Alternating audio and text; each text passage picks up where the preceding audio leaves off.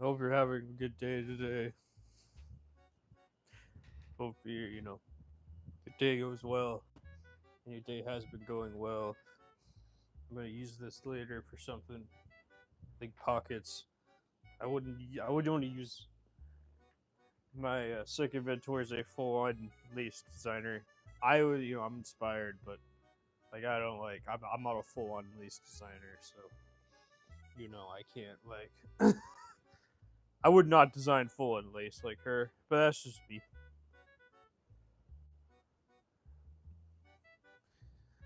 Care about her though. She's a great human being. But I wouldn't like do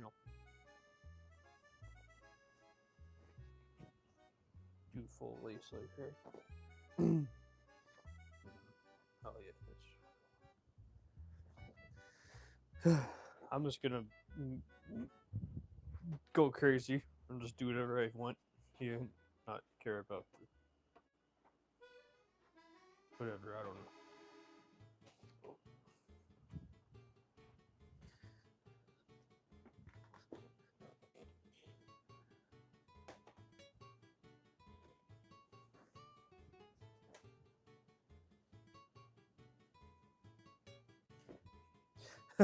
Be posting on LinkedIn how I hate uh, Anna Wintour and all big fashion brands, where all the professionals are, where they all work, where they all live. Oh God, makes me wonder if I would blow up on on LinkedIn or if I would be hated on LinkedIn.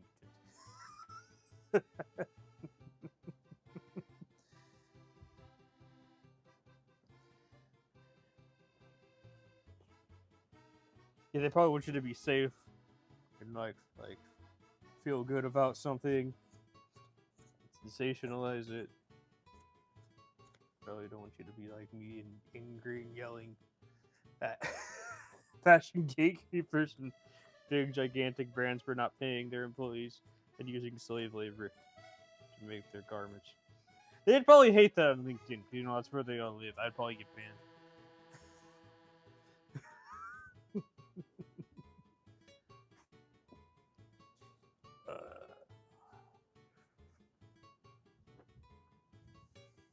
I already have my design stolen, so like everything I do now is just like whatever I want at this point. I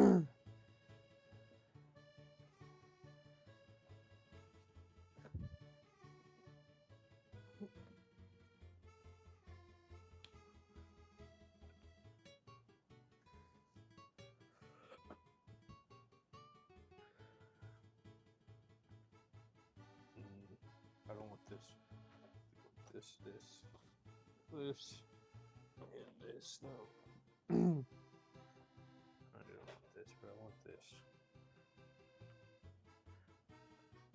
I'm making fun of someone right now. I'm parroting someone that stole from me. So I'm doing this out of spite. Because I want to. Because you know what? I'm human, and I'm allowed to do what I want.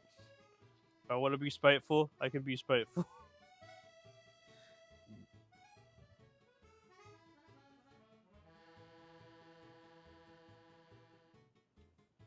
Poor people, rich people stealing from the poor. It's okay. Like I'm kind of not really upset. Like when I hear like rich people stealing from other rich people, because like they're already well off, right? But like when a rich person or someone that's better off than me steals from me, then I have a problem with that. That's what makes me angry. Like you already have all the cosigns, you already have all the rich people, you already have all the celebrities, you have all the marketing, you have all this. You go and steal from someone smaller than you. You're a con artist. That's what you are. So I'm parroting them right now.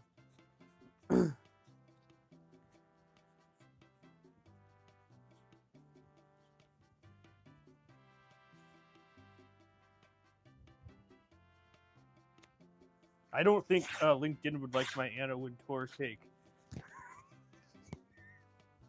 They say, "Who the hell is this guy?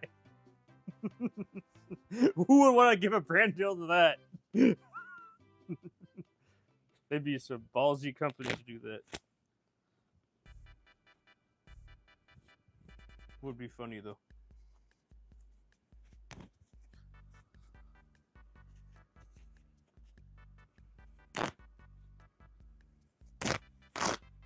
Also, if they want to take advantage of me yelling to the void, and like for entertainment purposes,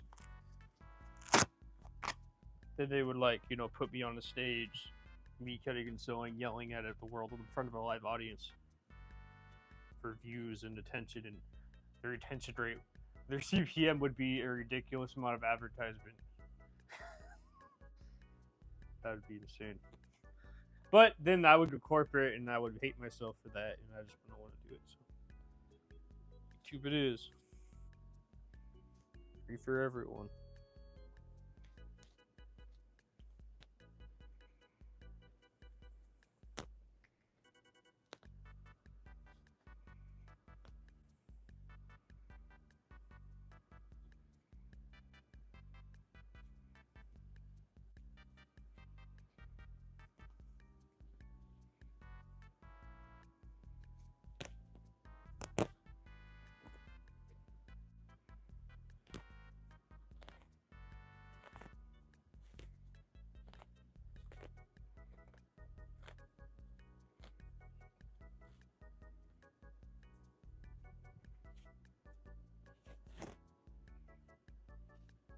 Where am I? Oh, this one's annoying. Ah, I got it. I love just ripping up shit. It's just so much fun to rip up the shit. Feels good. Letting my anger out. Okay. I don't have anger issues or anything. I'm just angry at the world sometimes. And I think everyone, well, if you're watching me, you're probably not, Yeah. I mean, I would say, well, I don't know. Never mind, I'm not going to say it.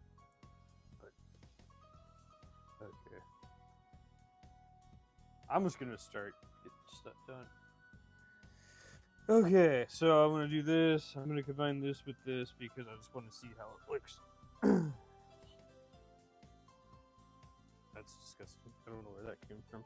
People love toothpicks in their blazers. They don't put money in there. No, they put their toothpicks in there. Oh.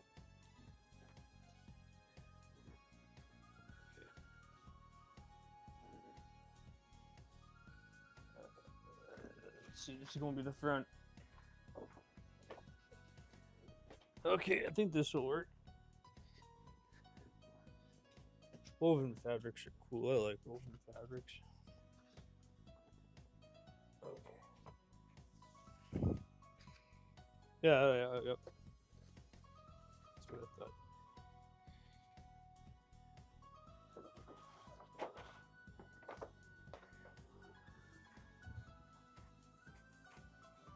Oh, hello. Wait, James, I can't. Hey, James. Wait, what's up? What's up? Hell no, I'm making pants. I hate jorts. I fucking hate jorts. I'm gonna say that right now. Jorts are the worst fucking thing ever created by man. I don't know what's up with people and their love of jorts. I don't understand why they're marketable. I don't understand why they're popular. Like, that's like suburban grandpa, dad fucking clothing from like boomer age. I fucking hate. No. Never. You never see me make jorts. If you buy a pair of my pants and cut it into jorts, that's up to you. I'm not gonna stop you because you can do whatever you want. You can do whatever you want after you have them. Never. Why is nobody seeing your live? YouTube algorithm doesn't notify me when you go live, and I'm a mod. I love jorts. That's fine. My rant is my rant. That's it. I hate jorts because they're just marketable bullshit that are trendy and people just want to wear them. Okay? That's fine. That's fine, James. I'm not judging you for wearing them. I'm judging fashion brands for making them. That's all I'm saying. Oh, I'm sorry, James. I don't mean to make. I think you're joking when you say you're crying. I hope you're not crying, because I don't want you to cry over something that I hate. We're all allowed to have different opinions. If you like jorts, you're allowed to like jorts.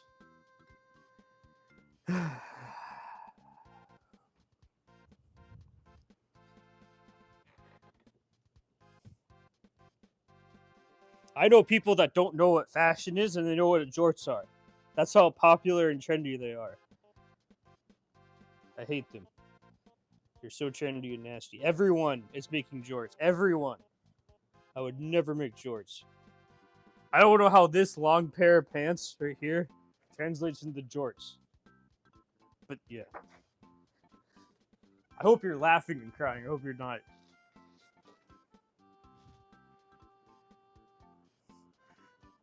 Yeah, that's weird how it doesn't notify you. Do you ring the bell?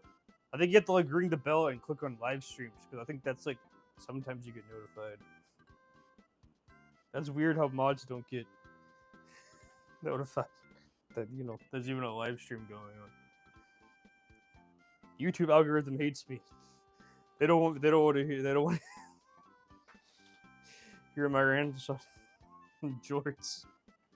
They don't want you to hear that. They don't want you to be for the manipulation of the market and the trends. Because the second the trends are over with, no one's gonna be wearing them anymore.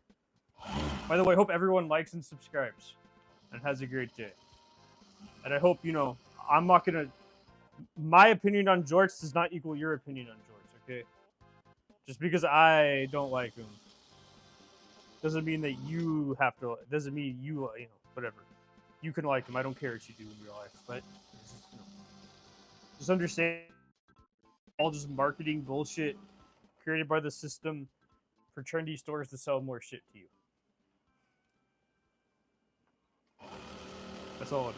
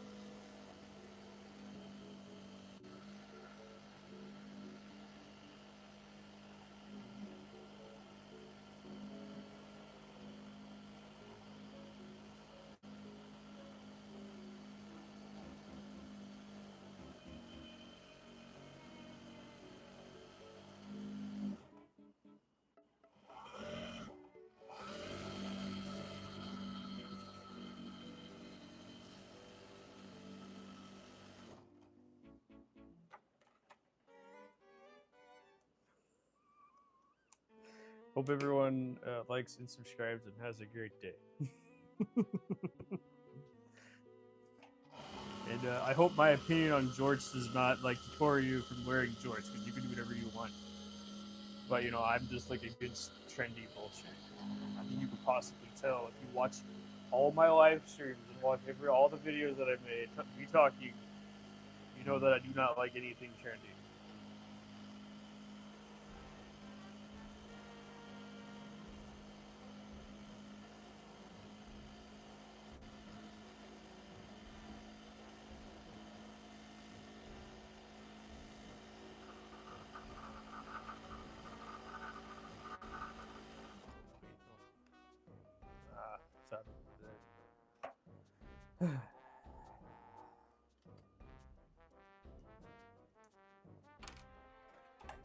That was very therapeutic, though, to finally get my hate for jorts out there.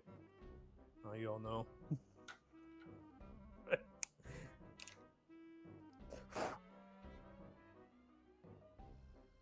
It's the 2025 lazy version of I'm building a brand, but I don't know what to make because I'm gonna follow trends instead of actually do something actually useful for the planet. That's the way I look at shorts, everyone. Now you can have your own opinion, and I'm okay with that. But like, you know, you guys can wear. I don't care what you guys wear. I always wear. I don't even like wearing shorts. So, I mean, I wore shorts when I was younger, but I just stopped wearing them. I just like to wear. I have one pair of shorts, and I rarely ever wear it. I just hate them. So, you know, like, that's just that's just personal opinion here. And I make fun of people that that make shorts for their brand and be like, "Look at me, I'm a fashion revolutionary. I've made shorts with camo fabric." Yeah, you and everyone else. What's the difference? I can't tell the difference. All cookie cutter.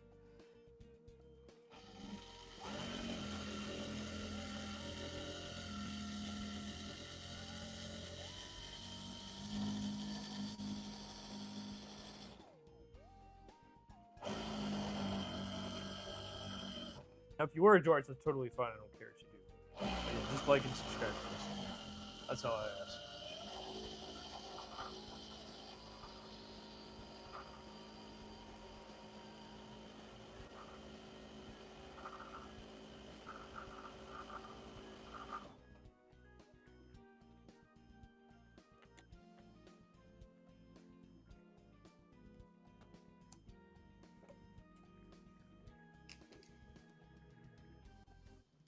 That won't fall apart, and that's important. I'm liking the materials you got there. Thank you so much, Justine. I appreciate that. It means a lot to me. I don't think you heard my rant on shorts, but yeah. Never suspect me to ever make them ever, and if I do make them, it's not me. It's somebody else. That's not me. That's somebody. So yeah, just want to let you know. And if you wear them, I'm cool with that. But that's just not me. But I hope you like and subscribe, everyone. Thank you for stopping by. That's a quote. Someone quoted me, and they wanted me to be more friendly about fashion, and then, whatever. I don't know. I'm thinking, everyone. I have coffee here that I'm drinking, but it's in the other room, so.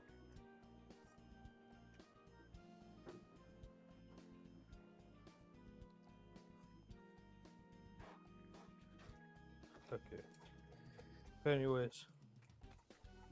James, I hope you're actually not crying. I hope you're just joking. Because I don't want to make you cry over my... I really hope you're not crying over my rant. I'm totally cool with people that wear jorts. I'm just talking about the people that own fashion brands, and everyone has jorts this season. I don't know why. It was the lamest thing ever, and then now I don't understand how suburban dad fashion got so popular in young people. Gen X really controls what Gen Z and what young people wear, and it just bothers me.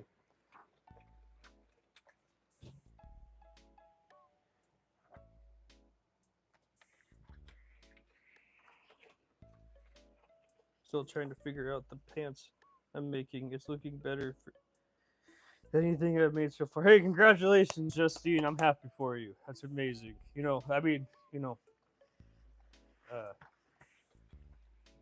That's why I always recommend taking classes, because or watching, I guess, YouTube tutorial or whatever you can afford. I don't know, but or reading the instructions on the pattern, which would actually help you.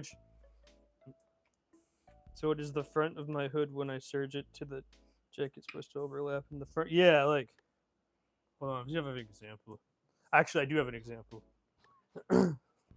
I made this hoodie forever ago. I actually copied it from a Supreme hoodie.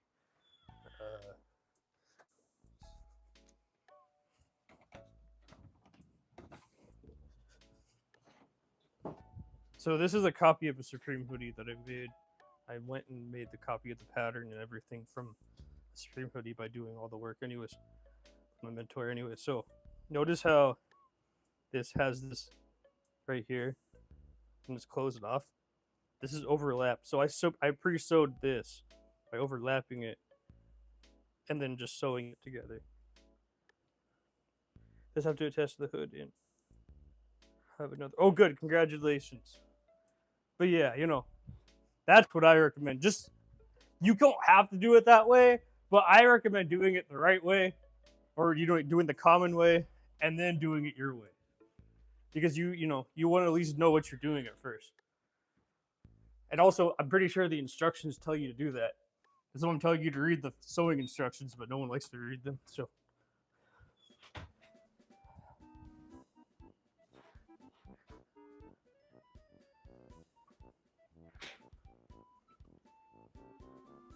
just have to attach the hood, and I have other. Oh, good! Congratulations! I can't wait to see the second one.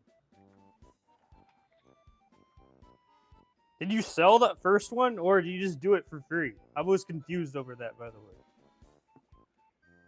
My dolphin one didn't have the lap. Oh, good. Yeah, I mean, like I said, you could do it that way. I'm not knocking you for doing it that way. I don't blame you.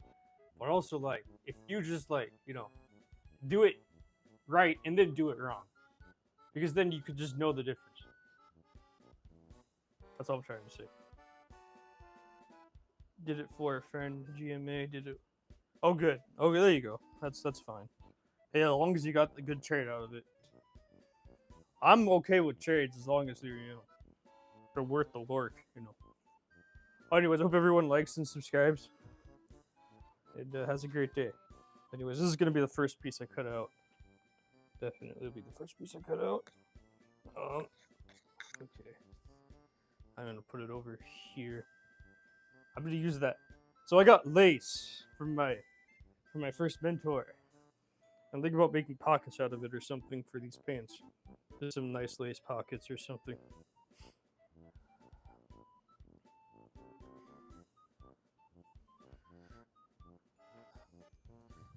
Is GMA being grandma? I don't know what GMA stands for.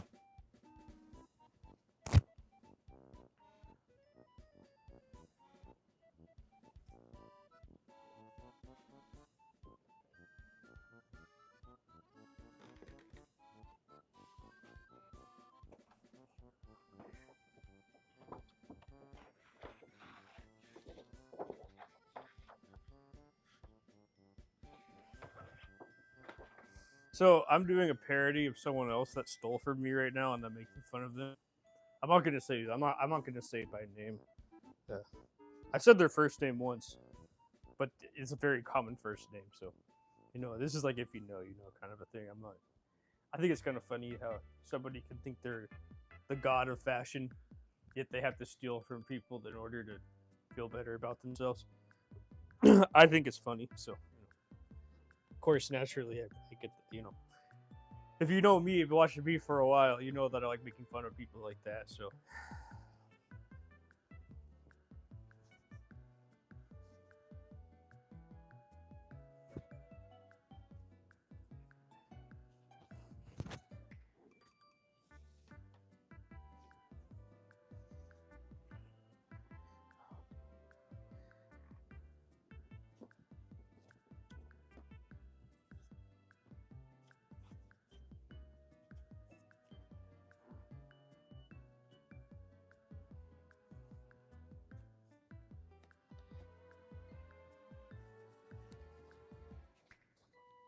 oh, that's what I thought.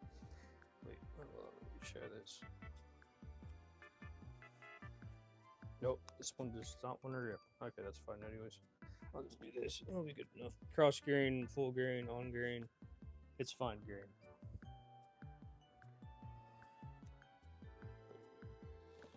This should be working enough.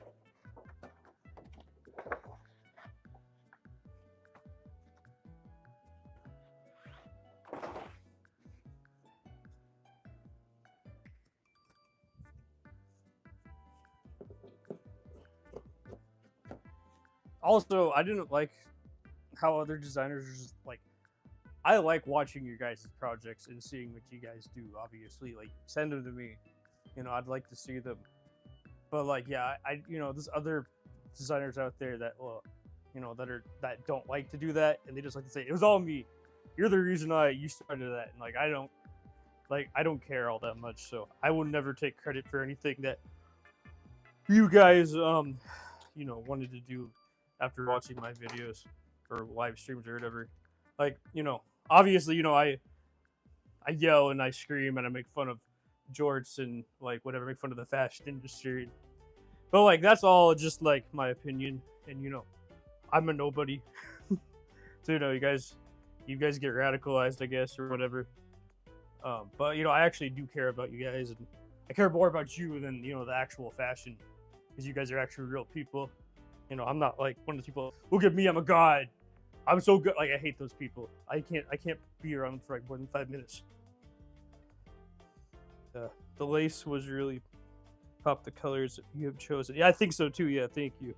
GPA is grandma. Okay, that's what I thought. I just wanted to make sure. I didn't know, but I hope you all like and subscribe. Where did you find the butterfly material? Amazon. You can, there's a lot of stuff you can find on Amazon. There's a lot of dead stock fabric on Amazon.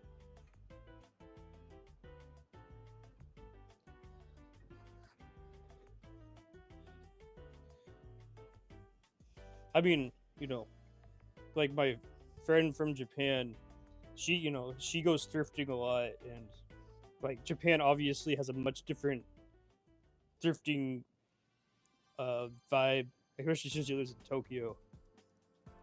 Tokyo has a much different thrifting vibe from America. Like no matter where you go in America, you can still find things for like $1, or maybe nothing's $1 anymore. You know what I mean? Even imported things you can find for cheap. But like Japan, everything's curated to the point where like it's just weird why Americans want to go over there and then spend more money over there because it's curated when they have the same thing over here for cheaper. But it's not as curated over here. So if you do run a vintage shop here in the United States, if you can curate it like a Japanese person, then you would get more attention. Because the Japanese people like do it completely differently over here. But then also, they'll be like I can go buy this for $1 from this other seller, and then you're selling it for $18. And it's like, yeah, so that's like the crazy part about it.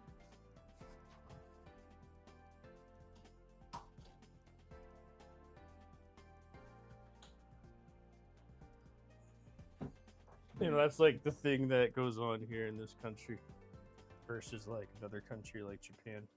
Which I didn't realize this. I didn't actually learn that from her. I learned that from talking to someone that went to Japan on a trip, on vacation.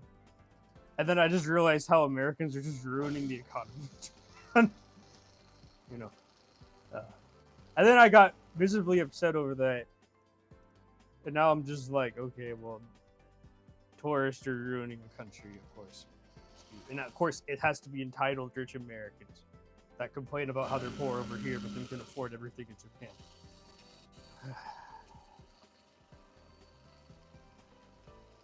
What a world we live in.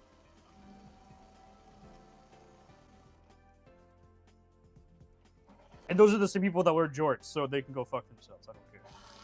I hate jorts. I don't hate everyone that wears jorts, but I hate those people that wear jorts. No offense, James. You're cool. I like you, but I don't like every jorts wearer.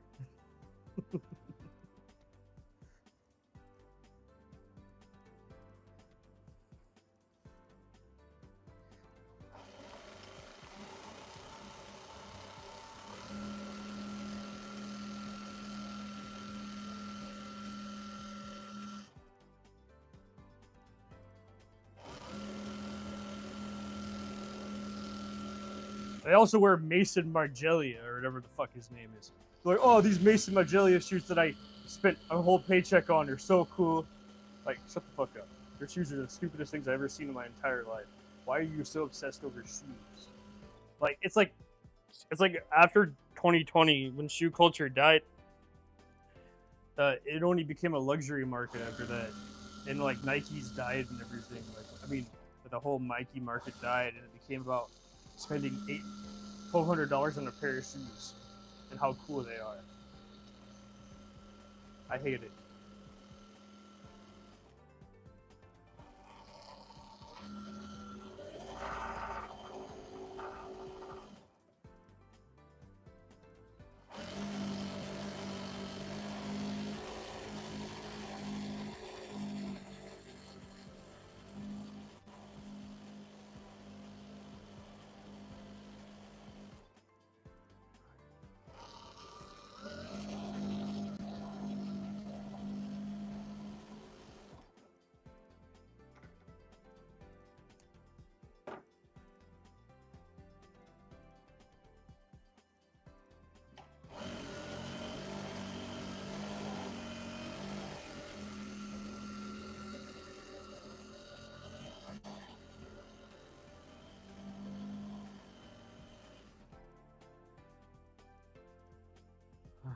Hope everyone likes and subscribes and has a great day. Thank you much for stopping by. I do appreciate it. It means a lot to me.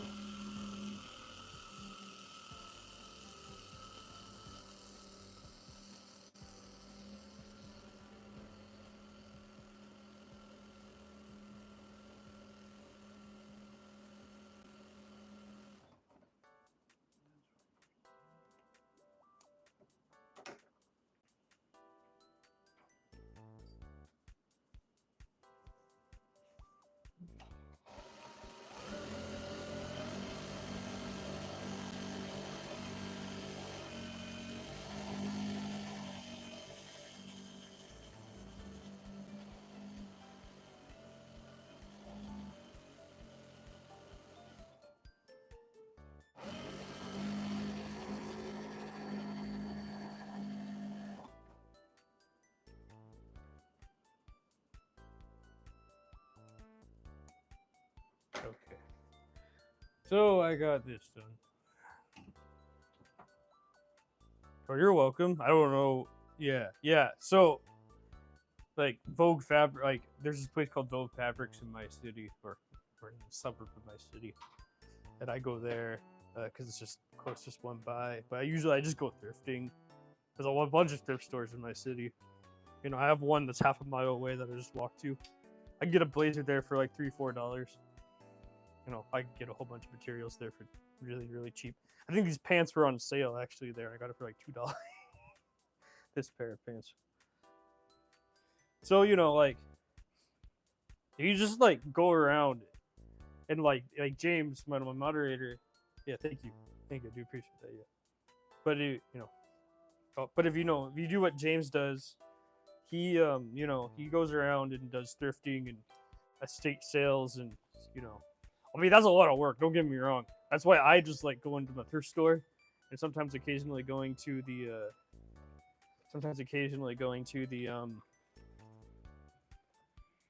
know, what am I trying to say here? Sometimes I occasionally like going to the fabric store.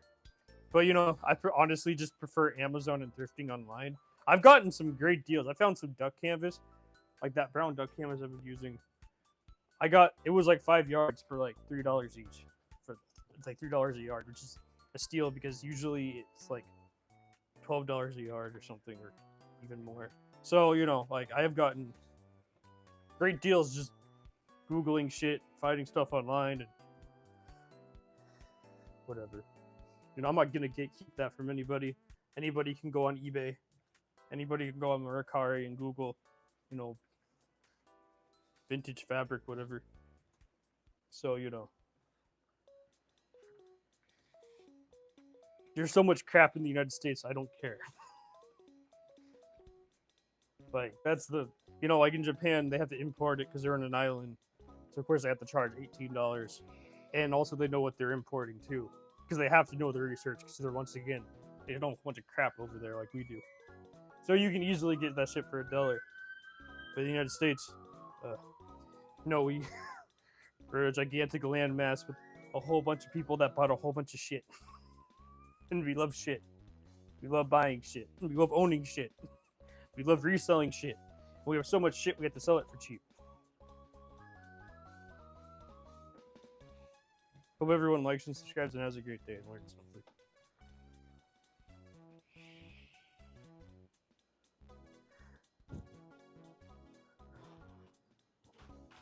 Okay, I'm gonna get these fronts cut out. So I don't have to remember later.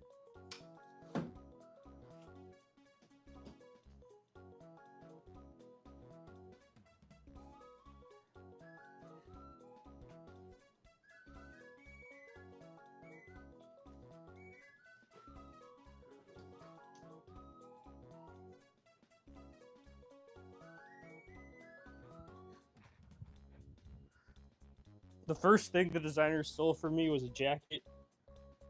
He never did the black. So I did a black outer shell, denim shell, with a red lining.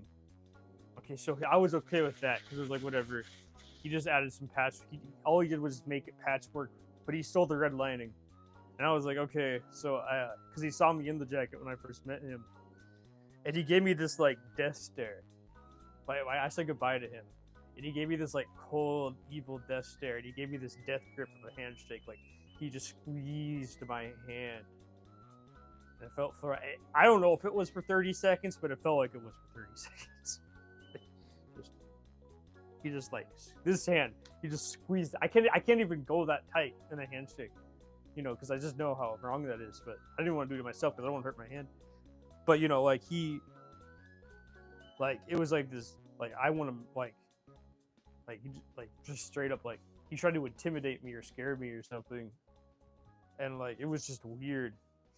And then the second time I met him, he didn't do that, but I gave him one of my jackets that I made, and then the next season I saw him steal, you know, like I did like a certain section of it a certain way because I kept AFAN state. I don't remember anything what anything looks like. I can't close my eyes to see any images. And what he did was he put it on a pair of pants, and like he like stole the way that I did patchwork. And I'm poor, and he has, you know, he knows millionaires and, you know, billionaires, and I've like all the people in the fashion industry, has connections, lives in LA, can afford rent over there, and I can't afford anything. So like he pretty much stole from someone that has no money, which is like, I guess it's normal because it happened to him. But like instead of him ending the trauma, he continued the trauma, and I did not like that. So this is me parroting him.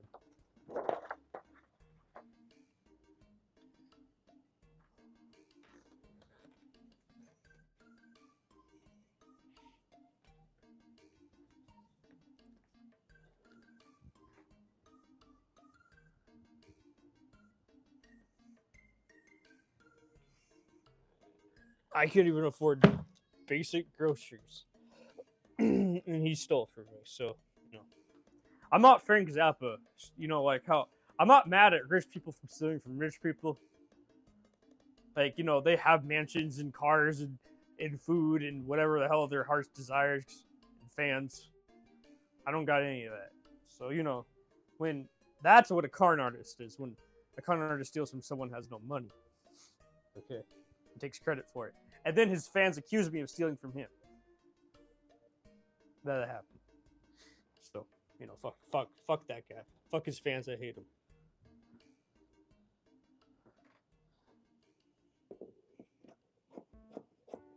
I don't want any of you to go and attack him or like say like I don't want any of that. That's why I don't name names, you know. So I don't want anyone to like harm anybody here. I just want you to know that that's what happened to me.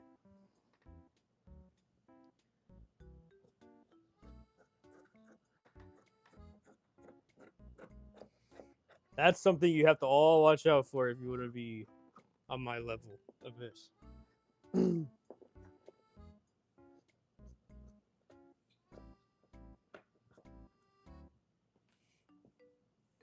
No, there's this factory in Japan that I'm cool with, and they obviously were inspired by my designs. Because I know, but like I'm cool with that because like it doesn't bother me because they, you know, they made it obvious. But this guy didn't make it obvious. So, you know.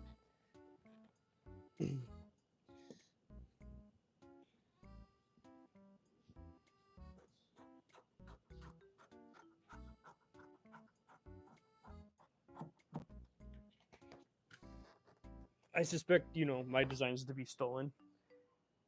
But I just don't get how the same guy that could, you know, go around and steal designs.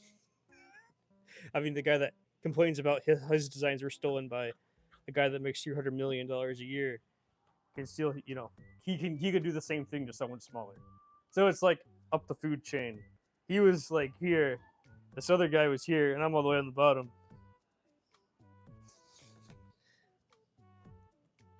Just showing that he's just not a good person.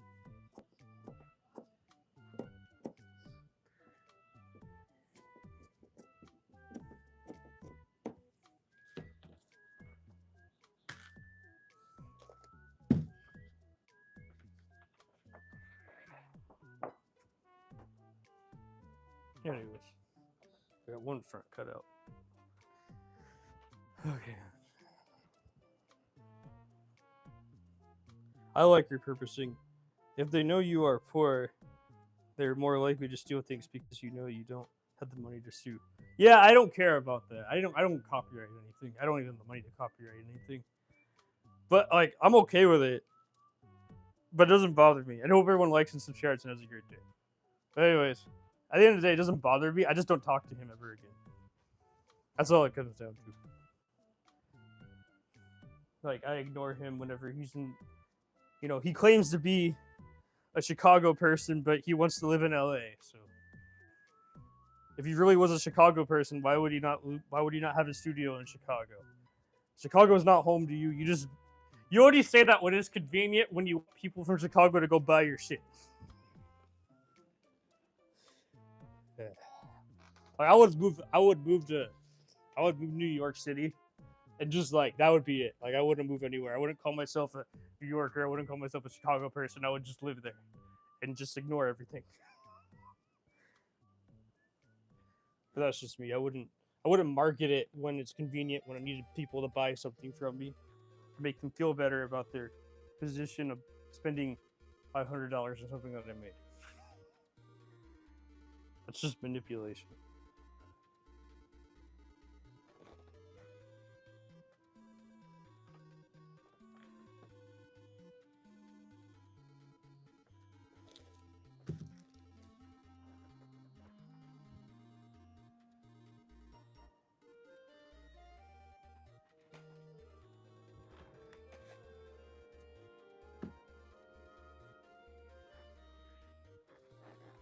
The god of fashion stole from me. The fashion.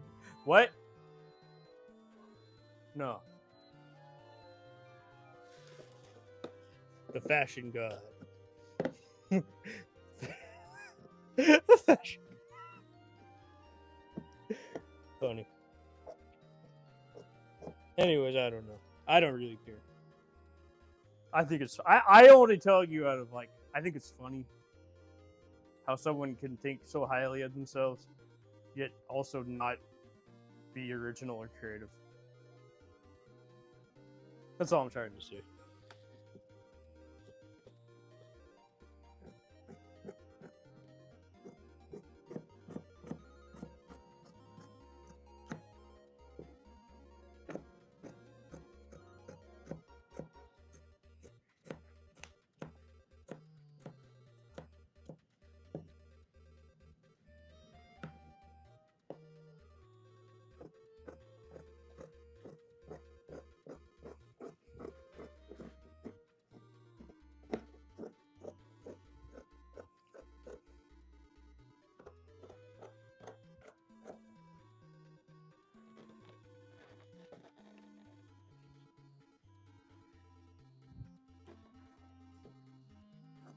But anyways, I'm gonna let it go now. But this whole garment is just me parroting, and that's all I have to say.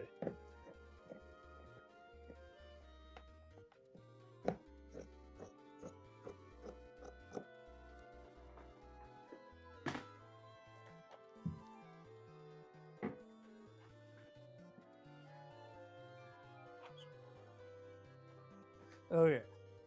Let's see. I didn't get the backs done now. Message redacted. How much Steam allowance do you leave? I have half inch. Everything's a half inch. I hope everyone likes and subscribes and has a great day. By the way, half inch.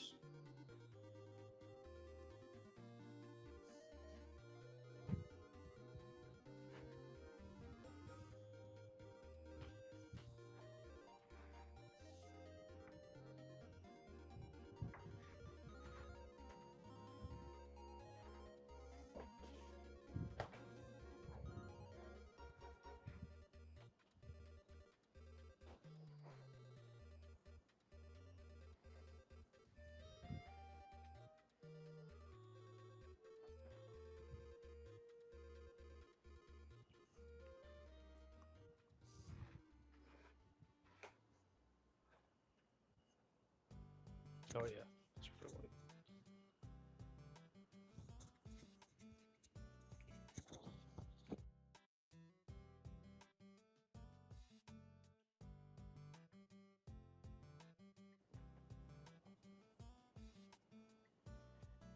And also, then again, I had someone in the fashion industry tell me that's how fashion works. So, I mean, that makes sense. It makes sense how fashion works, you know. Fashion's weird. I mean, I am just making fun of it all the time. So I don't, you know, at the end of the day, it doesn't bother me. But I just, people are funny.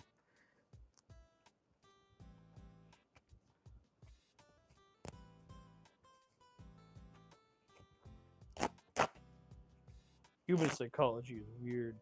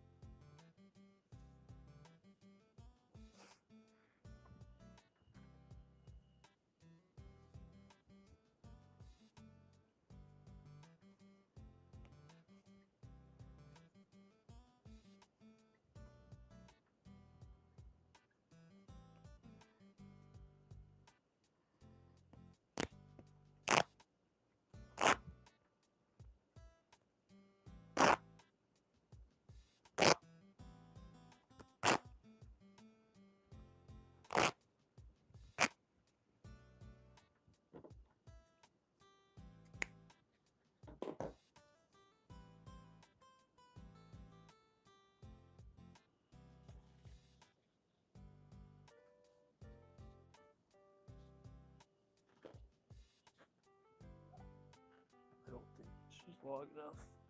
Oh boy. I mean, that would work actually. I think. Like that. This. No, almost works.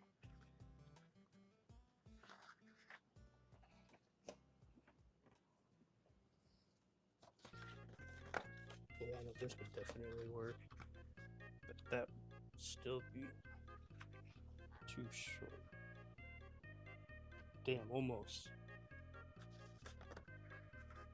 But actually, I have a good excuse for this. No.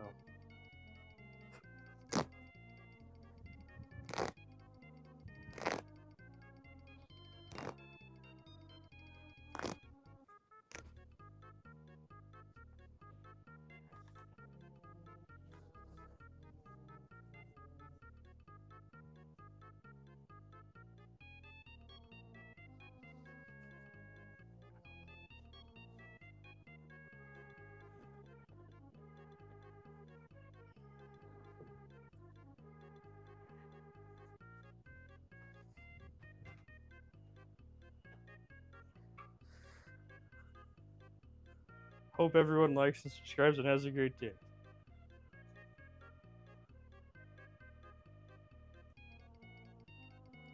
You can't really like sue though. I mean, just in general, it's really hard to like sue people for anything like that. You know what I mean? It's just scummy. That's all it is.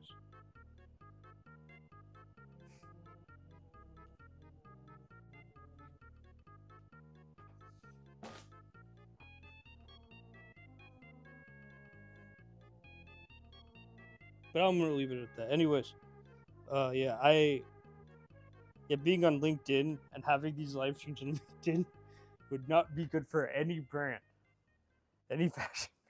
So I would never make it on LinkedIn. I think, unless if they want to, like, have someone that could have ratings based on making fun of the fashion industry. That's all it would be.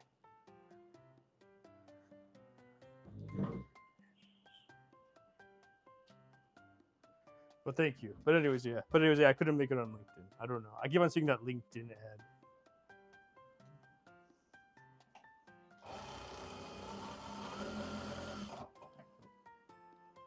Anyways, you guys, do all of you like jorts or something? Is that like the new trendy thing? Is that why you like it? Because I see every fashion brand making jorts, like every single one. I saw a fashion brand that doesn't claim to be trendy make jorts, but they also made jorts, which is trendy. Now, how could you claim not to be trendy when you're making the trendy item? Can you make it make sense? That doesn't make any sense. How could you be? Oh, we're not a trendy brand. We're just making like everyone else is making. Exactly look the same. Exactly feel the same. But we're not trendy at all. But you're making jorts. That don't make no sense. How could you? If you were not trendy, you wouldn't make the trendy item. Wow, what a concept. It's weird. I don't understand. Marketing is stupid. Sometimes it doesn't make no sense. But I'm not saying my marketing's not any better. I'm yelling and screaming and getting mad at the fashion industry and going on rants of how much I hate jorts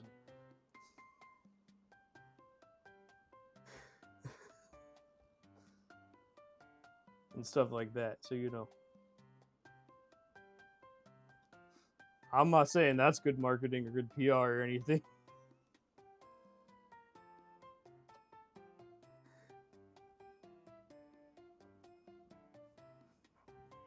Like that's not good PR marketing at all.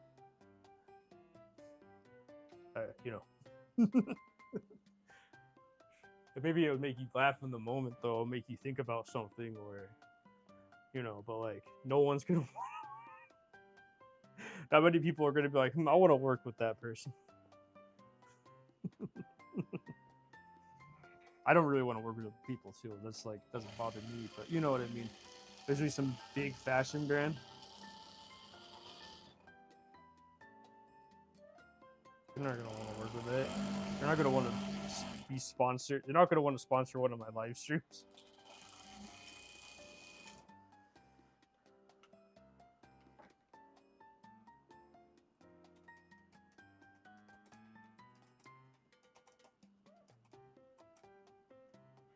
Oh shoot, that's not.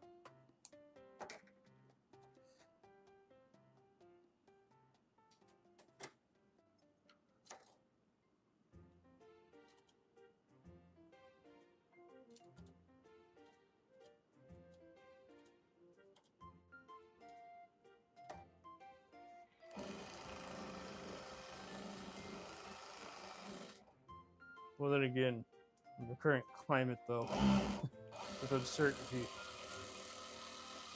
no one getting jobs really, stuff like that. I don't know. Maybe they would like that.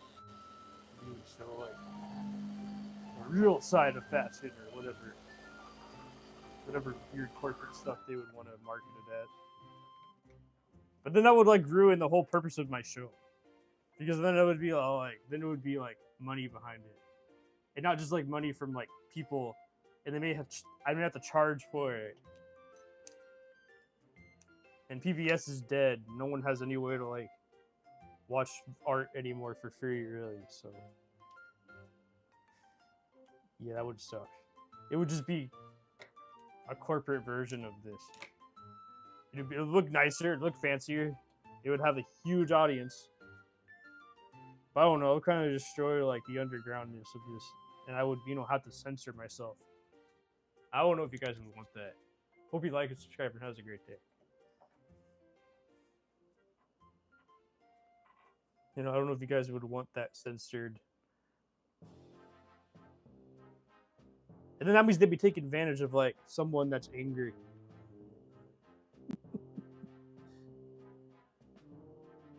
And mad at the whole world. It's true that they would be able to get advertisers.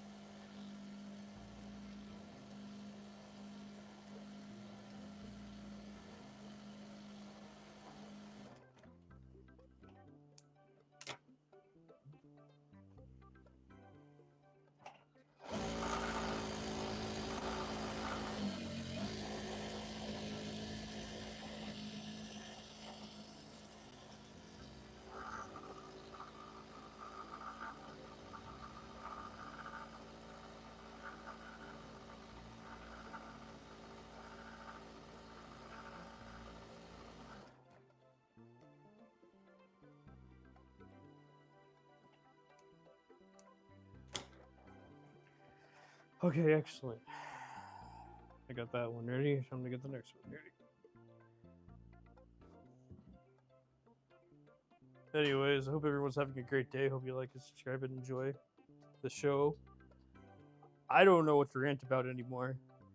But, you know, I'm not making jorts. Please don't ask me that. That does upset me whenever you ask because I don't like them. But beyond that, you know, that's just a personal choice once again. I don't like jorts because I think they're trendy bullshit. I don't like trendy bullshit. Every fashion brand is doing jorts this season. Every fashion. That's why you guys don't. That's why you guys name it by name. Otherwise, you wouldn't know what it is.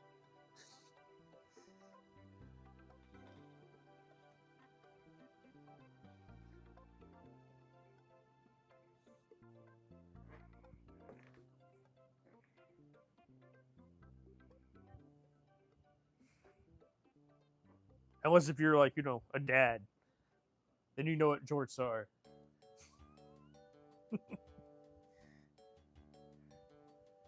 You used to make fun of them for like, you know, the dad or the old man in the jorts. Now all of you are wearing them. Why? How do you guys not see the hypocrisy here or the ignorance? Who made them popular?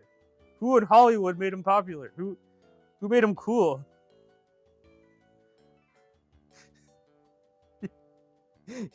People are so dumb. I don't understand fashion for these reasons. I know people that would just wear. My brother wear. I've only seen him in pants like twice. Ever since I've been in 3 years. Like I suspect him to wear things like that. You know, he's like the only person I would know, and he doesn't know what fashion is. He don't care about fashion. But all of you suddenly have masters in fashion and wear your jorts and they're cool. Oh boy, you guys are funny.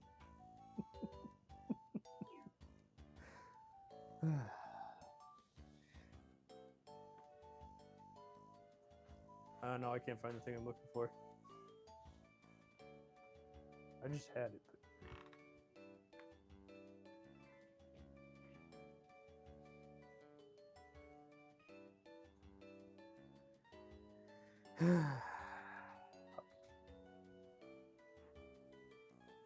Nope.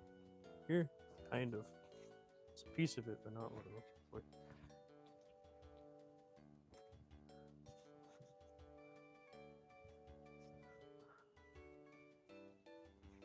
I hate people. So, like, don't get offended. I think, I don't think everyone's dumb, but I think people make dumb group decisions and decide on what's cool or not. That's what I'm trying to say. So, like, don't be offended by my words of me hating people. That's just how I am as a person. I'm just gonna use this because I can't find what I'm looking for. Like, I'm dumb too. I can't find what I'm looking for. I lose it all the time. So, like, you know.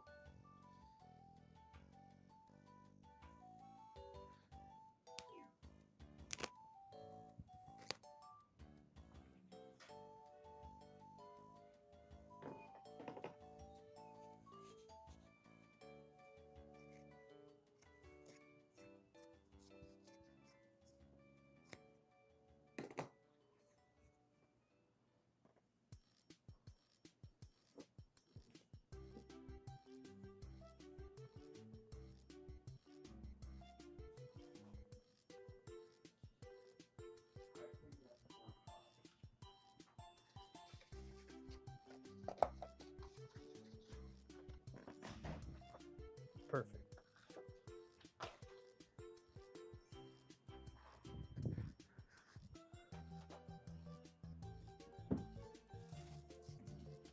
Okay.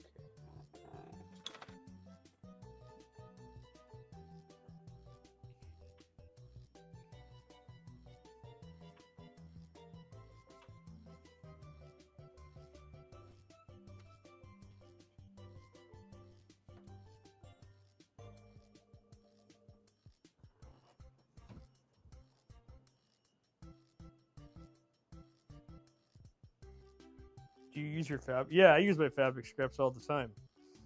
Like, I made it, like, it depends on my mood, because sometimes it just takes, like, 8 hours to, sew it all together sometimes. So sometimes I don't want to spend 8 hours on a project of just constant sewing. You can go back and watch the old ones of me doing that. So, like, they don't go to waste. It's just that sometimes it's just like, I have to be in the mood, and I want to sew for constantly 8 hours straight. Sometimes I don't want to sew for 8 hours straight. Sometimes I don't have it in me. So it's like more like a once in a while thing. I mean, you can go back and they're not live streamed, but I do have garments where I did do that, and I did have one recently. I went to sew a Mason dog, moderator here, but so I do have like garments like that. You just have to go back where it all began. Or not all began. A year ago, actually. It's when I really did it. Once again, 8 hours to make a garment. I don't know. Sometimes I don't have patience for that.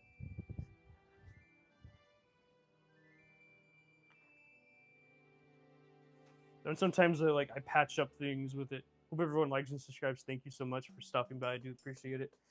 And sometimes I do. Sometimes I patch things up with it. Like you'll see. You can go back and watch it.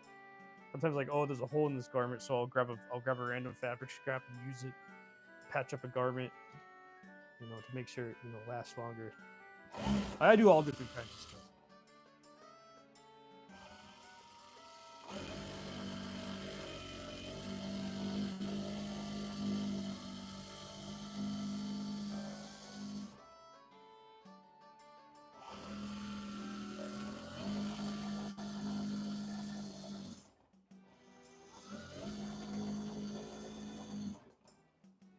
I think the bobbin thread is out. First. Yep. I go through so much thread when I make these garments. I don't want them to fall apart. You know what? Because this is already here, I'm just gonna use it.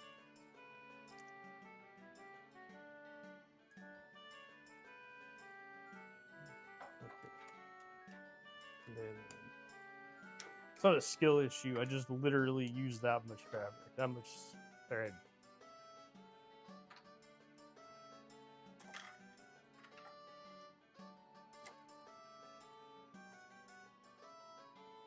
I just don't want I want these garments to last because I don't serge them when I do this fabric, when I do the top stitching. But if I don't do it right, it will fall apart so and fray away. So I make sure that it doesn't do that. So when you buy something from me, you're not buying something that's just gonna last a season or last you a lifetime. But I have to sew it a certain way, otherwise it would not work well.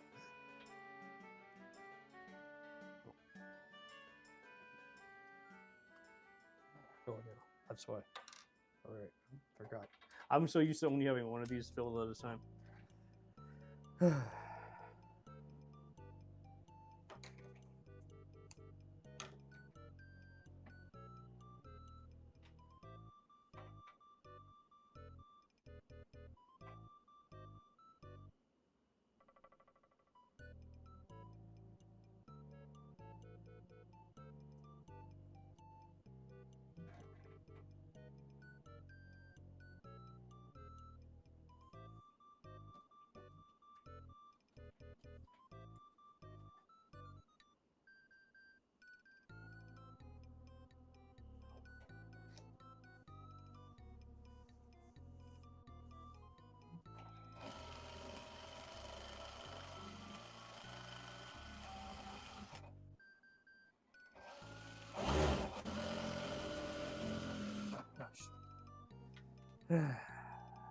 Okay, I'm just gonna sew that there. That's not gonna work. It's okay. I won't throw it away if I just sew the one part. Most important part. It's not want to lay flat.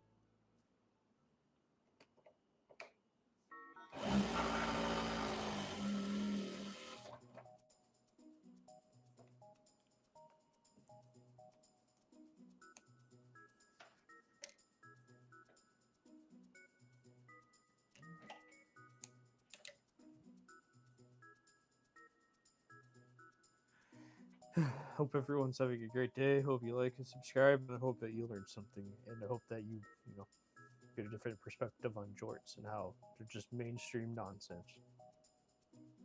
They used to not be mainstream nonsense. It just ended up that way.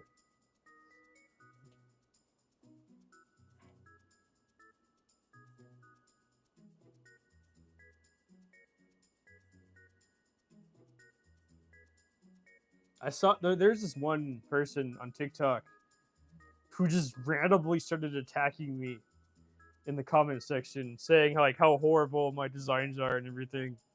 By the way, he also cuts and sews things too, and I ain't understand. But he made ballroom jinkos. I don't know what jinkos are. They literally were the biggest jinko pants I've ever seen in my entire life. They looked like a dress, and I understand that this poor kid probably gets attacked by people on the internet all the time, which is why he was probably letting his frustration out on me. But also, ironically, he made this post, right? It's so fucking hilarious. I ignore these things, but like sometimes it's just too funny to pass up, right? And he made this post, and it was all like talking about how fashion's subjective and how you shouldn't hate on other people's fashion and you shouldn't do all these things, right?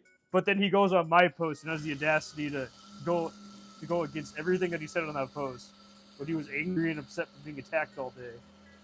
Okay, and then he goes and attacks me, which is so ironic how someone would do that.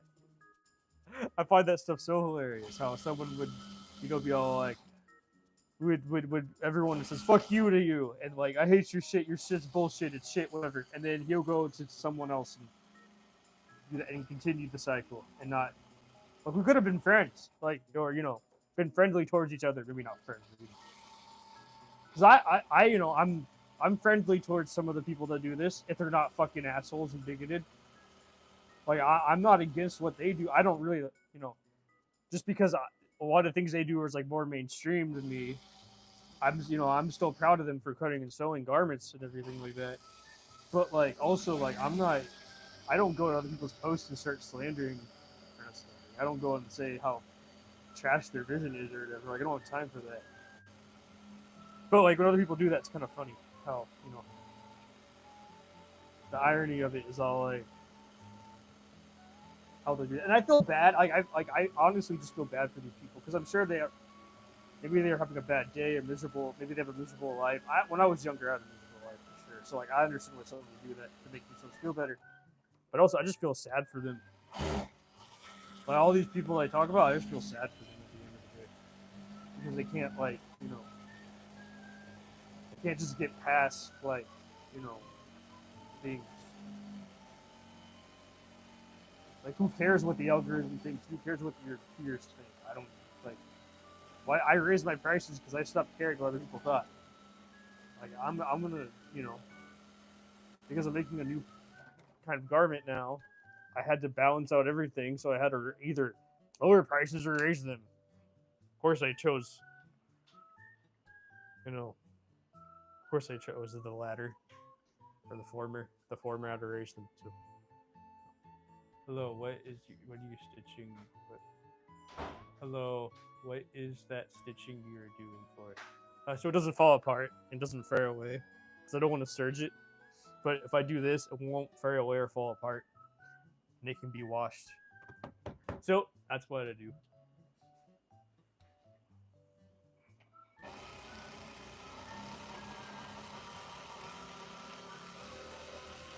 But yeah, thanks for stopping by, Selena. Hope you like and subscribe and have a great day.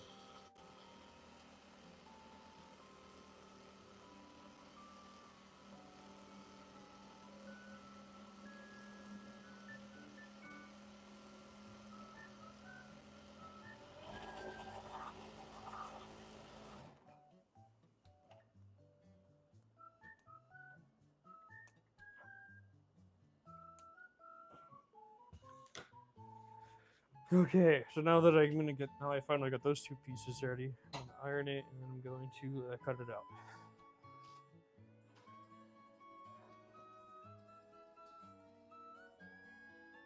That is very clever. I just came across you and I'm in Australia. Well, thank you. I appreciate that, Selena. It means a lot to me. Anyways, yeah, that's great. I've never been to Australia yet. Hopefully, one day I get to visit. I think that'd be a fun place to visit one day. But I'm not fit for travel right now because that costs money.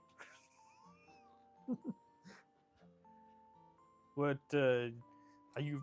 Do you live in? I mean, have you lived in Australia your whole life, or are you a native? I guess to Australia, born and raised there. I should say. I've listened to.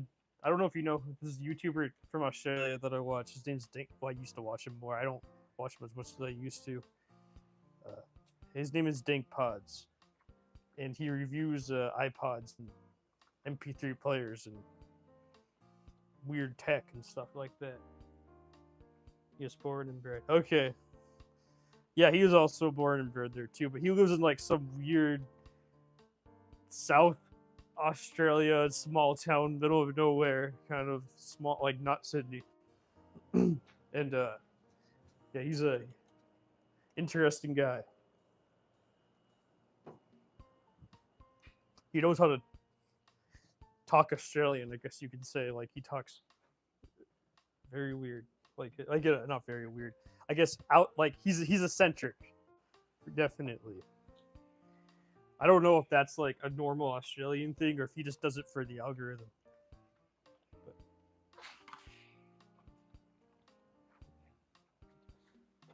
I don't. Do you sew? Are you a fashion designer, Selena?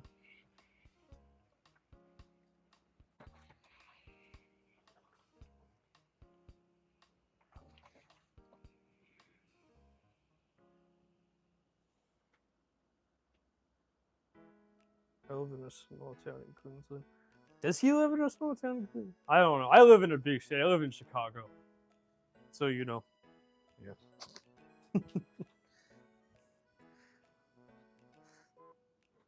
I grew up in a small town, so I don't know where Dingpod is. Don't tell me where you live. I don't want to know that information. I just don't know anything about Australia. That's what I'm trying to say. I have no idea what Queensland is. Yes, I sew and clothes on.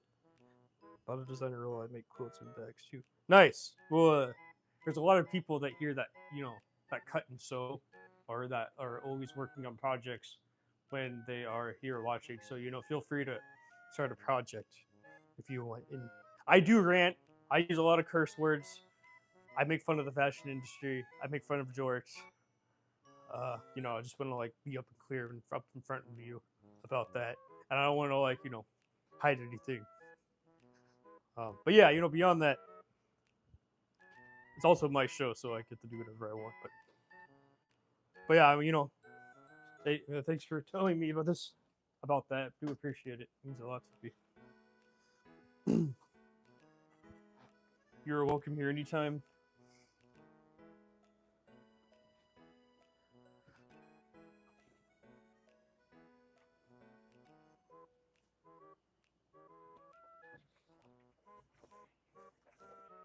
At one point, there was someone doing upholstery here, and yeah, and James, one of the moderators, he cuts and so he's making hoodies and doing reworks and stuff like that, and Justine does dresses and pants. So yeah, everyone here does a little bit of something. I do uh, blazers, pants, and yeah, that's it. Oh, and t-shirts. Right. That's what it's called.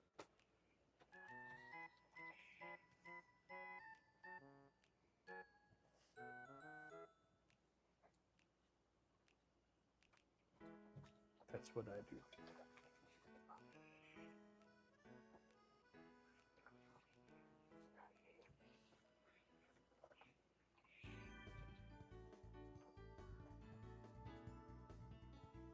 I'm making pants right now. Like pants. This is what pants, blazer, lined, blazer, unlined, hoodie, blazer.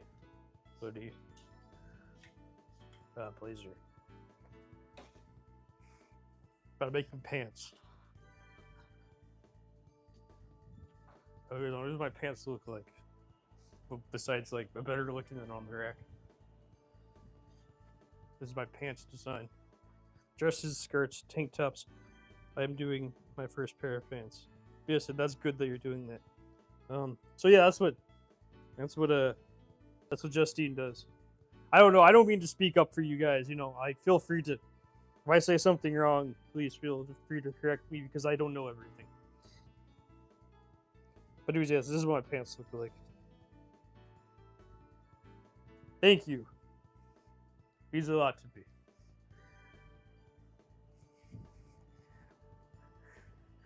My first mentor calls it controlled chaos. My second mentor says I hate anything that's messy. And Oh, good. Okay, good. And then my first mentor calls it controlled chaos. My second mentor says he hates anything that's messy, and I lean more towards my first mentor, controlled chaos, creative. Or my friend Masubi, she calls it creative mess. So, you know, I'm not Martha Stewart. Okay, Martha Stewart is a millionaire. Like, I'm happy what she ended up with, smoking weed with Snoop Dogg, whatever. But like at the end of the day, Martha Stewart can afford, maids and sets and things like that. So, when you look at Martha Stewart in like her sewing room, that's not reality. That is a controlled set, and it's owned by billionaires, and she's just in the room getting paid millions of dollars to do that. Some people can't create a super clean space. Yeah, I honestly, I can't. I mean, I can clean the space up, but it ends up looking like this after. So no matter what, my space always ends up being messy. Like I do try, but like it doesn't. My attempts of trying things just isn't the best sometimes. Okay, what am I looking for? Oh, yeah. I definitely am a messy person. I like mess. Mess makes me happy.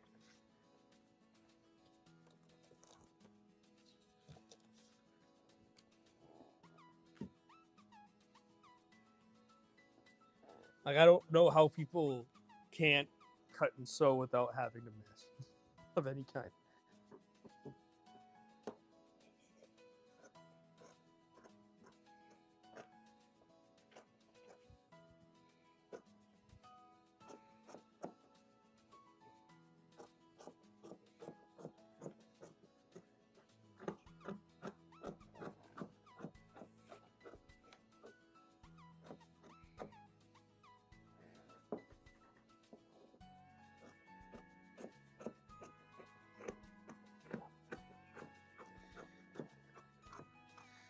Like when I was learning with my second mentor, she would literally just like clean up everything around me.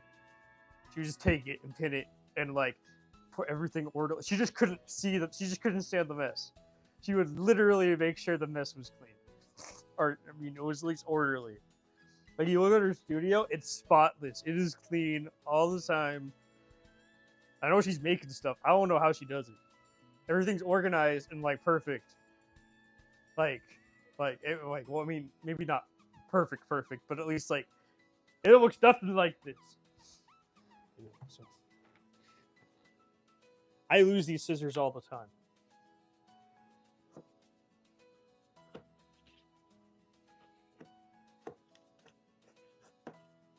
But yeah, I could easily go and get engagement and like make posts that are relatable to like people that do that, but like I don't care about. I want to have a sale over a like. I don't care about people following me. I care about sales. Like I could follow trends and do that. Like I used to in the beginning, and I hated that. I hated that feeling. I didn't care about all the attention. I just wanted someone to buy my crap. That's all I cared about. Much of it was like, because I mean, I'm talking about Instagram specifically, because like, Instagram doesn't pay you a dime. Fuck Instagram, I hate that place. At least Facebook, pays you money for getting views and attention and shit. I mean, it's only 19 cents per 1,000 views on a good day. That's just it. I'd rather get that 19 cents per 1,000 views than 1,000 likes on Instagram. At least I'm getting paid.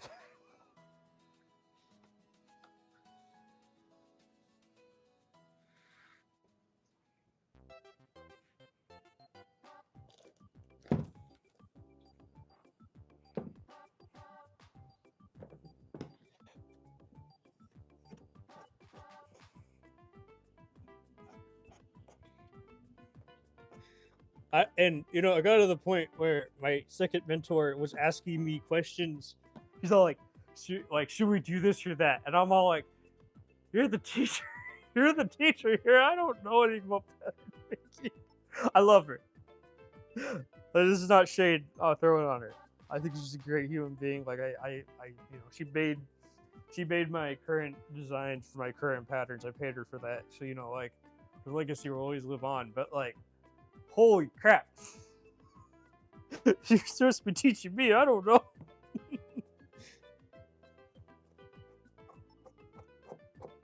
My second mentor was my first mentor taught me how to cut and sew garments, and my second mentor taught me how to make patterns. Now I can communicate how to make patterns with any pattern maker now, but I personally don't like doing the work, and that's pretty much it. I'd rather hire someone else to do patterns for me.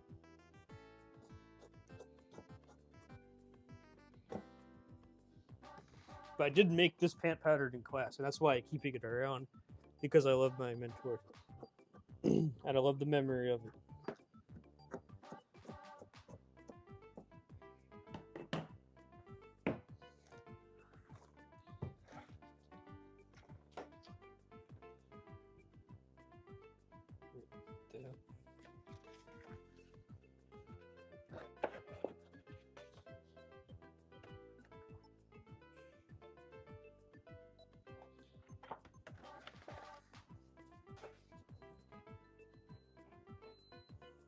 Okay, so I got the fronts, I got the sides.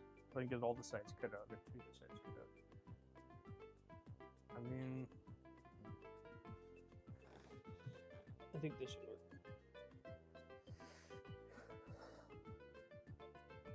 Is it enough for all of it, or but it's enough for some. Actually, no, I'm gonna use that for the back.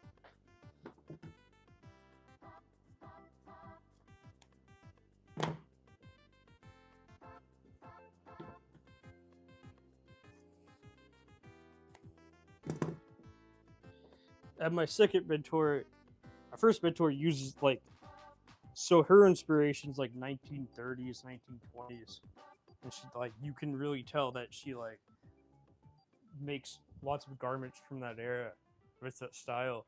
My second mentor does lace, and she's a lace designer for sure, but not like lingerie, like more like wearable, like you can wear it everywhere kind of lace. Like it's actually really smart the way that she does it. She's a great person. I am also very loud, everyone. I talk from my chest, so I project my voice very far.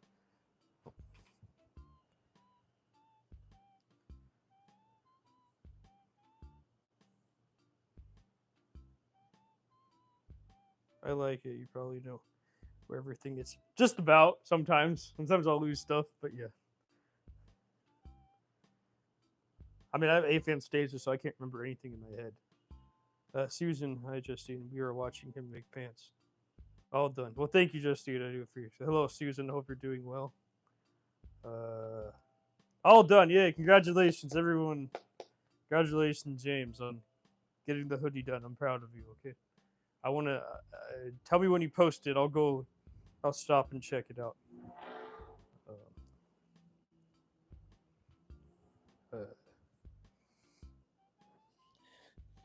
Actually, I want to do that. Yeah, I want to do that.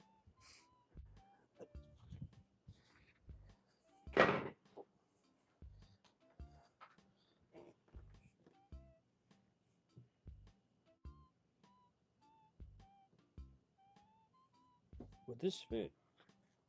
This fit? That'll fit. No.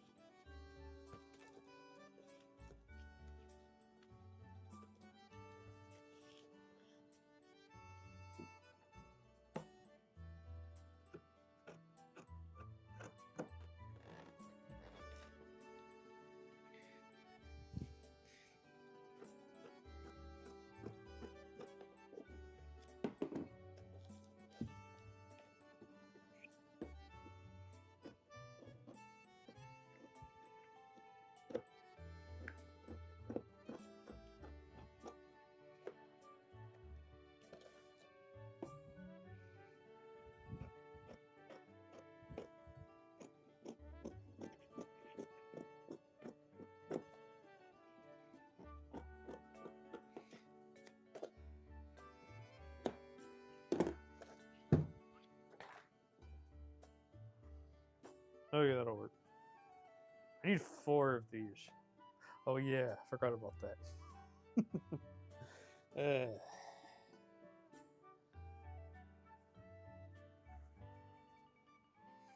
Fuck.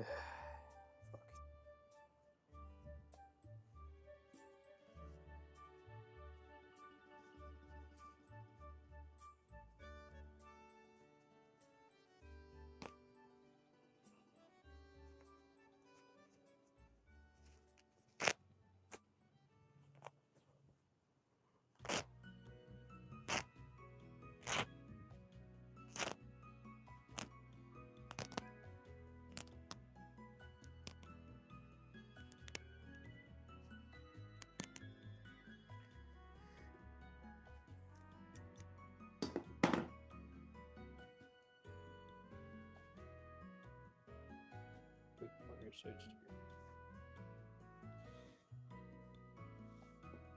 Let's see. Does this fit? I want it to fit. Does. Perfect. Okay. I'll get 4 of them cut out.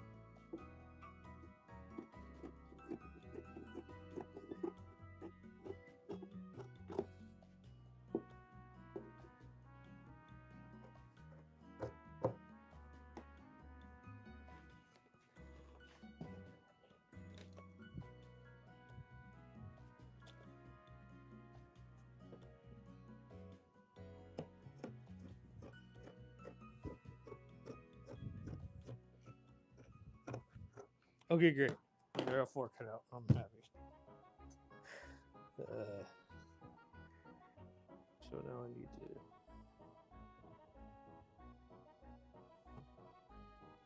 That's good. That's good. Now I need to cut out. Yes, I need to cut out that.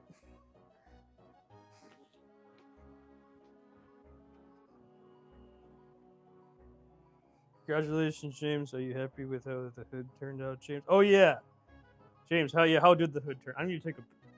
Hold on, let me check. I need my cell phone.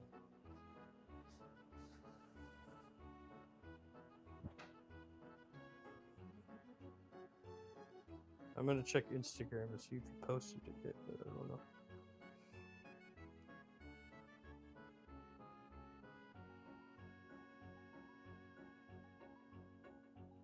Let's see.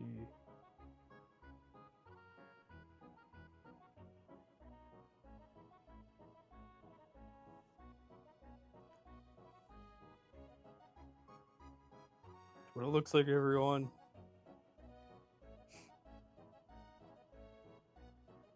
Looks great. You did a great job, James. I'm proud of you.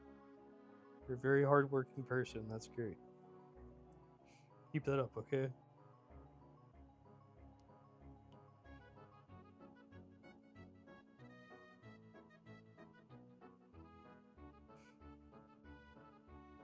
It looks, the hood does look better this time.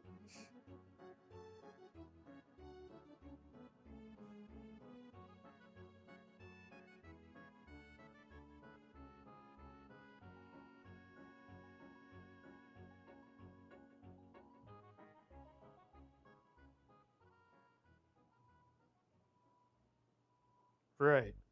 I don't know. I'm just saying, like, always make sure you do it right. You'll get there. Don't worry. It takes time.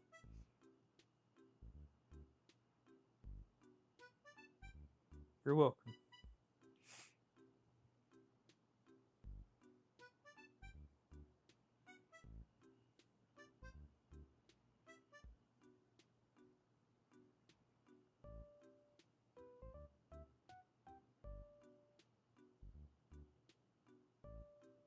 I mean, you can make it smaller. Like I said, you have to fold it into itself. You have to like do the little fold in thing and cross it over before you sew in the hood. That's all. That's all I'm trying. That would make the hoodie smaller. Make the hood smaller.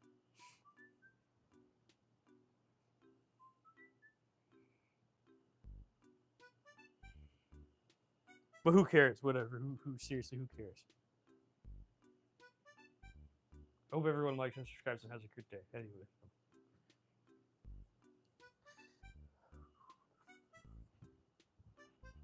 Let's see what I'm for.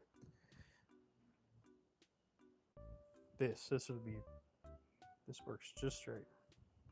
But I'm gonna cut off all the buttons because I hate buttons.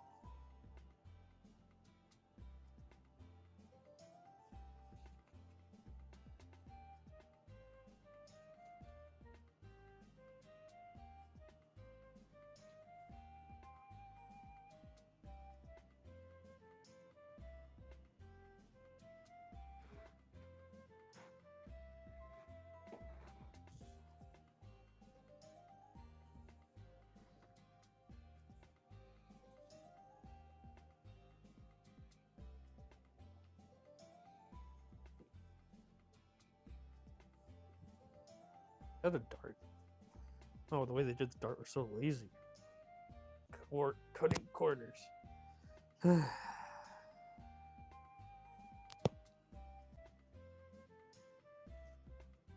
Didn't even try. That's a. It's more like a pleat.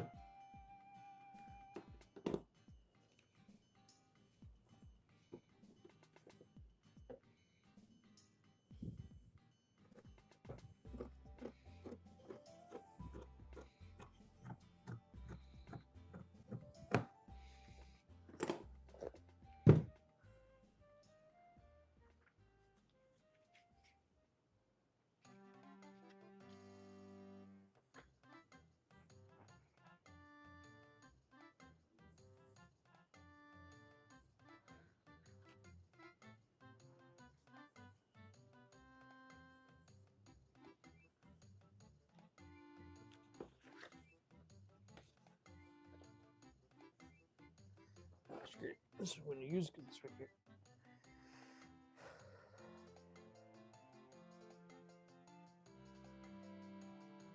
I don't, I usually am not this liberal on like deciding things and picking out fabrics. But in a sense, I just feel like changing it up because I'm so bored doing the exact same formula over and over again. I just want to fuck with the formula. And I have no one that can stop me besides myself. So I'm, when it comes to pants, because the pants aren't like my main show. Like obviously hoodies are my favorite thing, but when it comes to pants, I just want to go crazy with them because I can, and I choose to. No one's who's gonna stop me besides myself.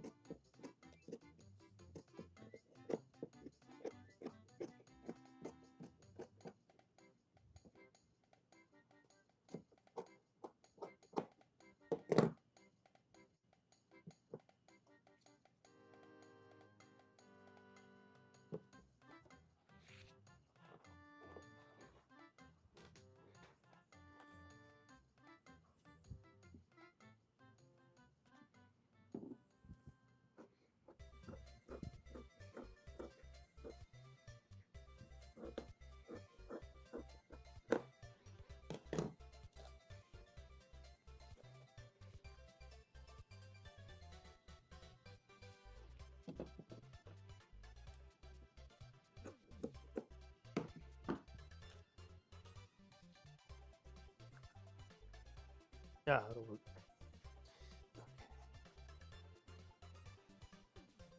Okay, wait.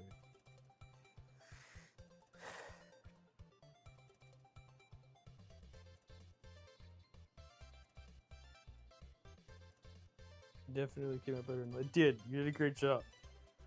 You're welcome. I want a little smaller, but I'm happy with it. I mean, yeah, that's why that's why when you make after you're done making the hood, you fold over the edges of the hood at the end of it. Like this is the hood, right? Whatever.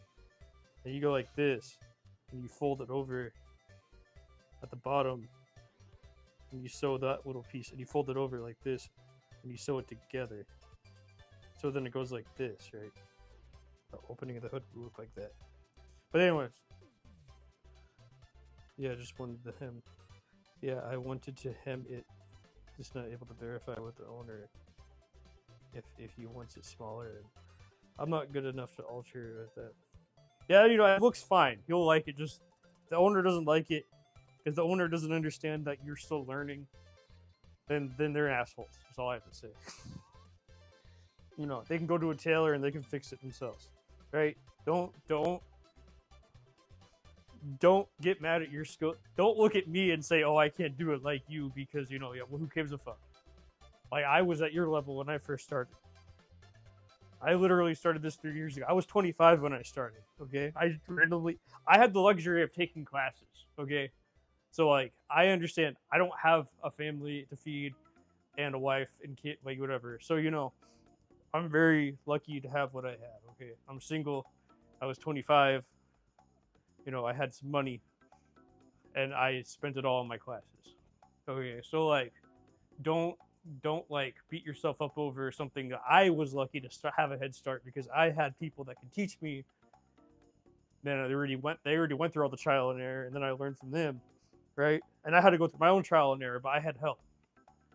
And if you can't afford the help, just don't beat yourself up over that, okay? And if your client or that's why I don't do customs. I hate doing customs. But if your client gets pissed over that, then don't ever come to them again. or come to them after you actually, learned all the proper skills. And just don't beat yourself over something that that you can't feel like you do. I don't know what I'm trying to say. I think you understand what I'm saying. That goes for all of you, motherfucker. I mean, all of you people. I love you. I don't want to call you motherfuckers, but you know what I mean. I'm mad at I'm not talking about the makers. I'm talking about the clients.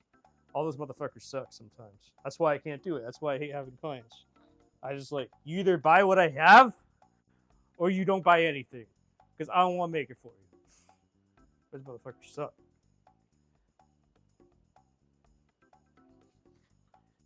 And I have the skills to do whatever I want, but they may want it a different way, and I don't want to do it that way.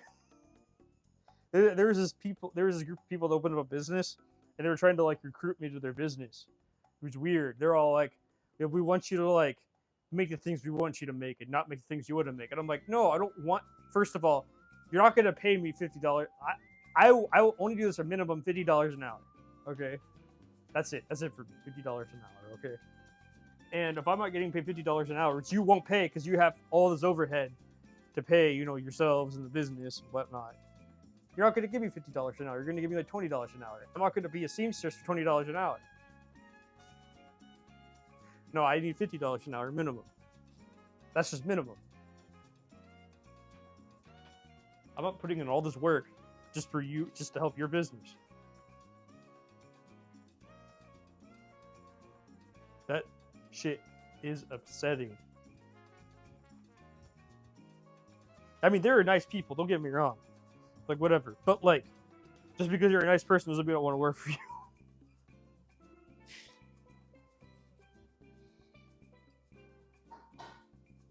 Wait.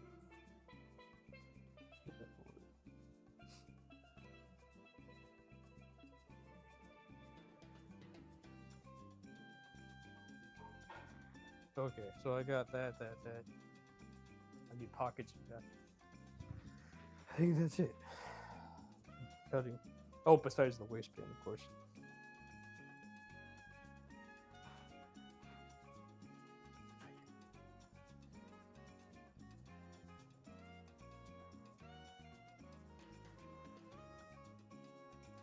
But yeah, hope everyone likes and subscribes and has a great day. Thank you so much. Anyways, yeah, so I didn't start this so people can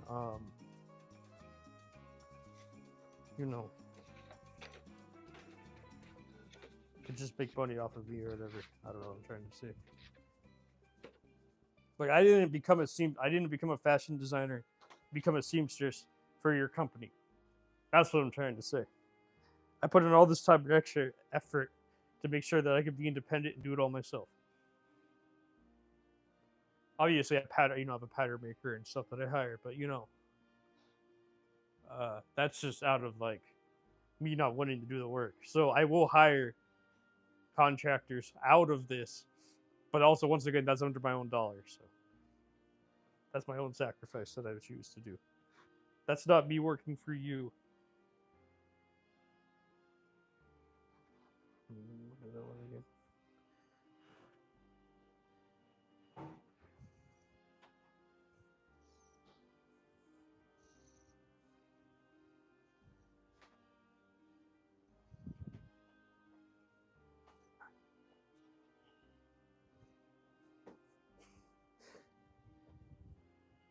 Okay.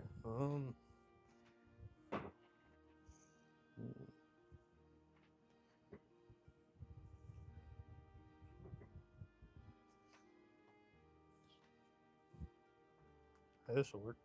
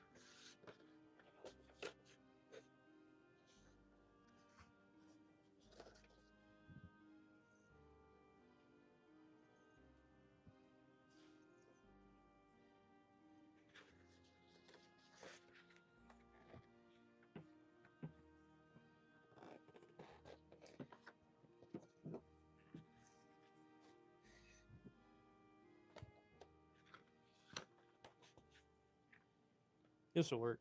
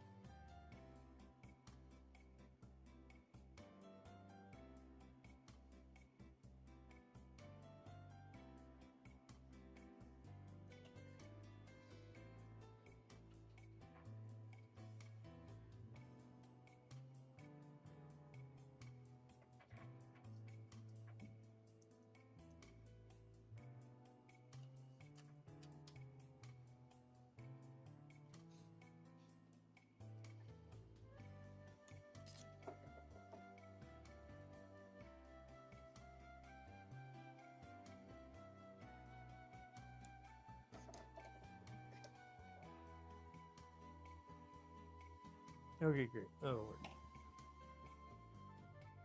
No.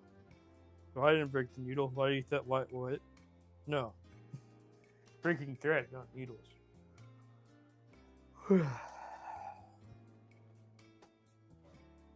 I'm probably going to break the needle on my serger. Actually, I guarantee you that. I need to replace them. That's what I'm probably going to break.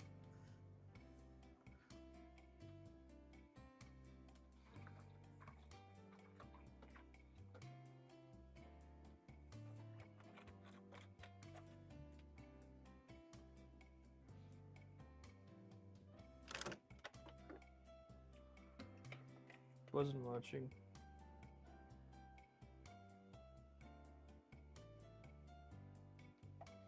Wasn't watching in your stream. What do you what? Restraint? I broke one of mine on my search. Happens. That's gonna be a common thing. Get used to that. Get used to that, James. You're gonna get used to that.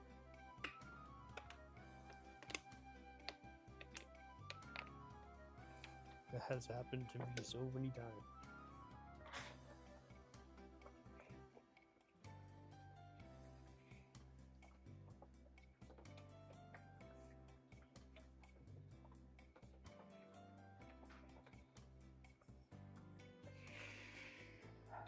But this fabric, probably the fabric I'm using, is going to break the needles, so I better replace them just in case. They also haven't replaced needles in a while too, so. But I don't want to do that yet. I want to get it all cut out first. So after the two backs, it's waistband and then pocket. Or pocket then waistband, or whatever it's ordered, I feel like.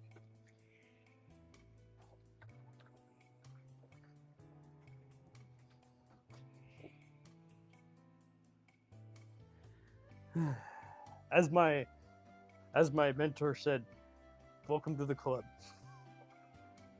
Welcome to the club, James, to get used to that stuff. It is going to happen a lot.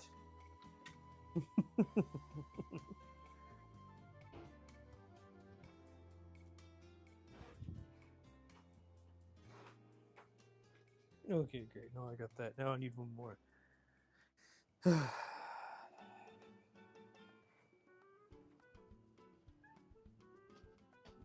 Let's see.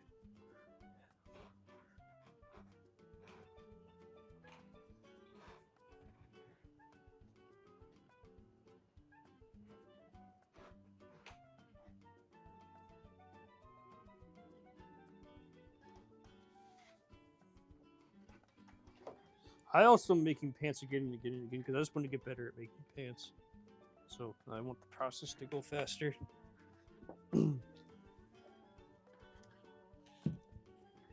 Making pants is hard.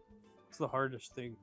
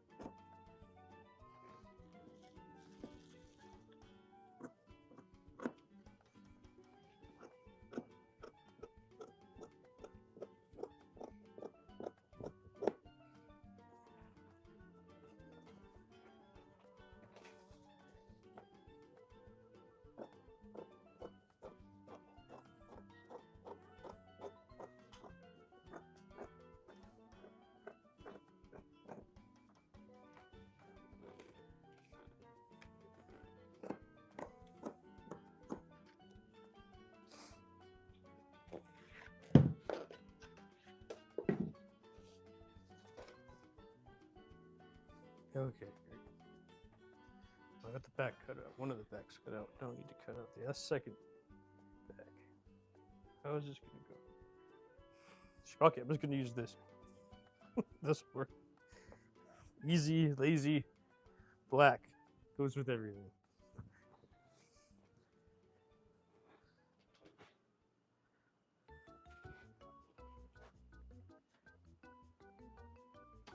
I hope everyone likes and subscribes and has a great day today.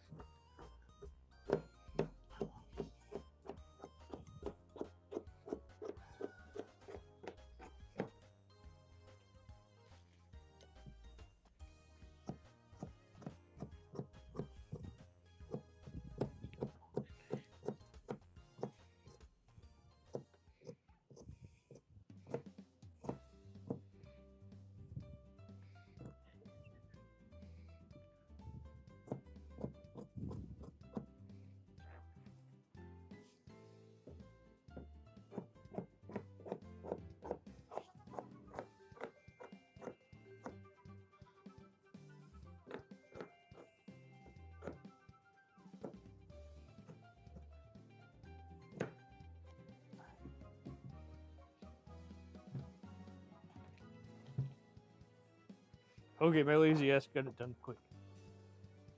Alright. So I got that. I would need that and that. But, because I'm here, I might as well just cut off that.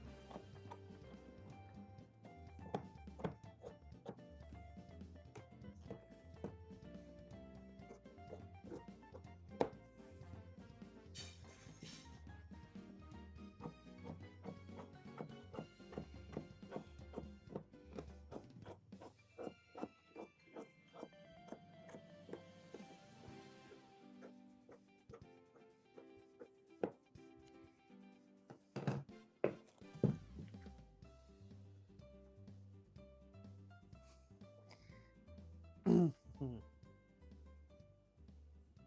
That'll work. Okay. Now time for the pockets.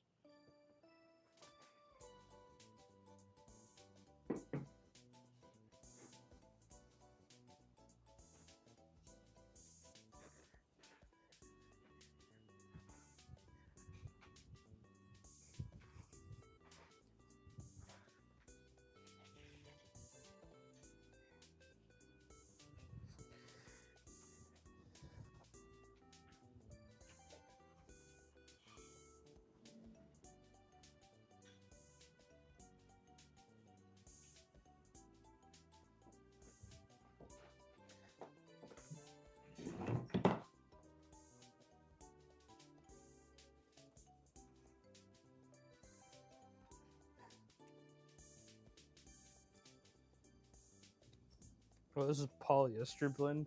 Interesting. Anyways, thank you, Veronica, my first spin toy, for giving me this little lace. I've never, she was a dressmaker in her day, in her heyday. So, to think about, this was probably used in some fancy, ridiculously beautifully made dress that she made. And here I am just making pants with it. Oh god, I feel kind of bad. I feel kind of bad that, this was probably like this beautifully made dress made for some beautiful bride that, that hired her to make a dress, or a bridesmaid or something, and I'm making pants. It's not being used for my pants. I mean, it's an honor, but like I have nowhere near that level. My stuff is hobo level in comparison to Veronica's. Like her stuff is just so perfect, so beautifully done, so amazing, no mistakes, no nothing. And here I am, just like taking it and bastardizing it into my own.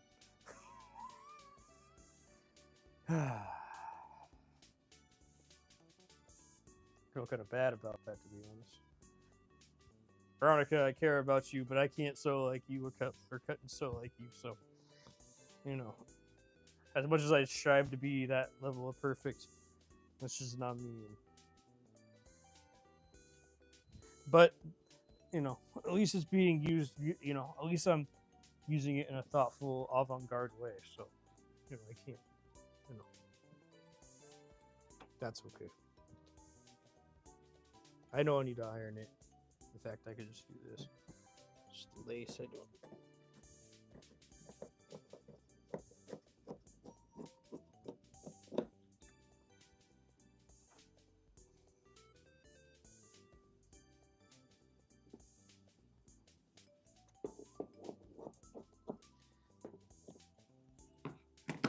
But also, the dress is probably made before ours even born. This fabric's probably way older than me. Yeah, that'll work.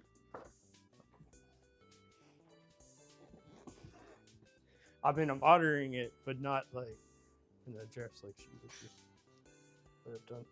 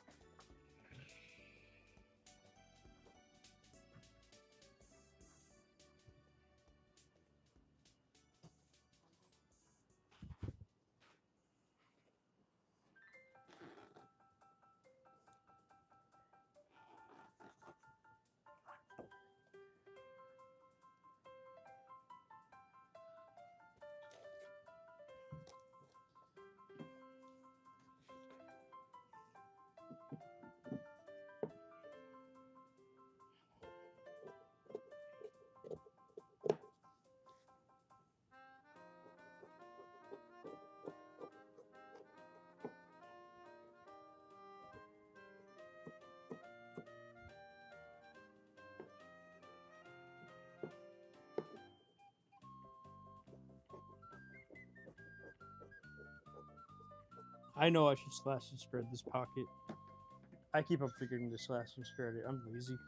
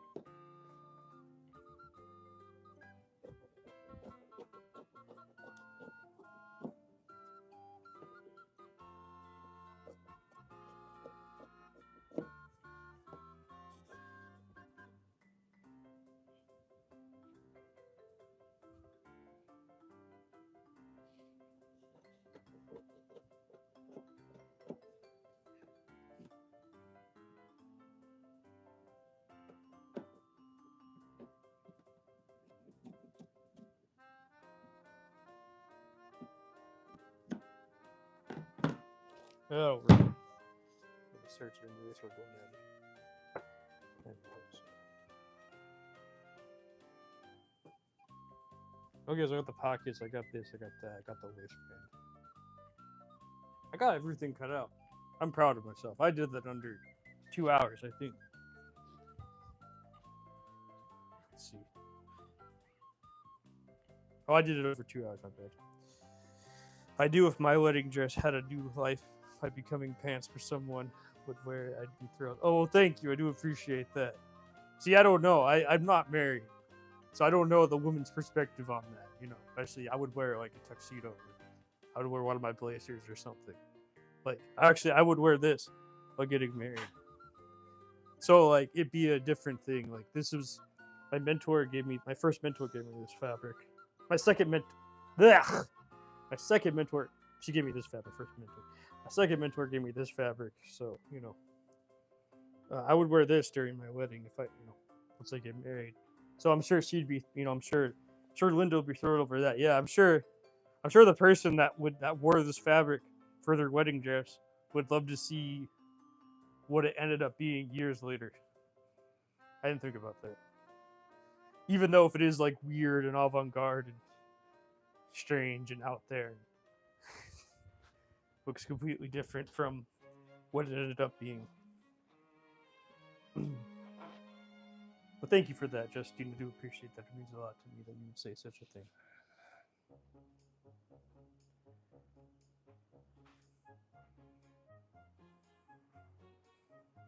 Here.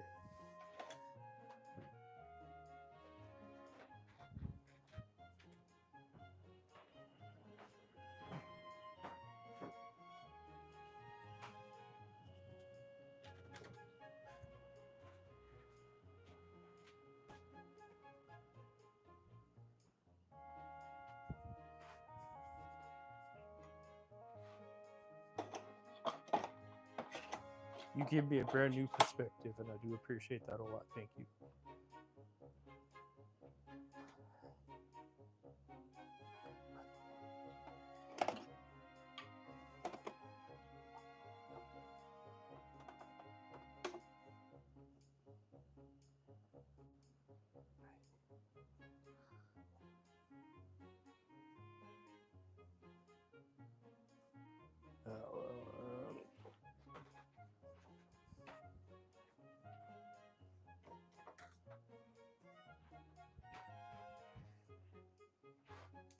Time to break that needle. Yeah, exactly. Okay, I did it. I did it. It took me 2 hours and what? 2 hours and 40 minutes to cut out the fabric. Okay. Yeah, I'm gonna replace the needle just in case I don't break it. At least then I won't feel bad. But yeah, it took me 2 and what hours? Whatever I just said. You know what? Because this fabric's kind of thick, I'm gonna use these. Took me 2 and whatever hours. 2 hours and 10 minutes to cut out all the fabric, which is a record time for me too, by the way. So if I can get this on 6 hours, I'd be happy over that. We show progress.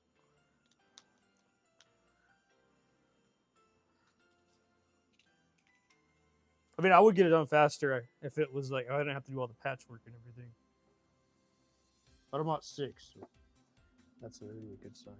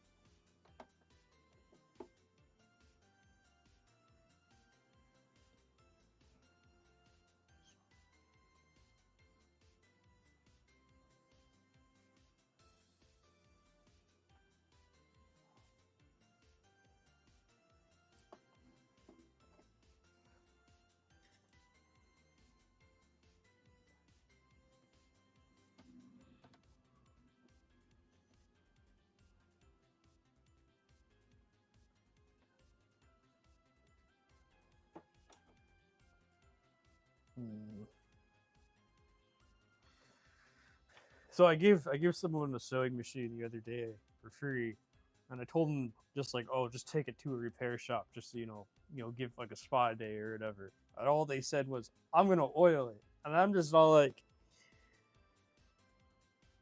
you got a $600 machine for free, and you don't even want to spend $90 to oil. No wonder why your first machine broke. you don't even want to. You don't even want to give it. If you don't even want to take it to the repair shop to get it fixed. Now, in a sense, I feel bad for that machine. Honestly, I feel worse for the machine than anything. Like I had empathy for a machine. I was like, oh boy, what did I do? I really hope that they get like some form of empathy for their tools and try to like maintain them to some degree. But if they don't want to, that's not my fault. I tried. At the end of the day, it's just a machine. It doesn't matter. So, it's not like a sentient being. If it was like a dog or something, then yeah, and they don't want to say, "Oh, I'll just give it water instead of going to the vet." Then I would not want that person to be near the dog that I gave them. you know, but because it's a machine, what I'm trying to say is that someone gives you something for free, especially if they're like really into the craft, and they actually want you to like try something. Can you at least respect their wishes? I'm not asking you to, but anybody here watching,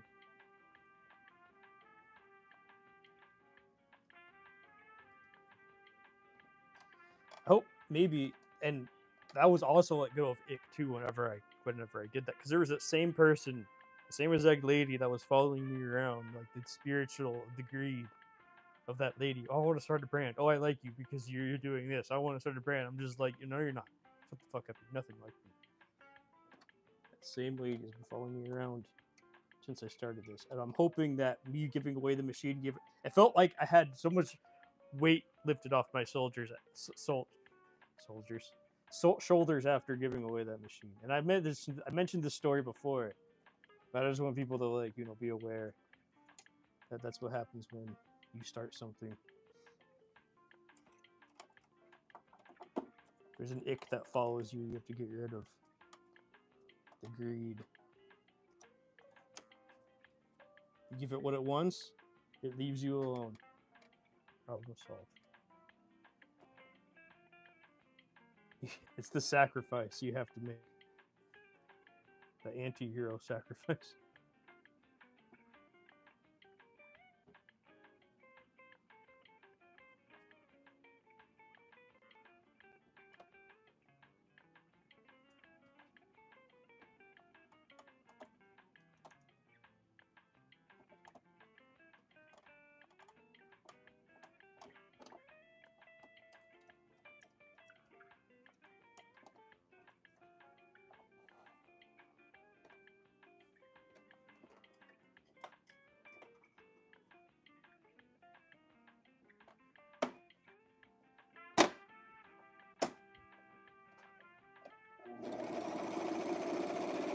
Okay, perfect.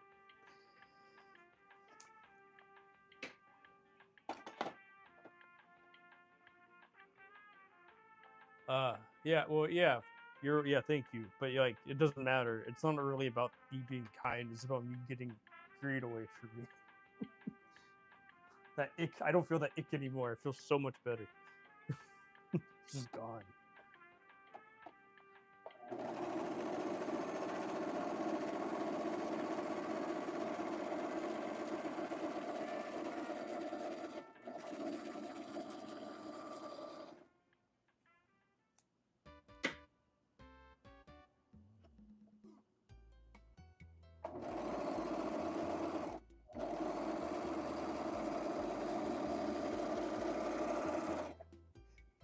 Like when this machine was broke, I couldn't just give it oil to fix it.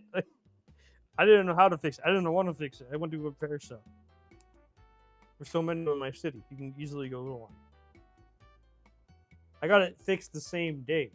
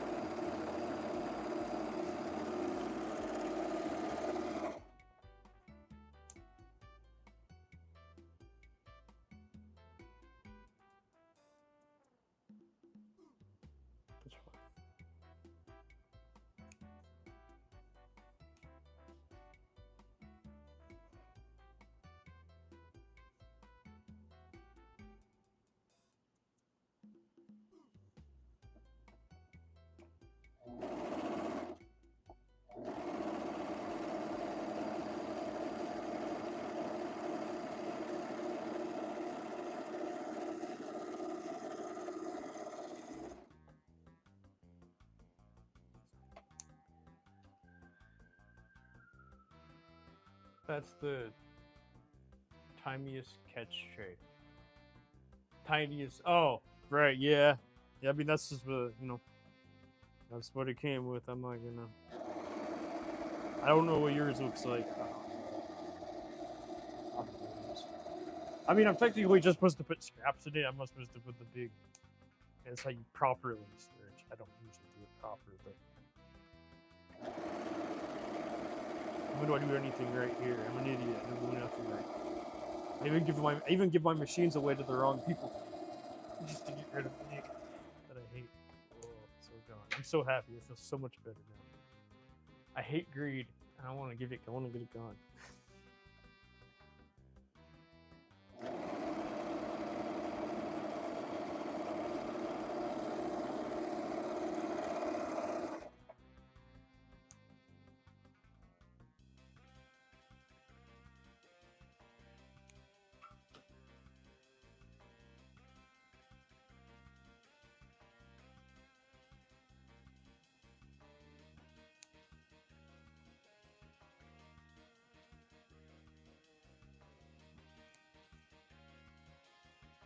Okay, that'll work. Okay, time to get to the big stuff now. For the most part. I'm just gonna put it in a big pile, and if I somehow lose it, I'm gonna lose it. I tend to lose everything.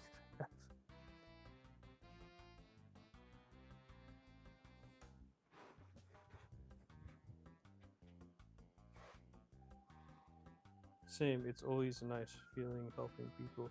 Well, yeah, but like I did it because I mean, yeah, I do agree with that. Like I like helping people. I probably should help someone better, but I helped this one person because I felt bad for them. We just picked up a pizza. My daughter went and got the homeless guy some food and drinks.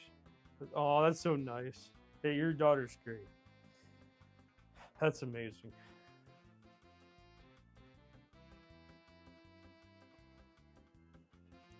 I mean, yeah, I wish we could help more people like that. I wish he wasn't homeless. Wish we solved that problem.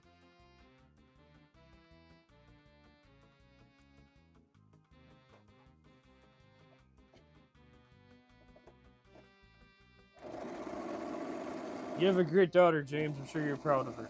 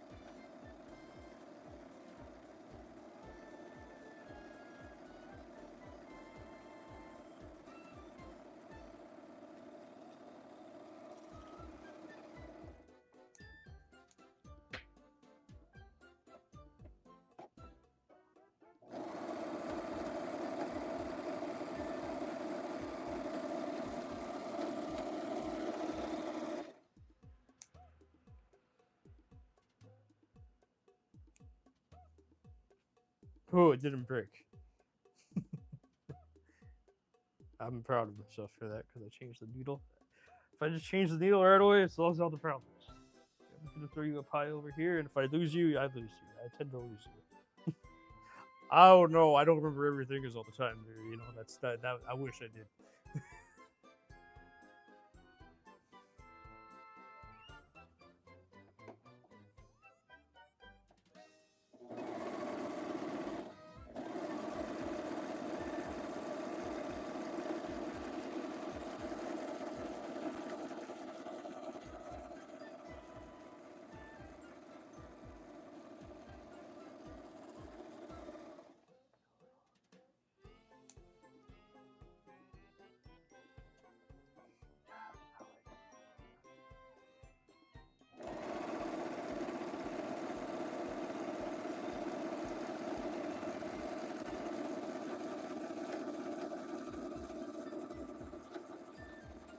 No.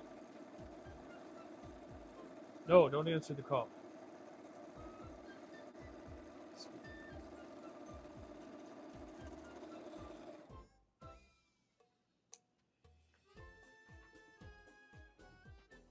Okay, wait, hold on.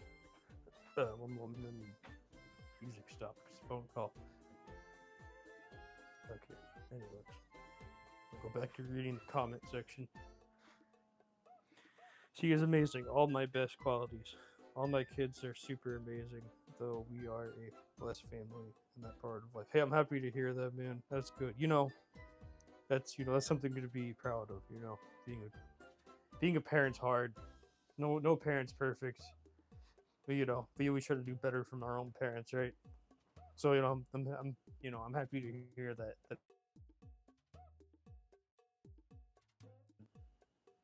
stupid music keeps on pausing. I'm gonna change the song anyways. Let's see.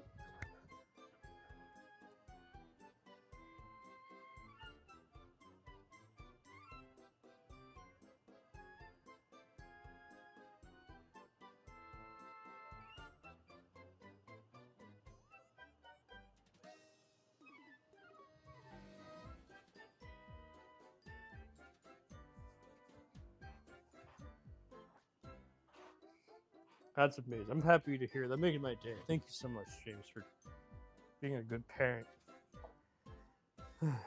I can't wait to be a parent one day like you.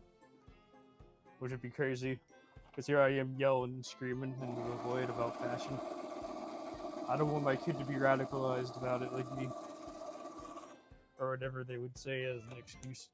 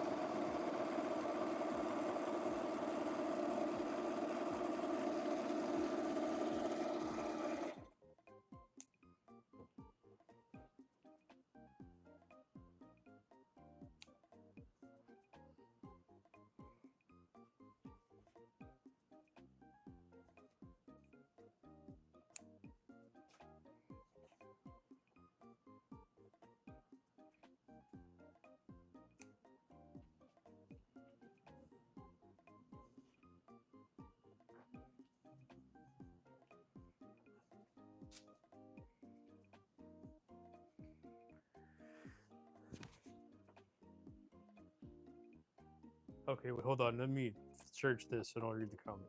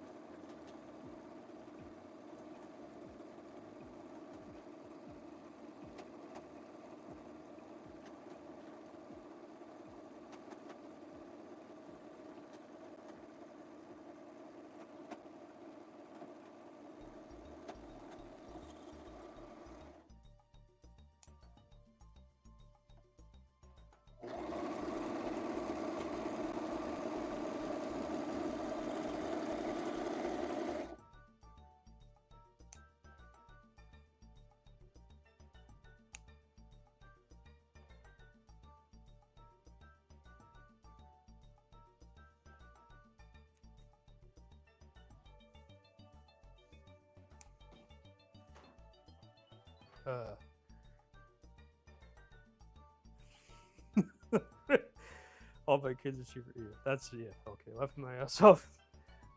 Radicalized about fashion is so bad. You're right, but like, I don't want my kid to be in school yelling about how Levi's colonizes Japan or whatever I say. I don't want that to like, I want my kid to have friends. I don't want to be like, my dad's the guy that yells on the internet about Levi's. I don't know if my kid would like that, because how kids are.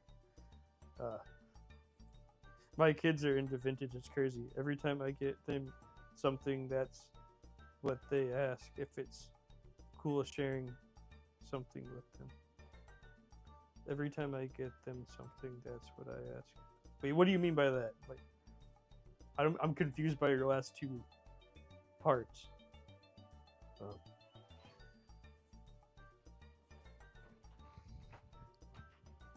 What do you mean by you get what? I don't think I understand. I'm sorry, James. That just does not compute in my head. I'm gonna search these last because usually the hardest part is the search. Every time I get them something, that's what they ask. It's cool. Oh, I get it. They want vintage fashion, so you share vintage fashion. Oh, that is cool. Yes, I get it now. I didn't understand. That's amazing. That's good that your kids like the same thing you're into. Whenever I get them something that's for them, they want to know if it's vintage or not. Oh, okay, I understand. No, sorry, my brain did not compute with that sentence. I don't know why. I apologize for my ignorance on the sentence. Every time I get them something that's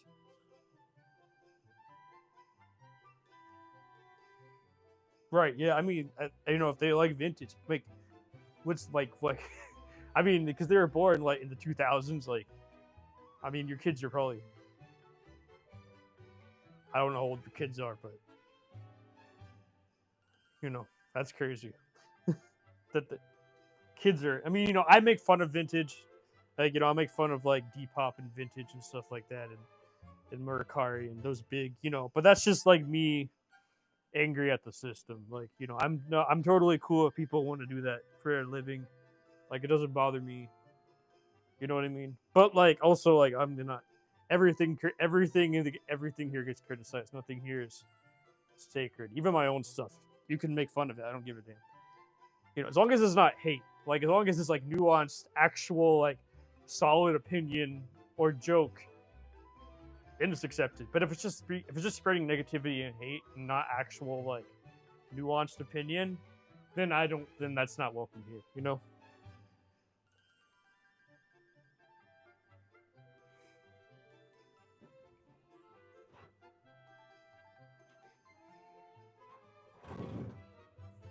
Hate has no home here, but you can totally make fun of stuff. Even my own stuff. I don't care. Roast it.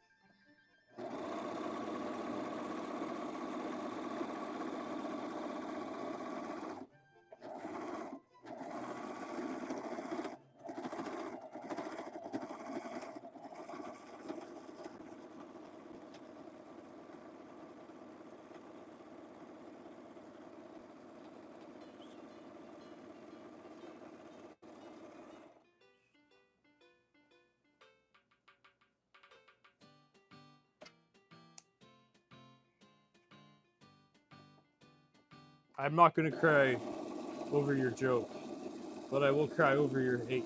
Because hate's just bad.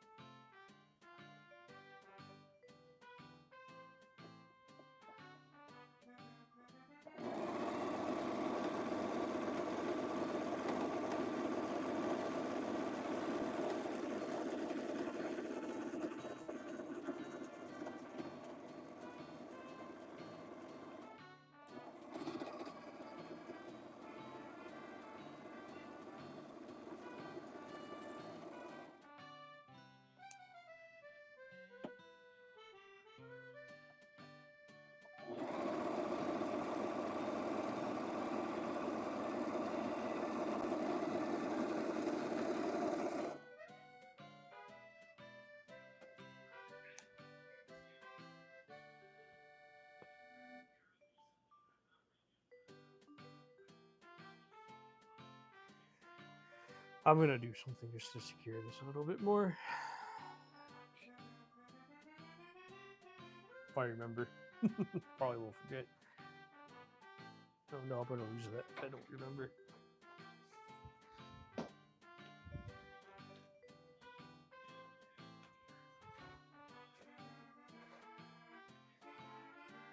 Oh. My oldest is 13, youngest is 5. Oh, that's dope. They love going to the markets and thrifting. They all love it. That's amazing. You know, it's good that it's a family activity.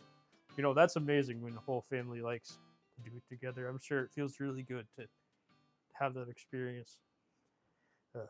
My daughter wants a kid sewing machine now. As long as they keep liking the cool stuff I do and not the cool stuff I do and not the bad. Well, I don't know what the cool from the bad stuff is, James. I mean, look at what I make. You can call it cool, you can call it bad. You know what I mean? So like, I mean, everything's subjective. You know. I mean, just I wouldn't if my kid wanted to sew and if they like sewing something differently from me, like if they like making jorts, I would try my best not to make fun of it. You know what I mean? Something like that. Just saying.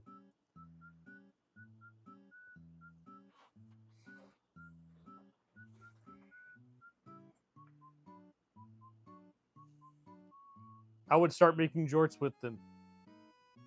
Oh god, I can't believe I'm saying that. But you know, my kid gets special treatment, so.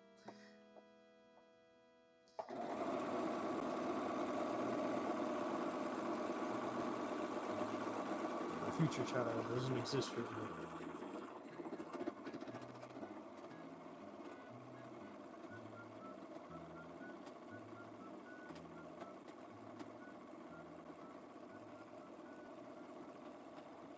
I would show the world what cool jorts like if that was the case. If I had to make jorts because my child was making jorts, I would show the world what actual cool jorts look like, and not just like the lame ones people like to wear all the time, like camo fabric. That's so boring. Khaki fabric, so boring.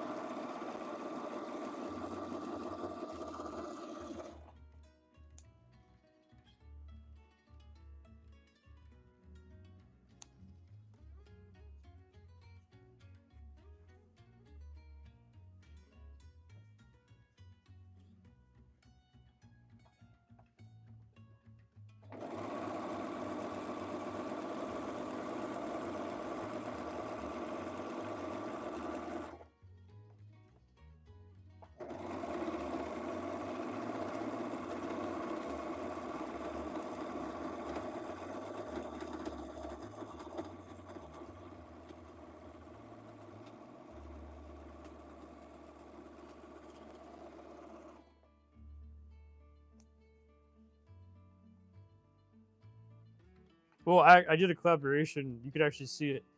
He's a D1 athlete. He was at Texas Tech. I don't know where he goes now. I think he changed colleges. Like good for him. He can do it. He's so smart, so talented. He can do whatever the hell he wants. Like I gave him a blazer. I know I gave him a sweater. I gave him a blazer vest.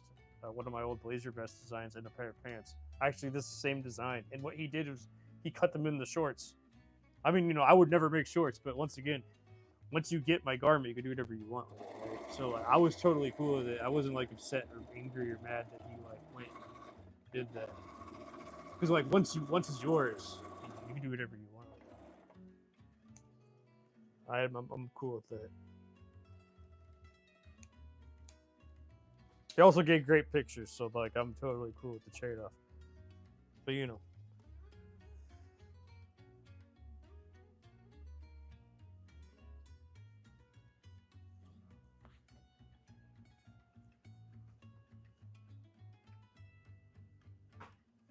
Once again, like I'm open to it, but like you could do it yourself. I'm not gonna do it for you.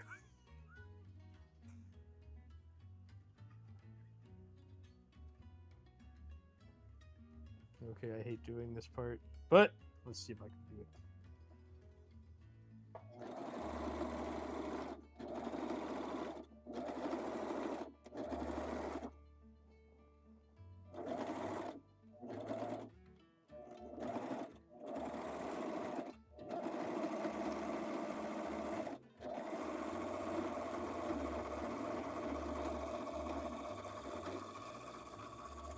I know how to fix it. So just try to let you know, so it's all good.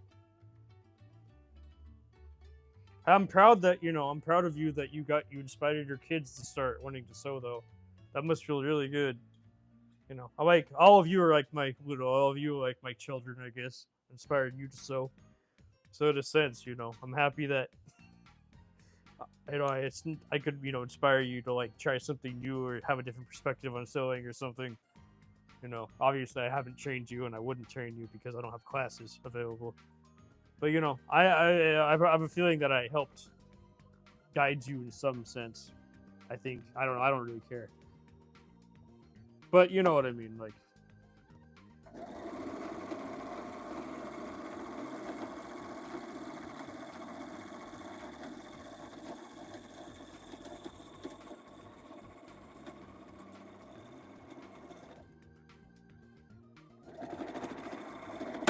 Yep. I knew this was gonna happen. Yep, it broke. Damn it.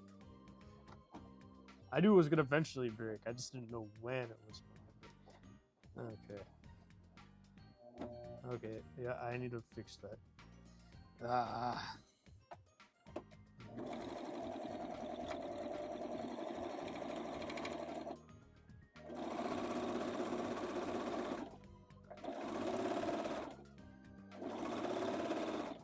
Yeah, it's just not gonna work. Okay. So I need to go and fix that.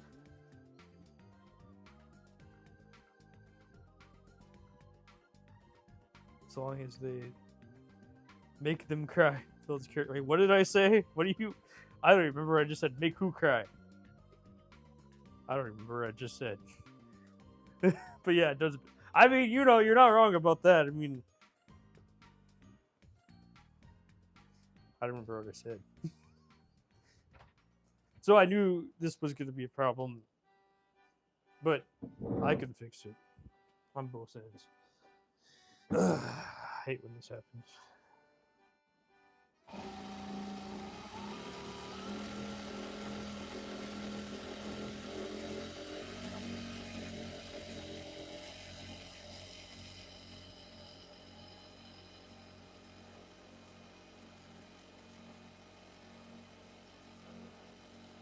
Okay, that won't fur away. It's fine.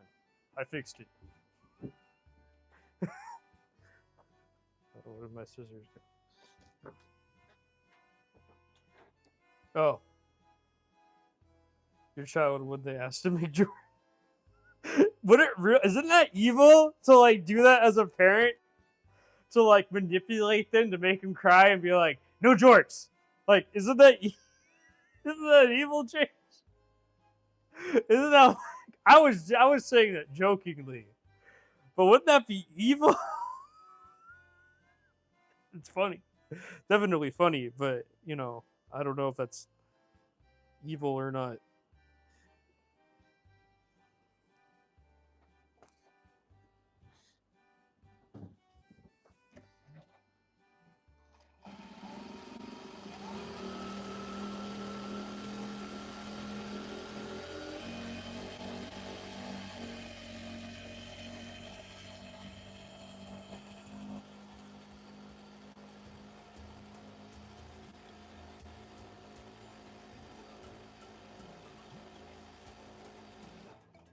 Oh, yeah, that'll work.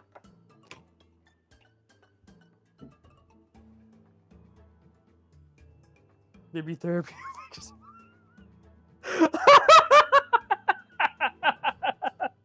I know you're joking. I know you're not being serious when you say this. I would not want to make my kid cry over a pair of jorts. I think that'd be dumb.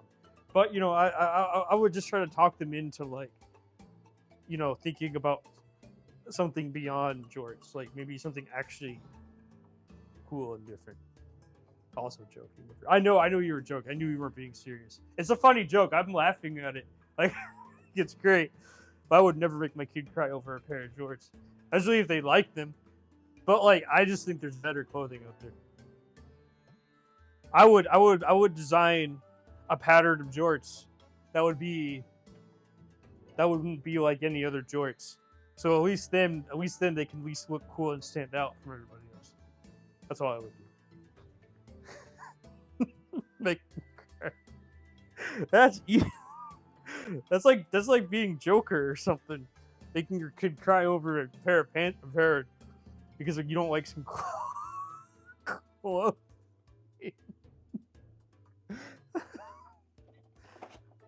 Evil. I like being an anti-hero, not a villain. What?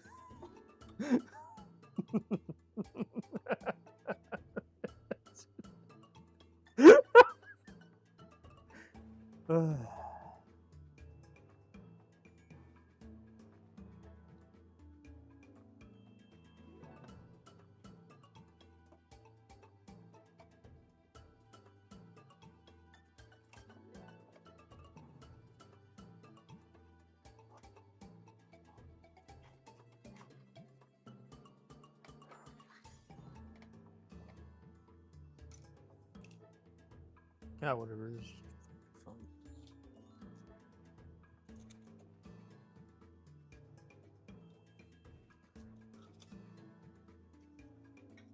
Where did it go? Yeah, of course there's everything over here. Whatever. Does this work? Yeah, that'll work.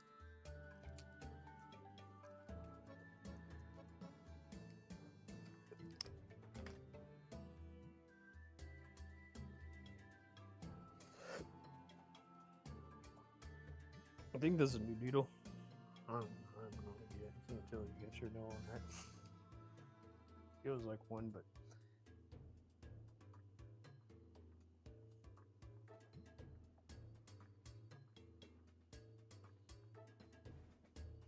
that's the problem. It's like there. As it gets in the way.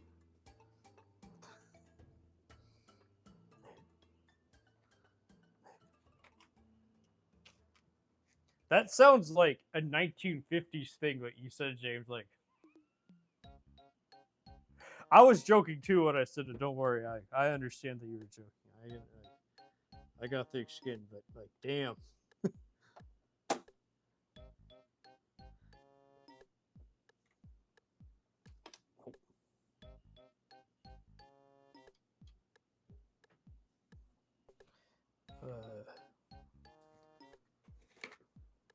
Just because I don't like something doesn't mean someone else is gonna like it, right?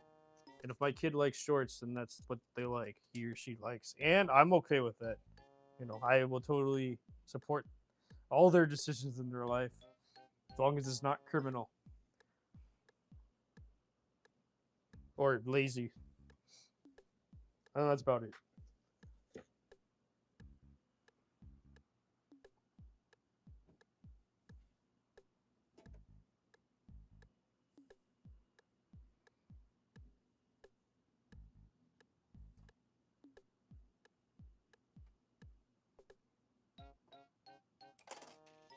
Shoot, well, that needle's gone. Needle does not want to work with me.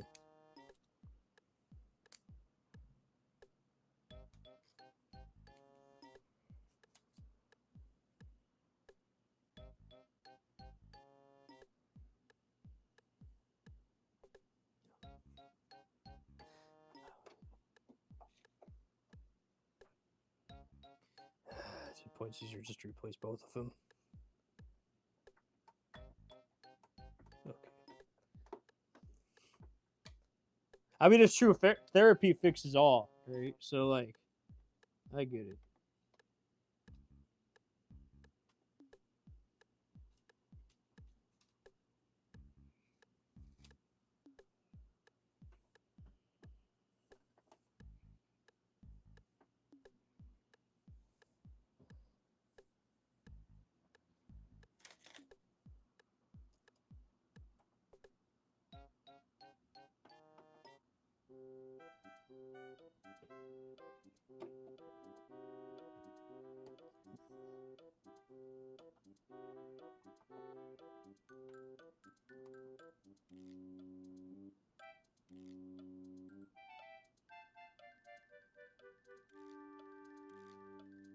That'll work.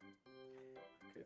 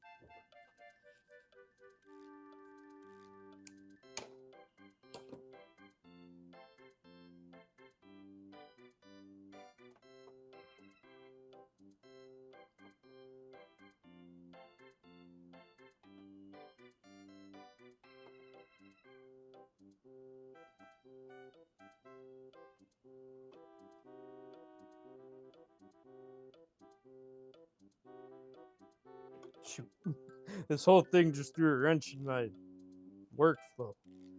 I should have just cut that off. That would have been so much easier if I just cut it off. But I didn't do it that way, of course. Oh, no. When do I ever do things right? Never.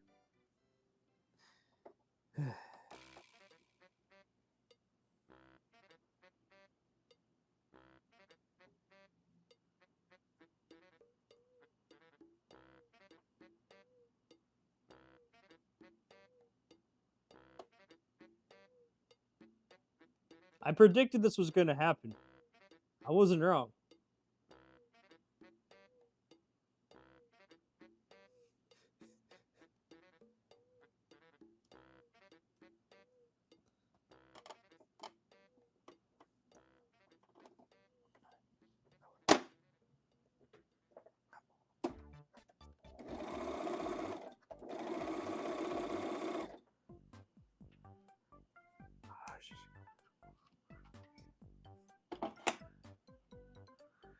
Jorts are criminal if I get into power, just to help you make them.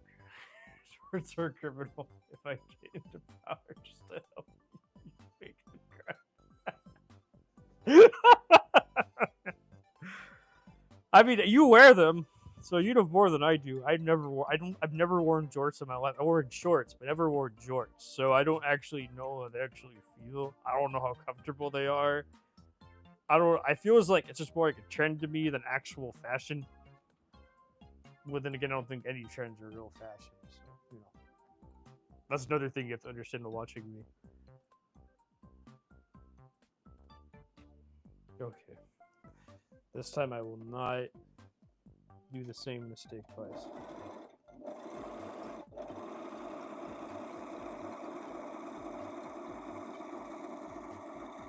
I feel like I don't know, like that's like old people stuff that just got, you know, rebranded and got cyclical back into like the young culture for some reason, which is weird because like I feel like that's something that my grandpa would wear. I mean, he got my, you know, besides like obviously like tailored suits and all that. Like this golf wear. Oh, hello, Verena. How are you? It's been forever since we've seen you. Hope you're doing well. How's your kids? How's everything? How's life? It's so hot in Florida to wear pants all year. Yeah, I could have. See, I don't wear in. See, that's what I mean. Like, I live in Chicago, so like that's what I mean. Like, I don't live in Florida. I just can't believe they're trendy everywhere, just not in hot areas. That's what I'm trying to say. Even in places that are not the hottest, people wear them. That's what I just find weird about jorts.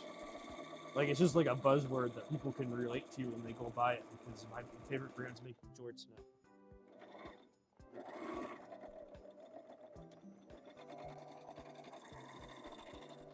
You know what I mean? That's all I feel about it. Just a trend that people hang on to, and everyone's making them, and it's trendy, and everyone knows what they are.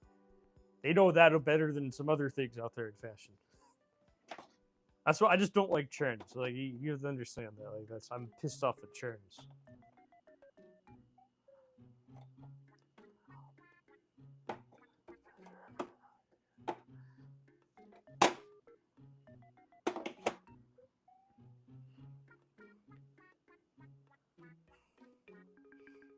Jorts are like LJN to me, I guess. I just hate them. If you get the reference, you get it. That's all I have to say.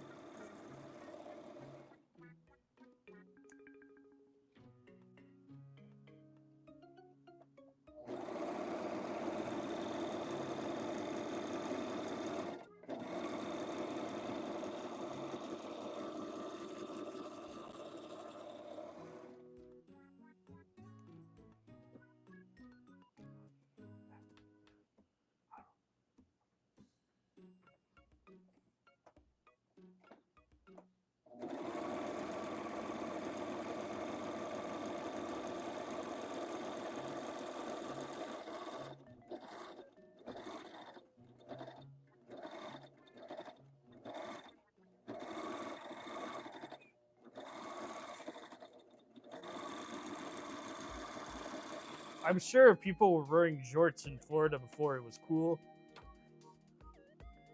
What I'm saying is just cool now to like make them wear them.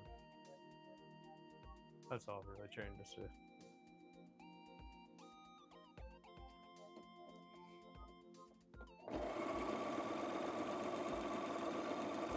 Trendy bullshit that everyone makes.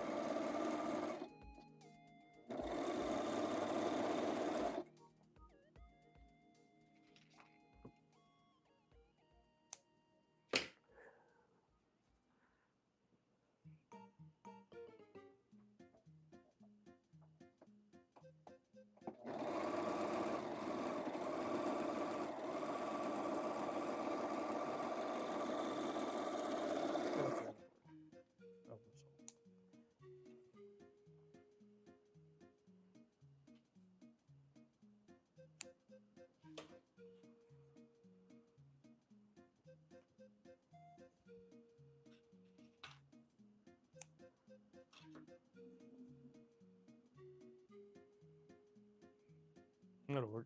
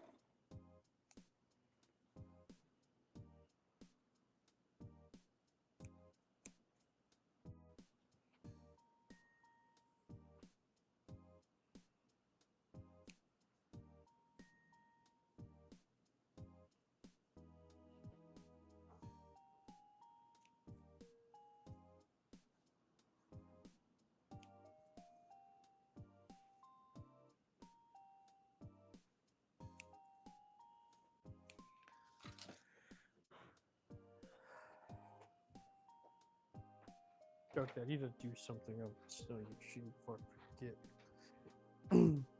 Let's see what's at 30. I need to charge my cell phone, take a break soon. Okay, let's see. Let me do this to make sure this stuff doesn't fall apart later.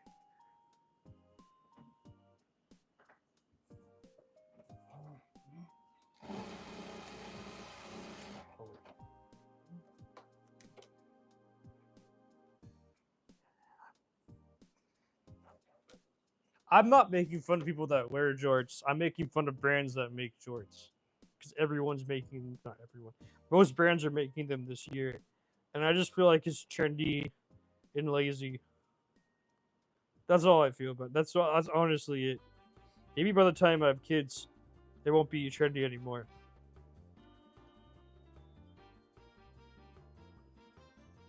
You know what I mean? So that's all I'm trying to say. It's just I'm making fun of the fashion industry.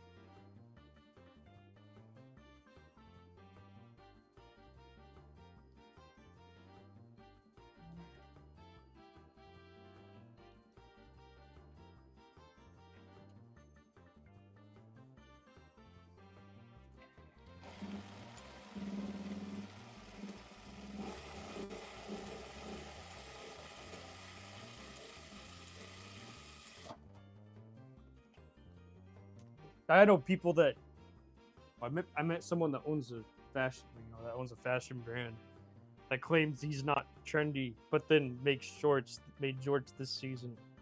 So that's why I'm making fun of it, just of things like that. Like, you can't say you're not trendy if you're literally doing the trend. That doesn't make any sense to me. I personally don't get it. Maybe they understand it. Maybe they can justify it in their head from their words and their actions. But I personally can't. I say that I'm coming off someone that makes clothing, so they also hate me, and also a nobody to them. So maybe they know more than me. I don't know.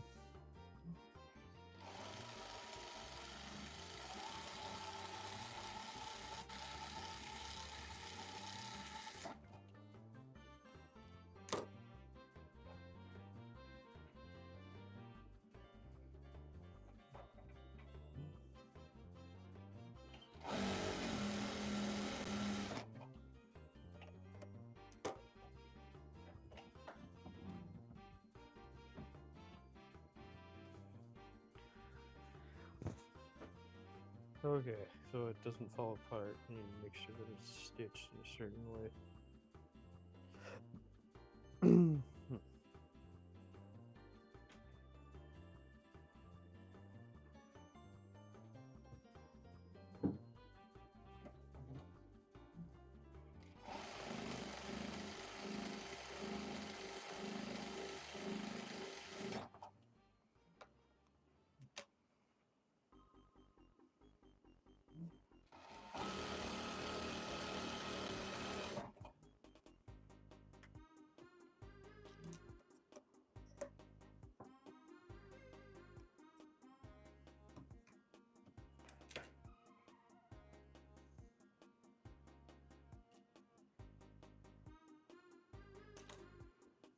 Okay, I'm gonna get the surging done, then I'm gonna take a break. I've not taken a break since. Oh, it's almost been 3 hours.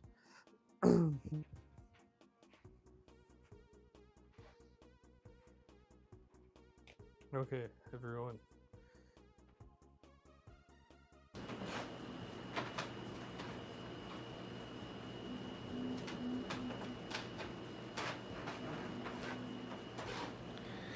I'm doing pretty good. Thanks for asking. How are you? Hey, I'm happy to hear that, Verena. It's been forever since I've seen you. I'm glad. I'm doing well. I'm just angry, like always. But I'm fine. I'm always angry. But that's normal. What else do you suspect? But yeah, beyond that, everything's well. Everything's doing great. I'm afraid of sewing this and whatever. Let's see what happens.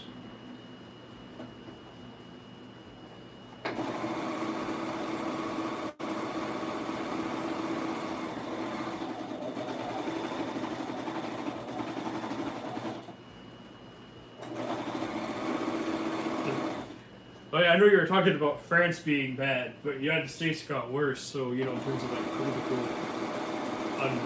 the state of this country politically is terrible right now.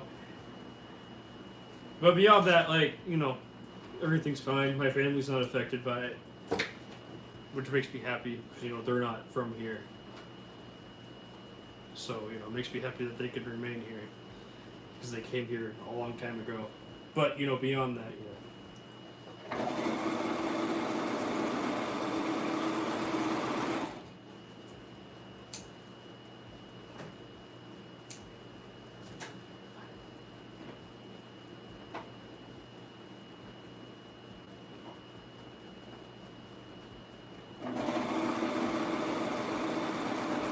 I wish you lived in France, because it's so much better over there now in comparison to what's going on here.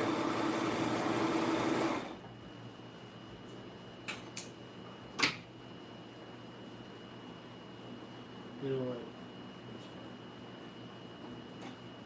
Oh, what's happening here? It's not fun.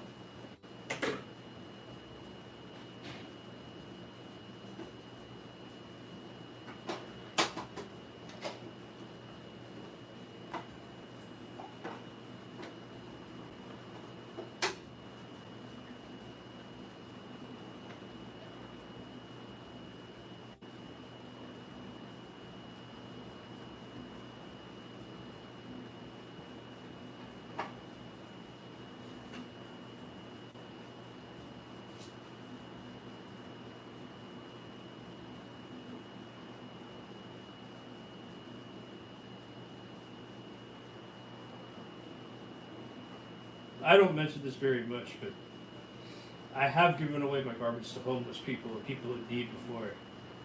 I don't know what they do with them. I hope that they keep them in the safest place they possibly can.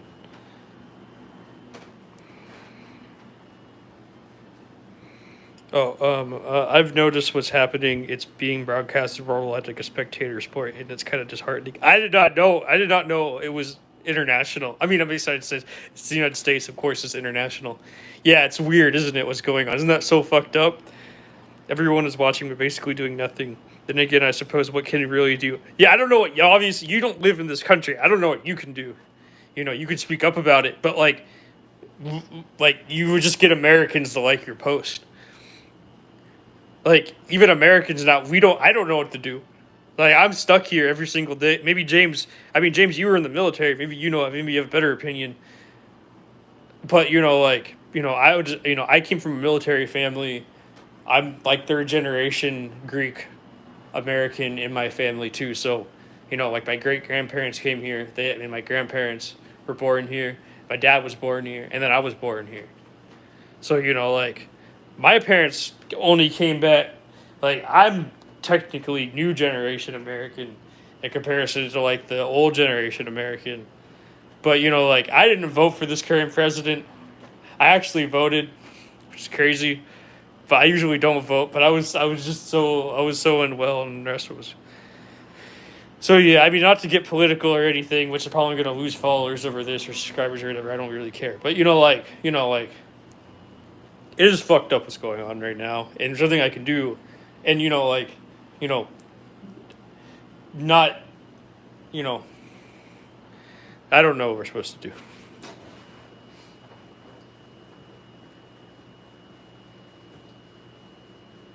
And we're fucked. It feels like. And I know people that are born here, raised here. I know about an LGBTQ guy that literally supports what's going on right now. I've been a minority that supports the president. Crazy. Doesn't make any sense to me. No, I'm not part of that community, but I just don't want to talk. I don't care who you are if you're bigoted. I'm an ally, but not when it comes to that. I don't care who you are. You're just an asshole. That happened. Look at what's happening to all the Cubans in Florida. The problem is you don't get to come to America and take our resources because your country sucks. These people are so impactful. Why didn't they make impact in their own country for the better? IDK, the answer to the problem, but there is a problem. The problem is you don't get to come to America and take our resources because your country sucks. If these people are so impactful, why didn't they impact their own country for the better? Well, I don't know. Same thing. Same thing with there's more opportunity here. They do spend they do pay $100 billion in taxes a year. $100 billion in taxes a year for me to get benefits is pretty good. I'm actually grateful for that because those are jobs I don't want. But look at the jobs that I don't know. I don't want to go be a farmer. I don't want to work on a farm. So I'm totally cool if someone else could do that job for me. Even though they are getting underpaid. That's the same thing with sewing. I don't want to go to a factory. We have laws in this country that must be upheld, or we are allowed to break laws. Well, isn't the current president breaking the laws too? Let's be real here. Isn't what he's doing is technically illegal? I don't know. I don't feel like that's fighting for freedom because look at my family came here from Greece because they didn't want to be they didn't want to be lamb, they didn't want to be sheep hoarders anymore. Because that's all they did in Greece. So they came to America to get out of sheep hoarding. Okay, so if I was born in Greece, I would have been a sheep hoarder. I wouldn't be doing this fashion design thing, But also on the converse, on the inverse, my Korean American family moved here in the 1980s they moved here in the 1980s to get a better jobs because there was no jobs in Korea because there's no economic boom in Korea started in the 1980s, but they were so broke and poor they couldn't get anything good in Korea, so they had to move to America for a better life. And what I'm trying to say is that I think it's okay for people to come over to a place and have a better life and a better chance at anything. That's all I'm trying to say. Because like my family, I would have been born a sheep hoarder if I wasn't here. That's all I'm trying to say. We have work visas and every employer can file for one. It takes 3 weeks to get one for an employee. But I don't think... Yeah, but are farmers going to do that, though? That's what I mean. Like, is it really the farmer's fault for not wanting to file for a work visa and do all that legal stuff? I don't blame the farmer for that. I think the farmer's doing, something better for the world. And giving the family a better chance and like actual education in school that's way better than they would normally get. Like seeing all these people deported and seeing what's going on in LA and just knowing that a lot of that stuff is fake, what's going on is really sad. Like I understand that there's all these laws in place and stuff like that, but like it's a headache and a half because I've seen people do that, right? There's this one person who is trying to get people from Australia over to the United States, right, on a work visa. And they made it impossible for him. And by the way, he has like $45 million. Like he's not poor. Like he is super loaded, super rich. And he actually started opened up a case to sue the foreign people, the people that run that work visa thing, because they don't do it. They don't care. They don't do anything, right? They literally do. They're like the DMV. But letting people in allowed here. So they had to go to Canada instead of the United States. And like he had to give his employees different employment. So he lost his team over that. So it just screwed up his whole business that he had. You know what I mean? So like there's that too that goes on. Like this isn't just like easy overnight. Doesn't matter how much money you have, you're still messing with the US government. As part of being a business owner is doing the paperwork. Yeah, he did all that. You just have the process to do it. No, it's okay to come here. I'm not disagreeing with that. We have a process to do it. That's part of being a... Yeah, but not everyone can get employed and get that, right? Not everyone can get a green card. I don't know. I feel like it's really too hard to get a green card nowadays. That's what I'm trying to say. And I don't blame them for coming here illegally to wanting to have a better life here. I do not agree with the deportation. I think that it's horrible and it should be... I don't know, I just personally don't agree with it. That's just me though. I'm just one person. What the hell do I know? And like if my brother got, if my sister, my chosen... If my sister got deported and like my Korean family got deported, I'd be miserable and upset every single day of my life if they got deported back to Korea. I mean they literally have green cards and all that, but I'm saying if they didn't have that and I got deported, I'd be miserable. I'd be so damn miserable. But that's just me. I don't think that should happen to Cubans in Florida either. But that's just me.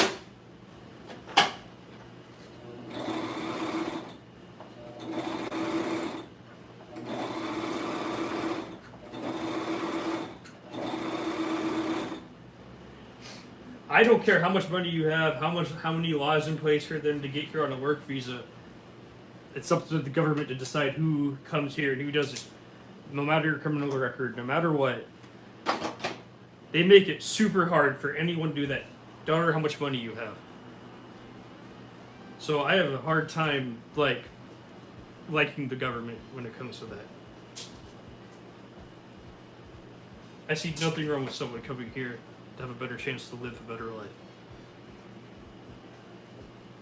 But the opportunities you're not, this doesn't really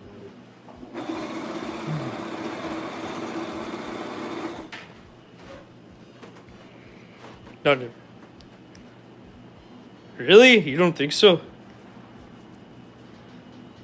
My mom used to manage a flower nursery and got them for the workers all the time. Florida has worked out pretty good. That's good. Not everyone does with a green card. You wake up tomorrow, you want to go any country in the world, you have to use a passport to have. Yeah, you're right. I mean, I get that.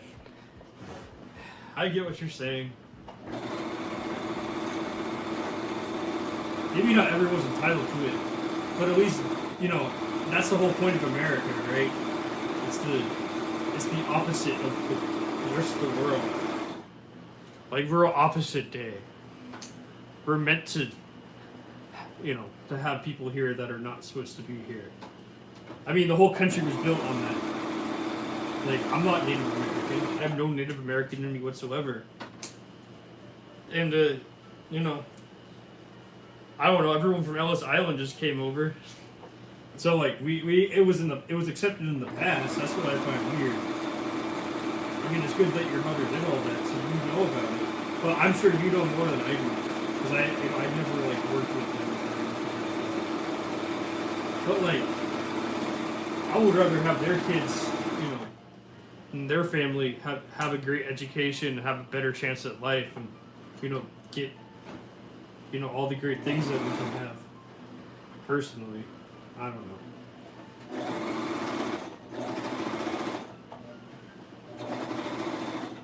I don't think they also should be deported when they have their lives here either. You know, all their kids are here. I don't think they should be put into prisons. I think that's overdoing it. I'd rather go to the other country personally. I'd rather be in the other country than here. But you know, the unfortunate part, you're right about that. It's harder for me to go to the other country without all those things. It's a weird gray area, isn't it? But it's crazy how it's being broadcasted over the world right now. You can just, like, the whole world is watching. That's insane. I'm not telling you to, like, and I can't believe these people get harassed for not being American too. Like, I remember that I saw that lady that was harassing this guy from Africa, and she was calling her baby words I cannot repeat here, and I would never repeat them. And then she got a GoFundMe and she got raised $60,000 because she got fired from her job or something like that. Now that's just harassment, and then the cherry on top is that all of them came together and raised money for her. So I don't know. I thought that was pure evil. They're kids playing in the park. Come on, let them be.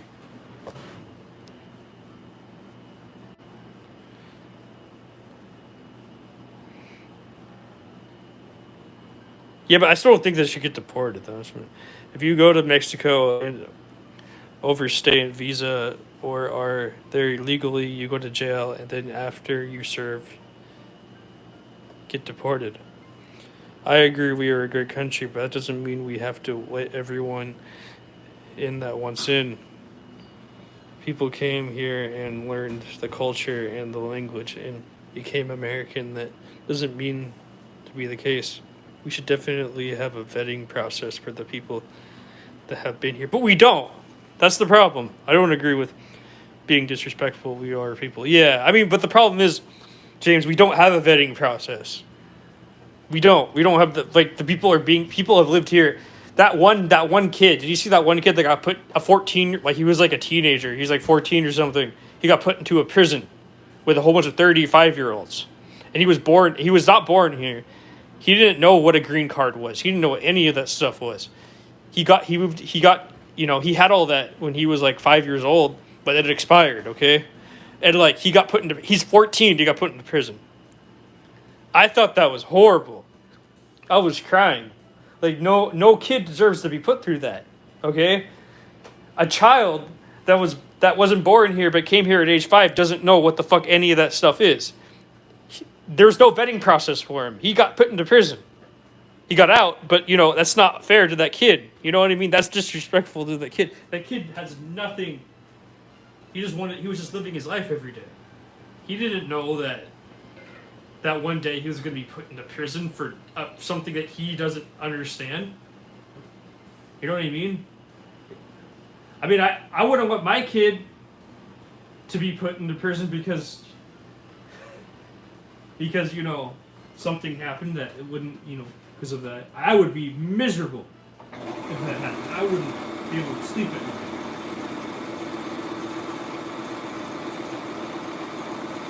There's no like I said, there's no vetting process for someone. How ICE just deported him was evil. I don't know. I don't like ICE. That's all I have to say. Like I'm not pro ICE at all, as you could probably tell. And that's fine if you like ICE. I'm not upset at anyone that likes ICE. But I just don't. I'm just not pro ICE. I think ICE is a horrible thing. And what about his parents? Seems like they just have been doing everything to make sure that doesn't happen. Yeah, well, I mean, yeah, his parents. I mean, I guess his dad had a green card. I don't know, something like that. But like, I don't know. His parents didn't get deported, or didn't get the person to get deported, which is good. But like, I'm sure his parents did everything to make sure that didn't happen. But like, I don't know. If I was a parent, if my kid just randomly one day got picked up by ICE because the green card expired or whatever, I wouldn't know what to do. Because I can't stop a tyrannical government that deported a country that they wouldn't be able to live in or survive in because my parents decided to come here. I would be miserable.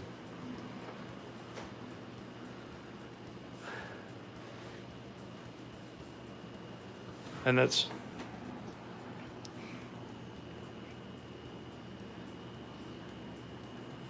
Oh yeah, I do agree with that. That's pretty horrible too. Yeah, I don't understand how they're doing that too. And that's one of the problems that they need to be better. Yeah, I do agree with that.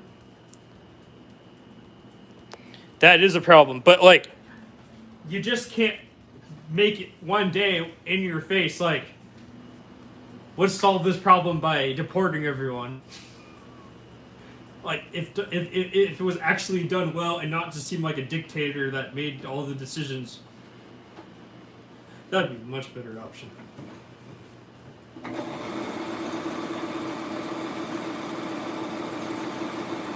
And deporting people because they look like they're different, even though they're naturally born here, is pure evil. They should not be doing that.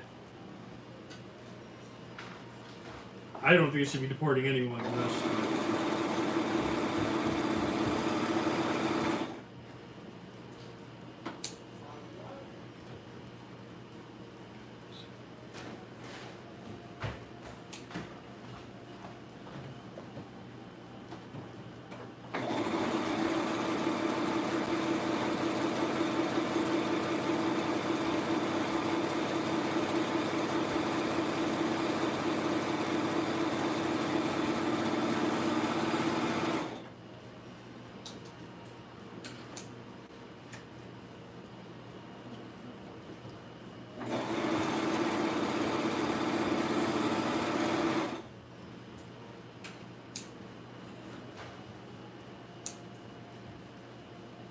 I don't know. And also it costs like it's $167 million to send the Marines to LA for the riots, which doesn't make any sense to me while they're doing that. And you know how they can buy like 37 million meals for like school children if they actually use that money right. But no, they'd rather send it. I don't get it. Marines don't get paid enough to do that. They get paid like what, $30,000 a year, the average Marine. And now they're just doing it to kill, to like stop him. I saw someone that was a natural born citizen just get shot down by ICE with a beanbag, with a beanbag, gun thing. I don't know. I thought that was terrible. I don't care if I lose followers or lose you over this. I'm just not, as you probably know, I'm just against it. I'm not in your face about it or anything most of the time. I'm just like upset. That's all I'm trying to say.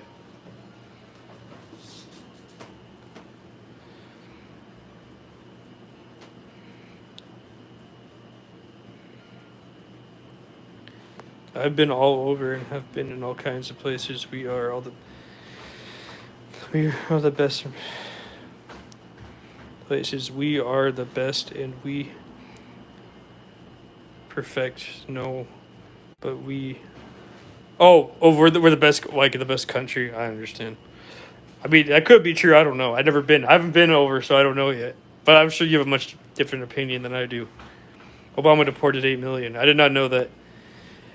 It's a messy situation. The answer isn't rioting and burning down cities, though. Yeah, it is crazy for sure, yeah.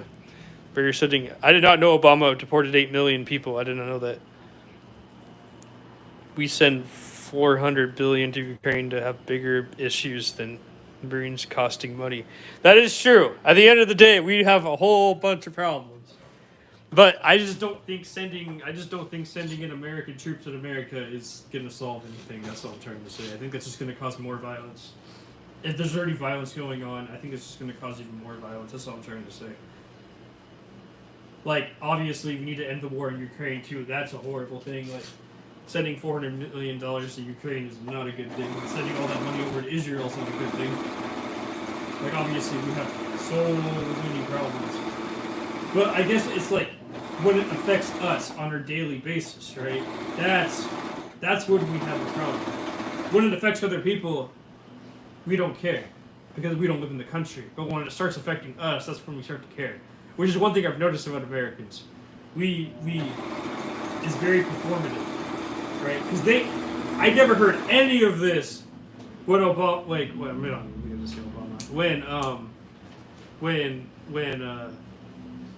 When Biden was president, I never heard anyone speak up. I never heard anyone say a word.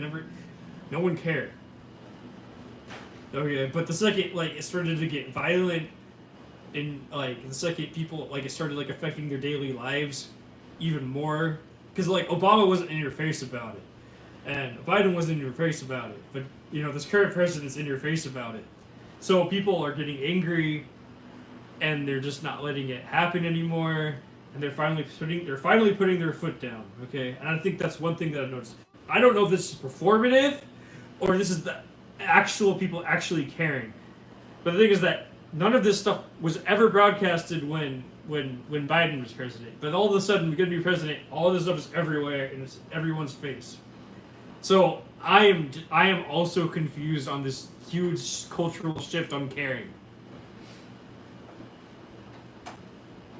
Like, I never voted for that. I never voted for this president, this current president, so, like, whatever.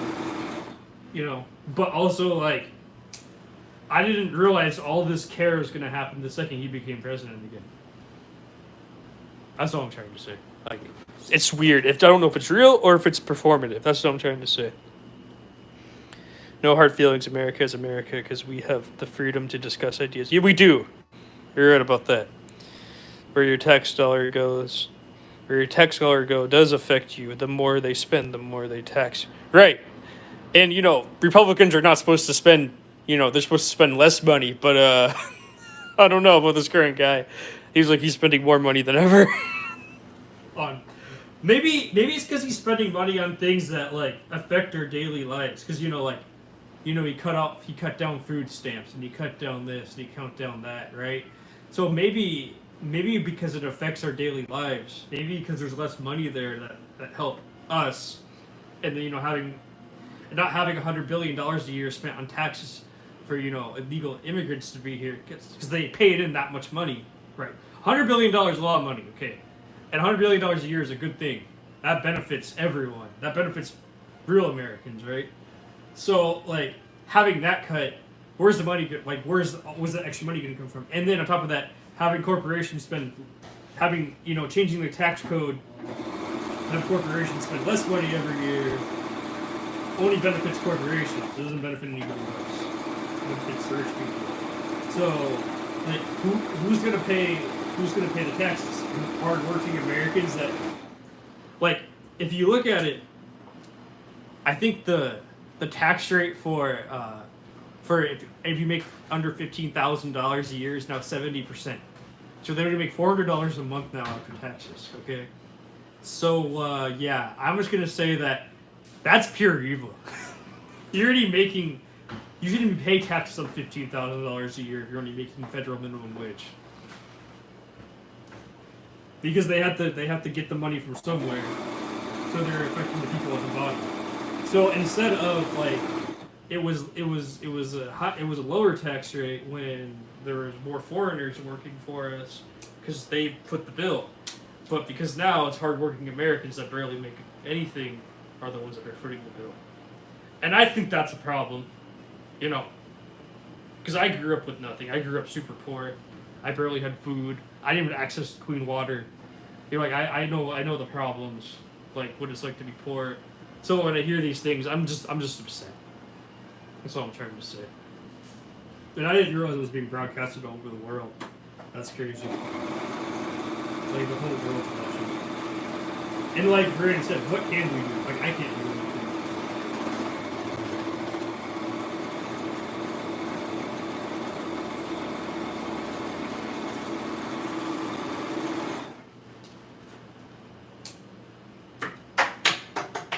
I just don't think it's fair to the people making federal minimum wage have to pay more money in taxes now.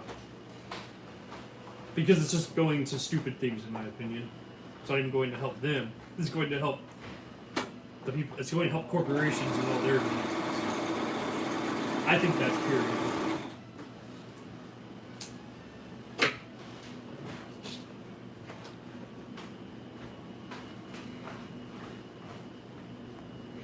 I vote performances on the media and bad actors. Right. IDK, I don't think there is a difference between the two parties. It's all just show. Yeah, I do agree with that one. I mean, I think there's like a slight difference, but you know, I would double check the percentage rates. I think the only taxes should come from businesses, not the people. No. It's coming from the people working federal minimum wage. I don't know. It changed.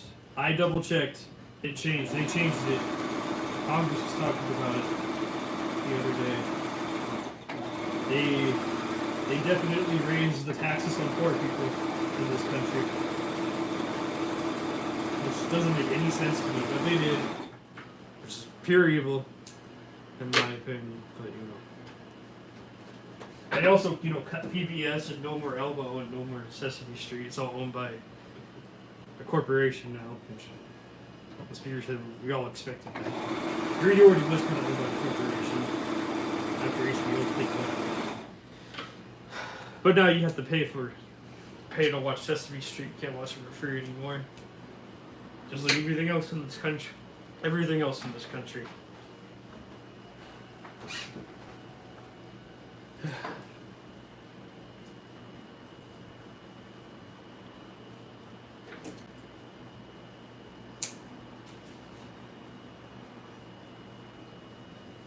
Actually, the business taxes got lowered.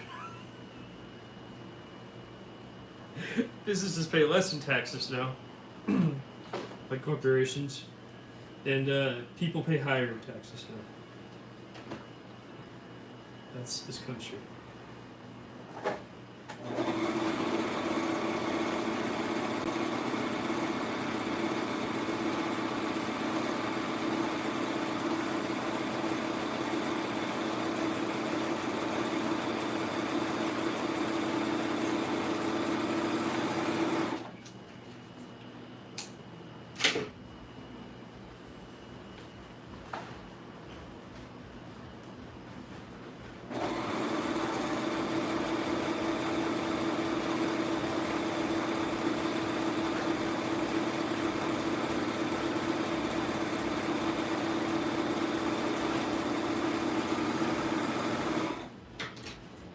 I mean, there was that one guy who voted for the current president and his wife got deported.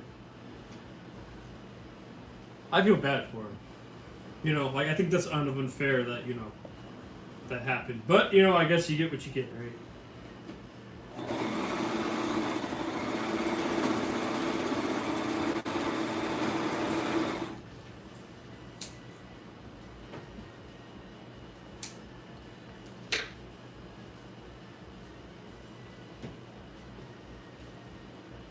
I mean, I used to live in a place that was in the middle of nowhere,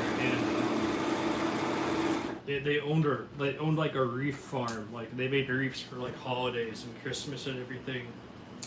And they were, they had a whole bunch of foreign workers, illegal immigrant workers, too there. So like, I mean, it's just like, it's everywhere. Like that's just the crazy part. It's just, and I remember, I don't know if they were related, but I remember this one kid in my high school who almost made a girl commit suicide because she was half Mexican.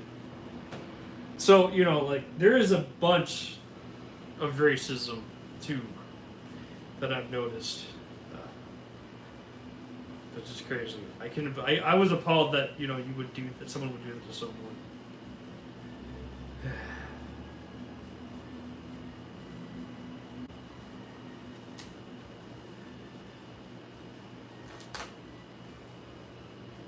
Did cut this right? No, I see what I did wrong.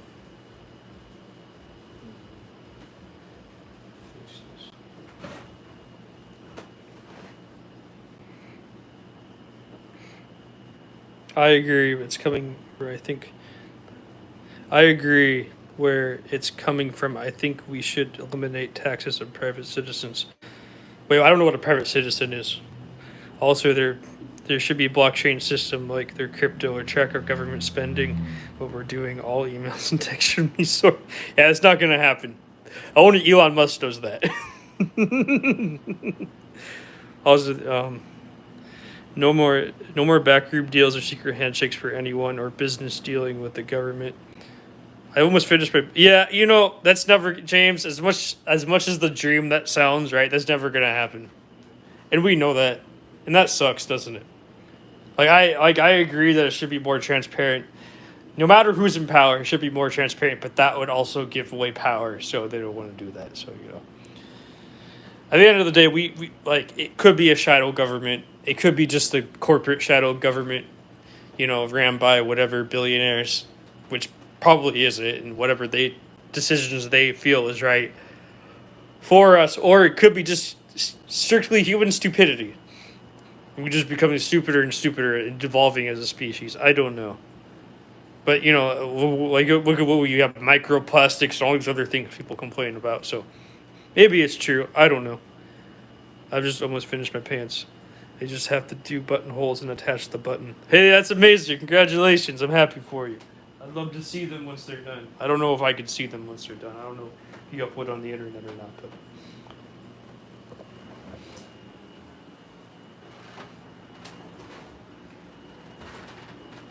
okay, wait. I need to fix this. Hands are so hard. Yeah, they are. Yes, hands are very hard. I don't want to talk about government anymore, everyone. I'm sorry. I shouldn't have brought this up.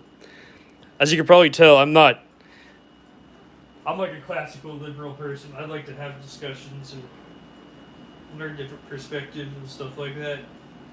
But I just don't want any bigoted hatred towards people. I don't want you to go harm people because they're not from this country or they live here, whatever. Like, let them be in peace. Let them live their life in peace. Man. That's all I'm trying to say.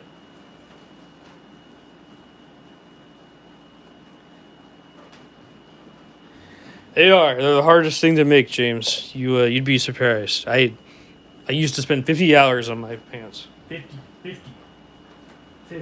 on my pair of pants.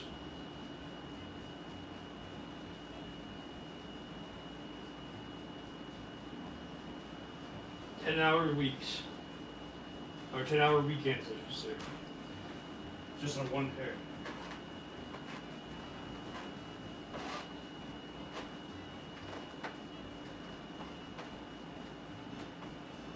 Then I did it in 30 hours. Slowly got better every time.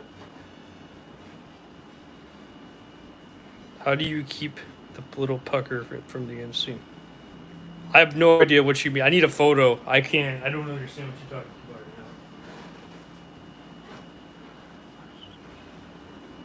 right now. Yeah, I see what's wrong. That needs to be fixed.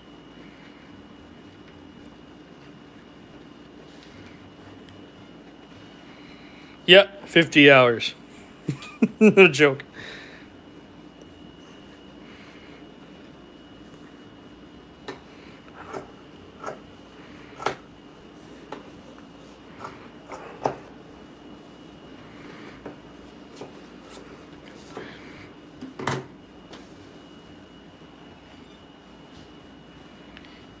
You need to read the. Okay, I know you don't like reading the instructions, James. But I urge you to read every single step and memorize it when it comes to pants. It's going to be like 50 steps. But that's the only way I recommend it. If you don't read those steps, you will never understand how to make pants. I swear to you. I'm not trying to gatekeep anything from you. Literally, I told you how to make those pants in each and every step. They're all fine. They're all good. You know, all the old ones are good.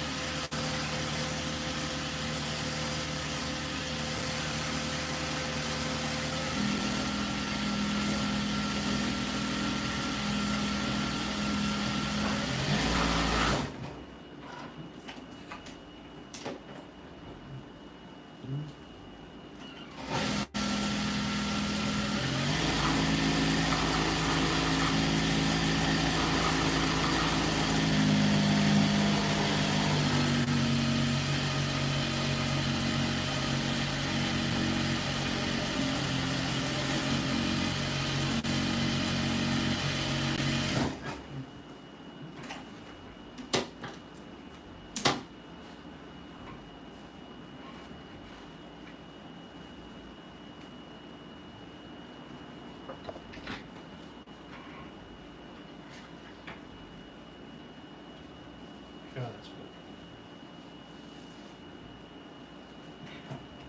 Wait a moment.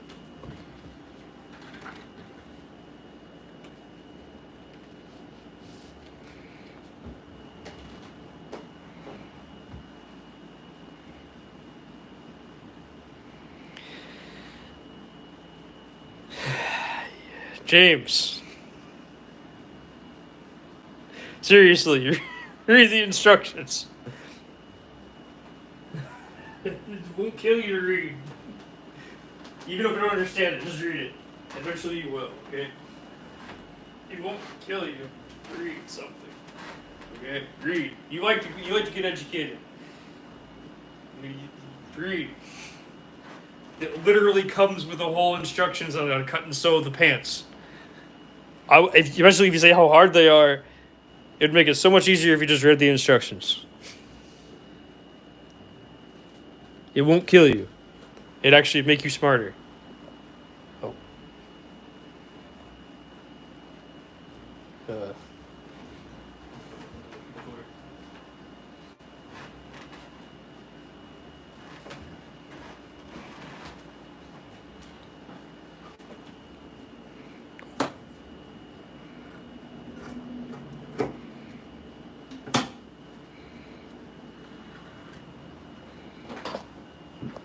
Hello everyone, hope you're enjoying the show. If you like and subscribe.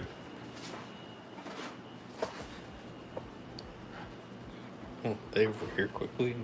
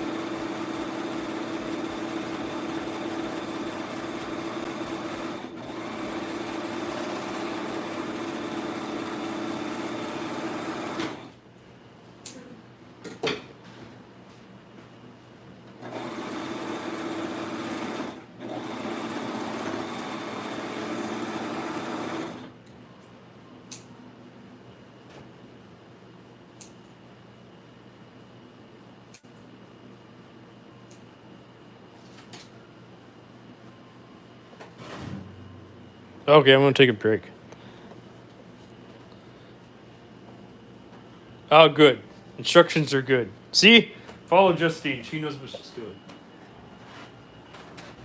The pictures help, but if you read the instructions with the pictures, it tells you exactly how to do it. Literally, it doesn't hide anything from you.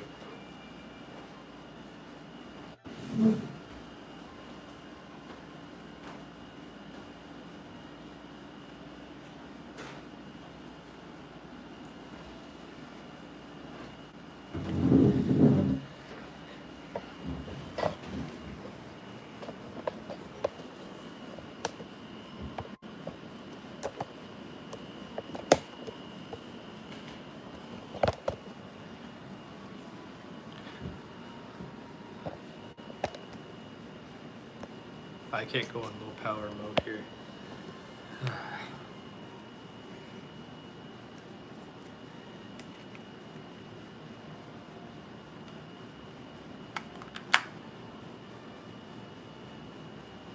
So I'm just about done with these paints. I just need to sew them all together. I don't know how long 2 hours and 40 minutes is. I don't know, 4 hours, I think.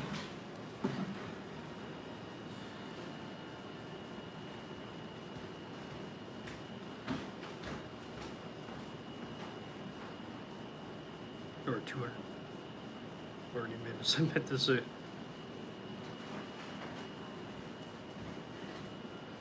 I can't do math. 4 hours. Okay, it is 4 hours, that's what I thought. So I spent 4 hours cutting and sewing all of it together. I mean, cutting and sewing all that. War of Trial by Fire individual. Listen, just reading the instructions is going to help you so much. You would be surprised. Like, you would literally just, it tells you how to do it. Like, there's nothing wrong. There's nothing wrong with like reading an instruction. Like, it's not going to harm you. It's actually a good thing to at least read them. I'm gonna keep on pushing you to read them until you read them. So you're not gonna. I'm gonna be a broken record when it comes to that. Yeah, but you can just read, and then it's so easy. Like, literally tells you everything you need to do. Like, you might as well just throw the instructions away, because like, I don't know, what if they're dress pants and they ask you to like do something like use an enclosure or something, like literally just read it. It's not gonna harm anything. That's all I'm trying to say.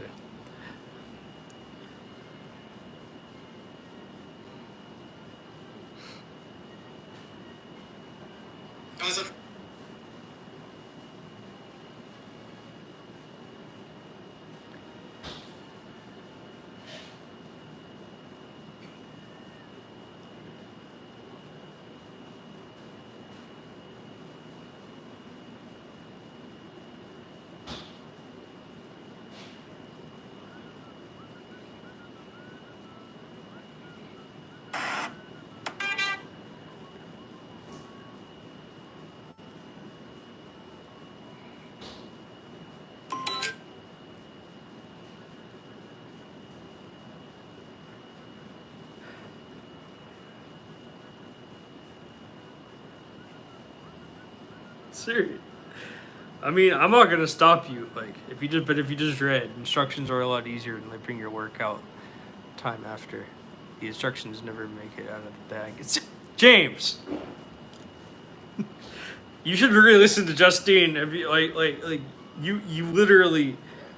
It's way easier just to read. Yeah, it's way easier to go through the trial and error of it if you at least have some thing that can like if you had like I learned how to sew from reading the instructions. Yes, I had a teacher and a mentor there, but also she literally made me read the instructions, and like I learned so much more because of that.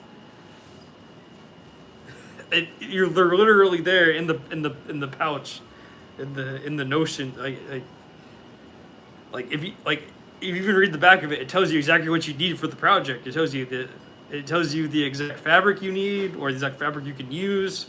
It tells you all the pieces you may need for it. So you go to the fabric store, you go to the little Notions, you're like, notions for the garment, and then it will show you everything that you need for the project. If I wrote it, I would say Velcro, right? Because you would need Velcro to cut and sew it together in order to do the enclosure. Maybe you may need buttons. Well, what size button does the project call for? It may be a 1-inch button, it may be a 1/2-inch button, maybe a 1/4-inch button. You may need 2 1/4-inch buttons. You don't know. Like literally, it tells you. You may need a hook and eye. I don't know, because I don't know what project you're using. But literally, you will literally, like Justine said, with the instructions, you literally know what you need or don't need, and it helps you, and you don't have to seam rip up everything if you screw up.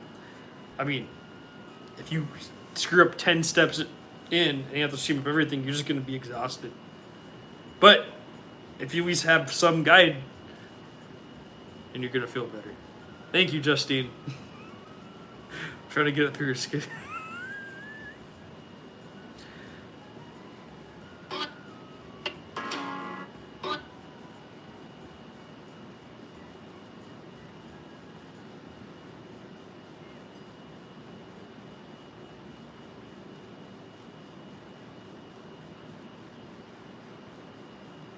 Pants following the instructions. Thank you. You said pants are super hard, so like if they're really hard for you and you don't understand how they work, I mean I wouldn't recommend pants at your skill level. I would go for like a skirt or something, personally. But like if you want to try the pants, like go right ahead. I'm not gonna deter you from trying something, but you know what I mean. Like, can watch mistakes a lot faster. Yes, you actually can. You actually can. Like, especially at your skill level. And like you instantly want to do like the hardest thing right away. Like I said, it took me years to learn how to do pants. So yeah. I'm not saying that you're like you could be better than me. And you could just be a prodigy at pants and just understand how pants work right away. But what I'm trying to say is that's probably that I don't know.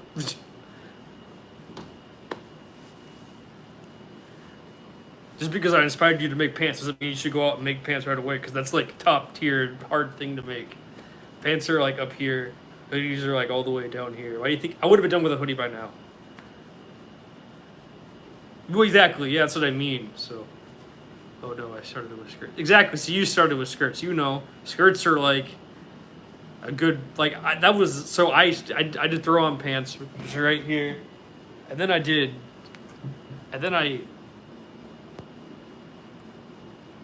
out of my sewing machine. Oh, I don't know.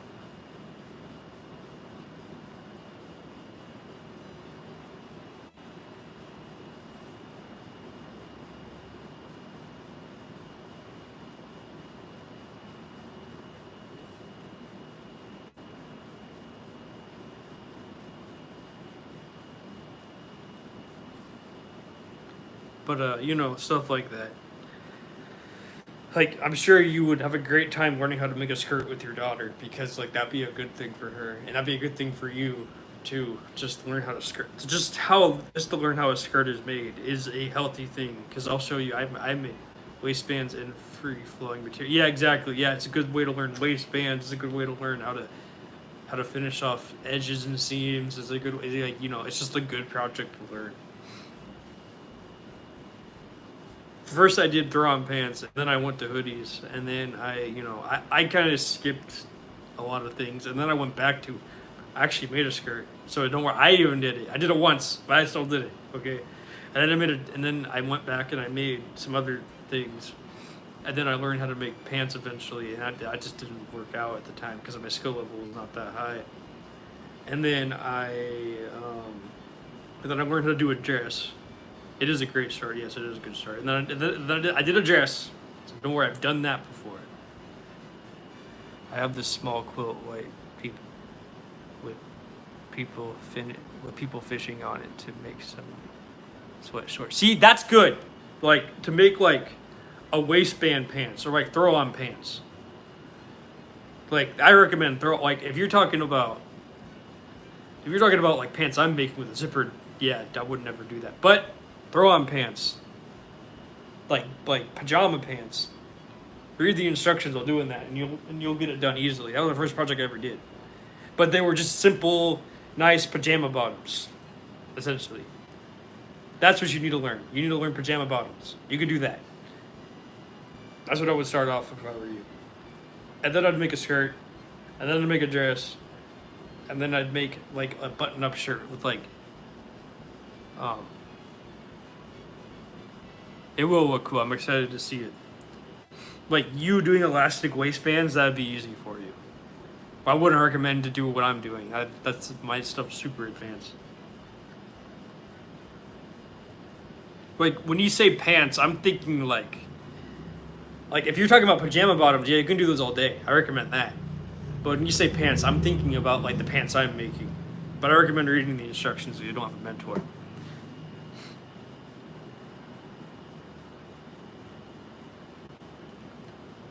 Let's see.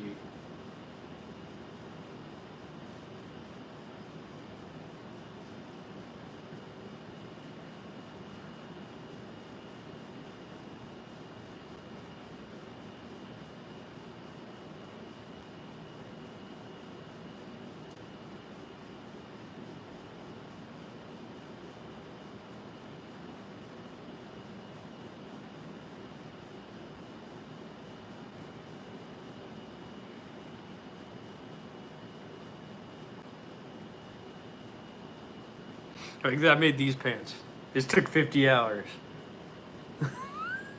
So, you know.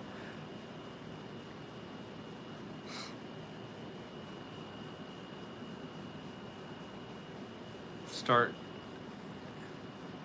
simple. Maybe I need no. You need instructions, man. You're wasting. You would literally waste your time if you don't have instructions. That's what I'm trying to tell you. Like don't do something without reading it. Just reading about how to do it. That's all I'm trying to say. Because like, why would you waste the fabric? At least you have a chance of doing it right the first time. That's all I'm trying to say. Maybe I'll try that tomorrow. Just can't help it. You know, James could not help it. I'm telling you, instructions are important. No, I want to make pants like regular pants with zipper and pockets. That's the goal. Well, I'm trying, Justy. You're not. I mean, like I said, I don't think you're ready for that yet. But, you know, I'm not going to stop you from doing anything. Just make sure you read the instructions. Otherwise, you're going to waste a whole bunch of... Like, don't waste beautiful fabric on something that you don't have the skill for yet. That's what I'm trying to say. Otherwise, you just be wasting your time and your fabric. And you can't get that fabric back with the quilt. It's probably, like, the only made quilt that they ever made. Like, don't do it on fabric you don't like. Do a sample. But yeah, this pair of pants took 50. This pair of pants took 50 hours. Okay, and then I made. Let's see. And then I made this pair of pants. This was just pants. This took like 30 hours, so it was getting better by then.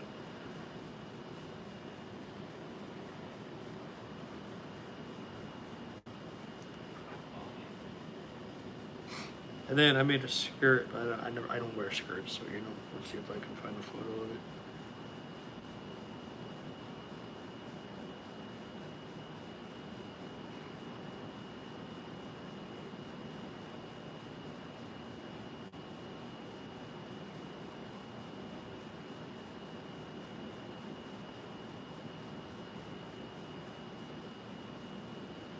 Well, there it is. I made this skirt.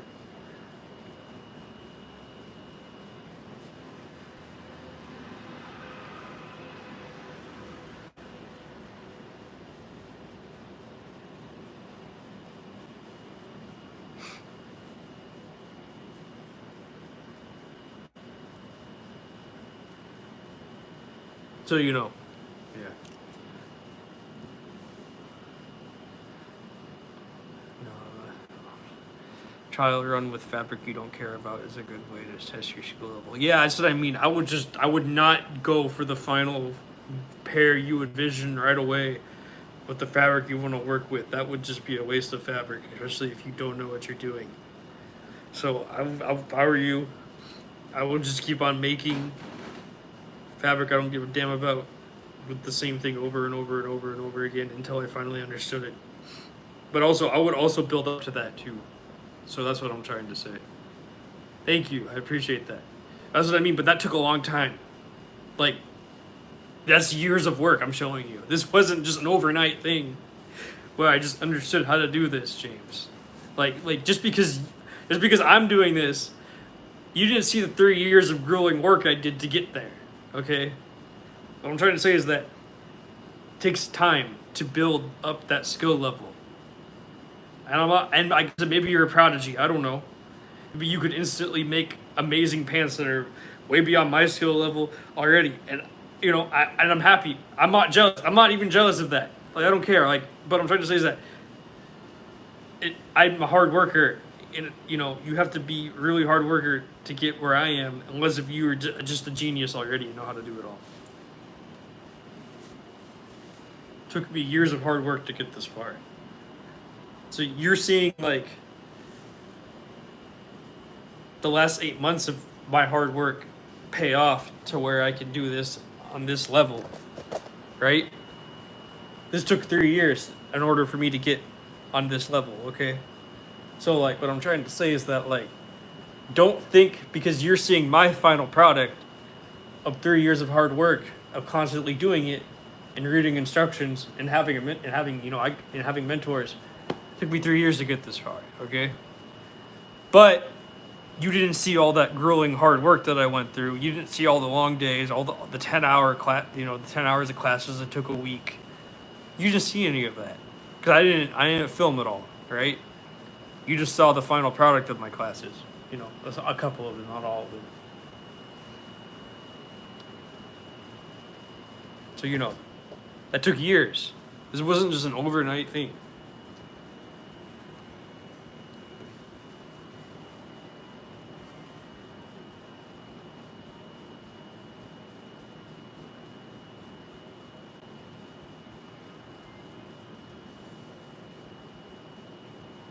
Okay, this is one of the first hoodies I made. Or the first tapestry hoodie. This wasn't the first hoodie I made, but this is the first tapestry hoodie that I made. This one actually sold. So that means I have 12 years to get there. No, you could do it in less. You could probably do it faster than me. What I'm trying to say is that like I just dedicated my whole life to it. That's the reason why you get to see this. Like I literally cut everyone off and everything off. The only people that I kept in my life are the ones that were supporting me through this. And yeah, I stopped talking to a whole bunch of people, and I was stuck in a room, or in rooms just learning this. You know what I mean? So yeah, that's...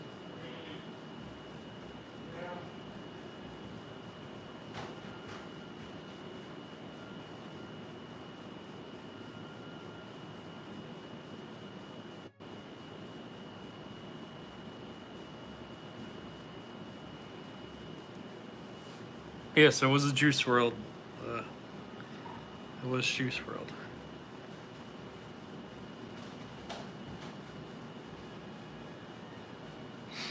The first like real hoodie I ever made, I sold to my chosen sister. She wanted to buy it off of me, so she now owns it.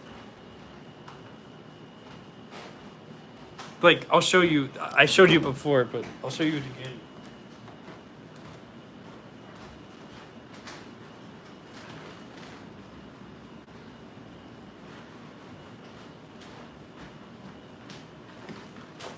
This garment took 50 hours. Yeah, more of a hobbyist. Yeah, I know. That's what I'm trying to say. Yeah, this, like, I'm obviously not a hobbyist when it comes to this, as you can probably tell. This took 50 hours. 50. This whole garment took, you know what I mean? So, like, yeah. Like, everything on it is, like, perfect. Zipper, this, that. So, like, but, you know, even a hobbyist should learn how to read instructions. That's all I'm trying to say. In my opinion, at least. these. I don't know. Like this lining, pocket, perfect cargo pocket. You know, like.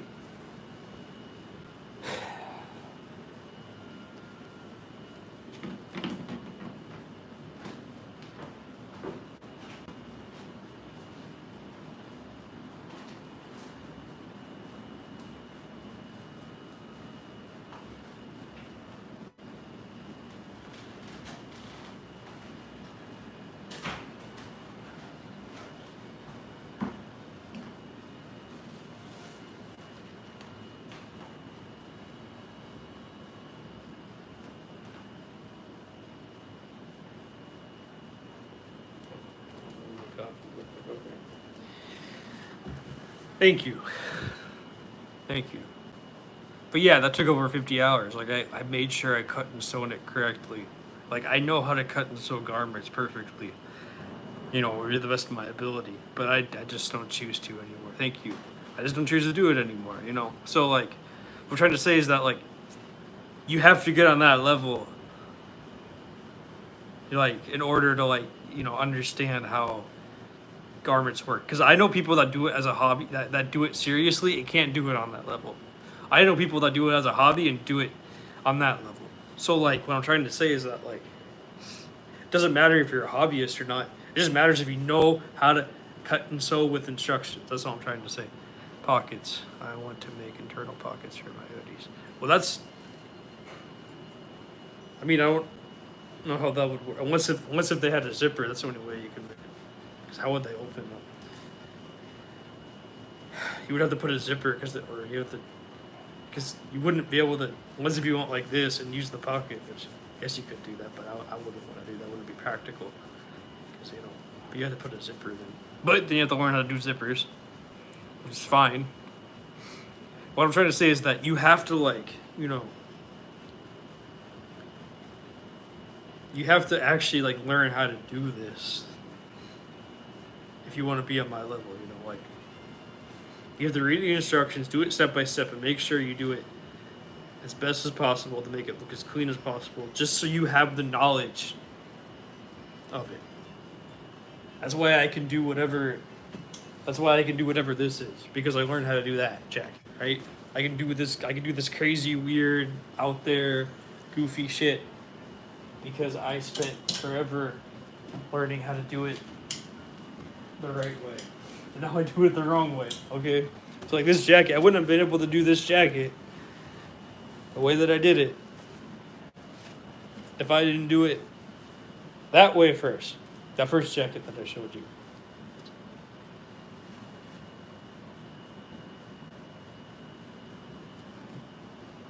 And I'm not trying to deter you. I'm not saying that, you know, you can't do it any other way. What I'm trying to say is that if you want to break the rules, learn them first. I just want to make for me. Oh yeah, see, that's fine. If you want to make for you, then that's fine. Like, that's totally cool. But like, if you're trying to sell a product, you know, at least have some basic understanding of like, you know, like I'm trying to say, I'm not deterring anyone from thinking that that's not a bad product to sell.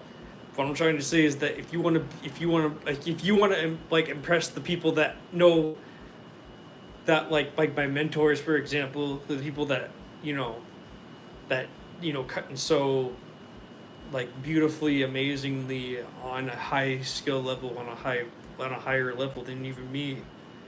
You just have to, like, you know, make sure you have that knowledge somewhere in your head. Use it or not, I don't care. Just make sure you can have it, right?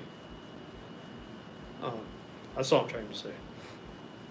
But if you just make it for you, then it doesn't matter, right?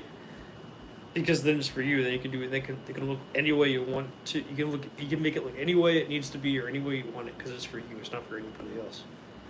That's what that makes sense. Like, that's okay. But like, obviously you need some level of quality, or some level of, you know, if you're trying to sell a product, you need some level of quality control there to like make sure that you know it fits the standard needs of what a good product should be. Yes, I'm trying to. Yep, you got that right. I'm trying to make you expand, not stay the same. I'm trying to make you grow and make you uncomfortable until you get comfortable with it. You know, that's what I'm trying to do, James. You got that right. I'm trying to make sure that you grow as a designer and grow as a, you know, as a product maker, and not just, you know, like make half-ass things because, you know, like you can get to my level. You could do it better than me. I don't care. Like I just want you to do it better. I even want to do it better. So, you know.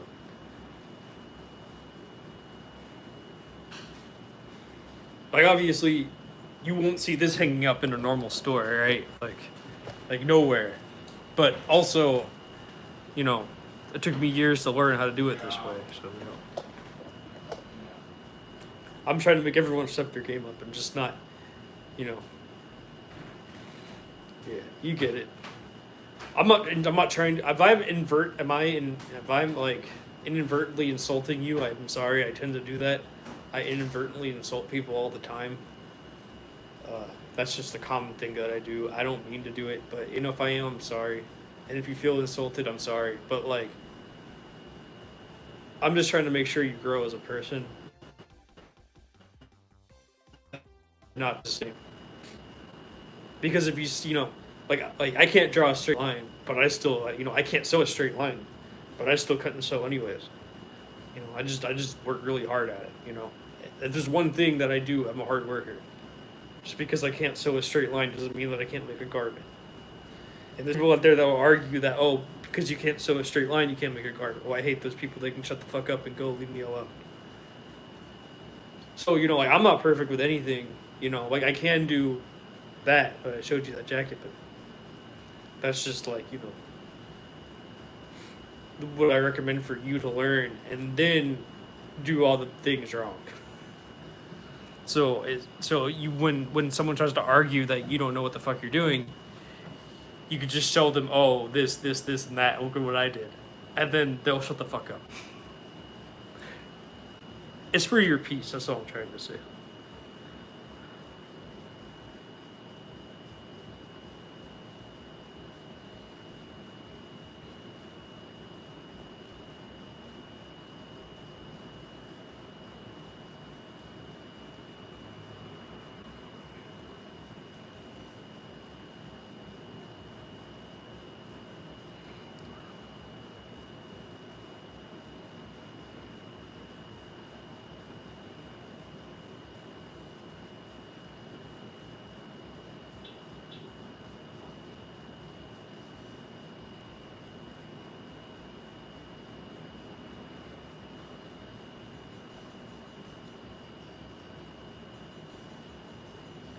Whoa. Yeah, that's good for him. You definitely play to your strengths and make great products. Well, thank you. I do appreciate that. You know, like, I'm trying to, like, you know, you're definitely right about that.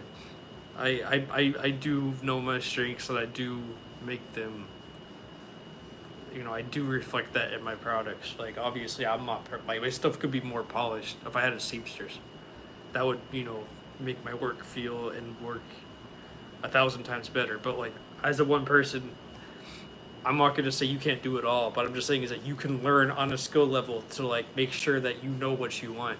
So when you hire someone to work with you, or when you have someone that works with you, you're actually paying them actual money they actually deserve, and just not hiring someone because you think they work well. You know what I mean? So like, what I'm trying to say is that, like, if you don't know what you're doing, you can get scammed by someone that knows slightly better than you. Or on the inverse, that's the word I'm trying to look for. The inverse, there's someone that you can teach, pay them less, but the second they're done learning from you is the second they leave you, and you know, they start their own business. Now I rather be the skilled one that knows what good work is. So I just pay for that person that deserves the money right away because they earned all the skills, and then I just pay them a good income, and they're happy with it, and I'm happy with it, and they don't leave me the second, the second I teach them anything, because I don't teach them anything. I just trust them to do their work because I like their work, and that's where I'm trying to help you, is that you shouldn't want to work with someone that's going to leave you the second they learn everything from you. You should want to work with someone that already knows what they're doing, maybe even more than you, because they do the job better than you. That's why you hired them. I wouldn't want to hire someone that I have to teach to do the job. I would be miserable. I already did all that work. I want to hire someone that knows what they're doing. That's why I hire them.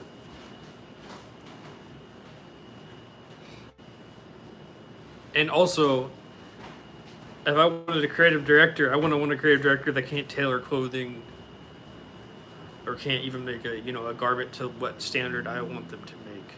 And I hope James understands that. So Yeah.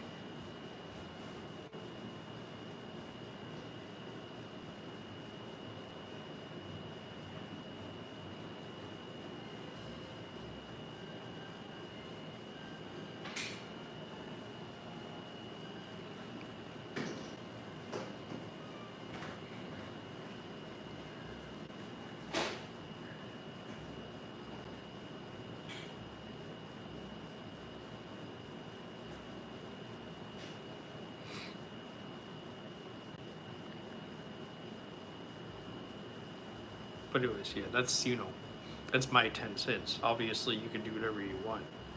I'm not gonna make you do anything. But also, I wouldn't recommend to go out there and just instantly think you can cut and sew a perfectly made garment without any prior knowledge of how to cut and sew a perfectly made garment.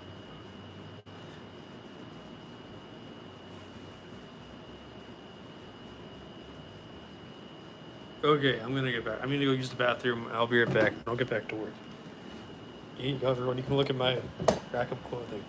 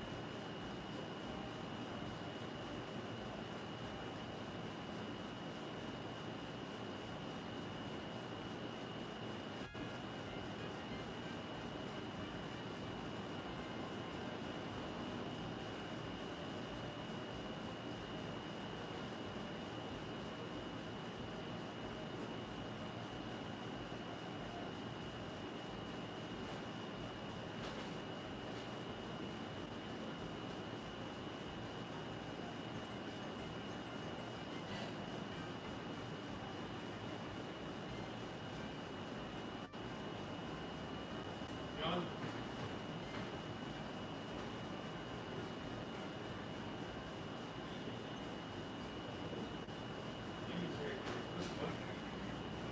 There was a cup of coffee right here. I don't know what happened. Did you move it? Yeah, I thought I saw That was mine. Oh shit. What did you do with it? I thought. What did you do with it? Did you drink it? No, I thought it just. What did you throw it? Did you dump it down the drain? Yeah, I thought it. No, because I thought it was fine.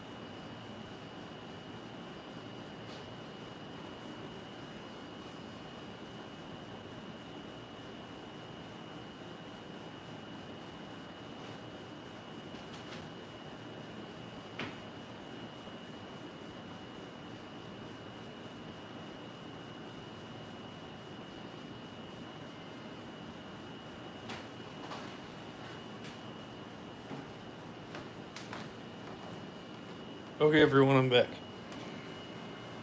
Okay, so I'm gonna say goodnight. It was good watching and talking with you both. Well, thank you, Justine. I appreciate it. Good night.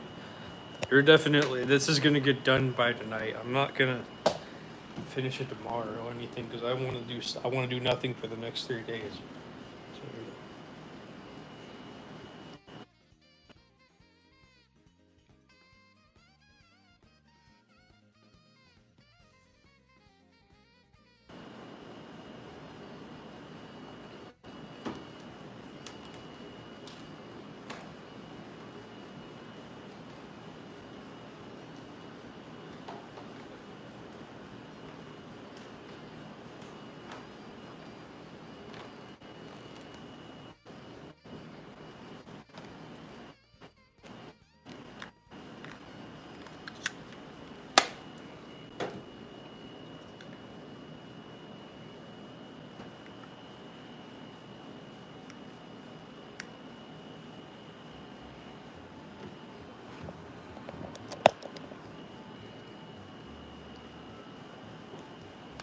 Okay.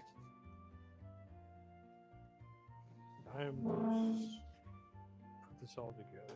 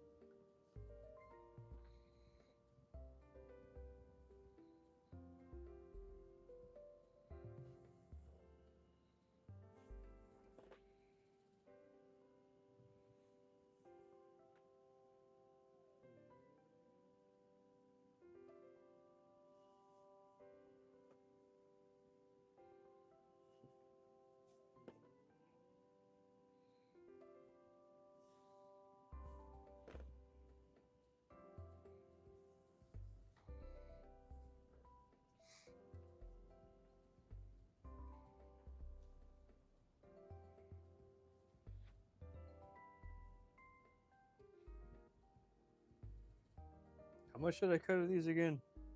I cut too many. I need 4 of them. I think.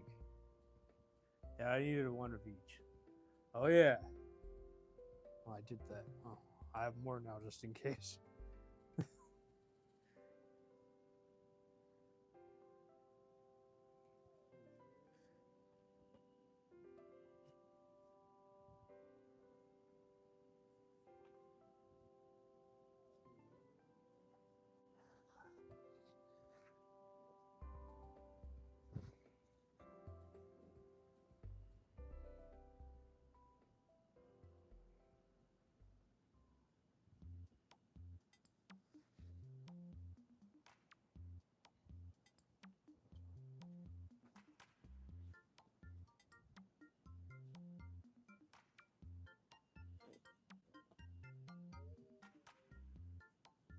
Okay, I'm just gonna do this.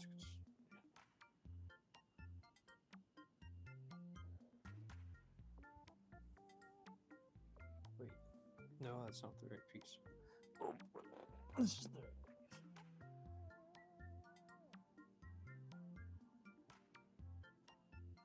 Yeah, that's better.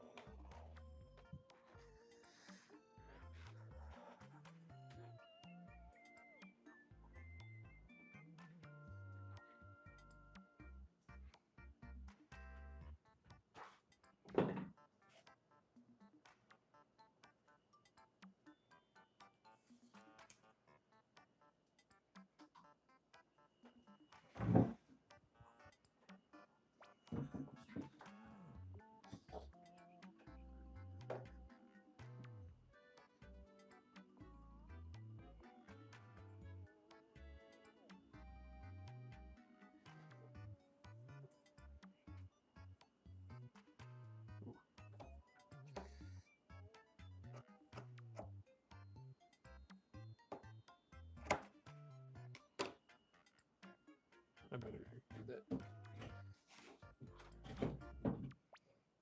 I hope everyone likes and subscribing. You're having a great day. Thank you so much for stopping by. I do appreciate it.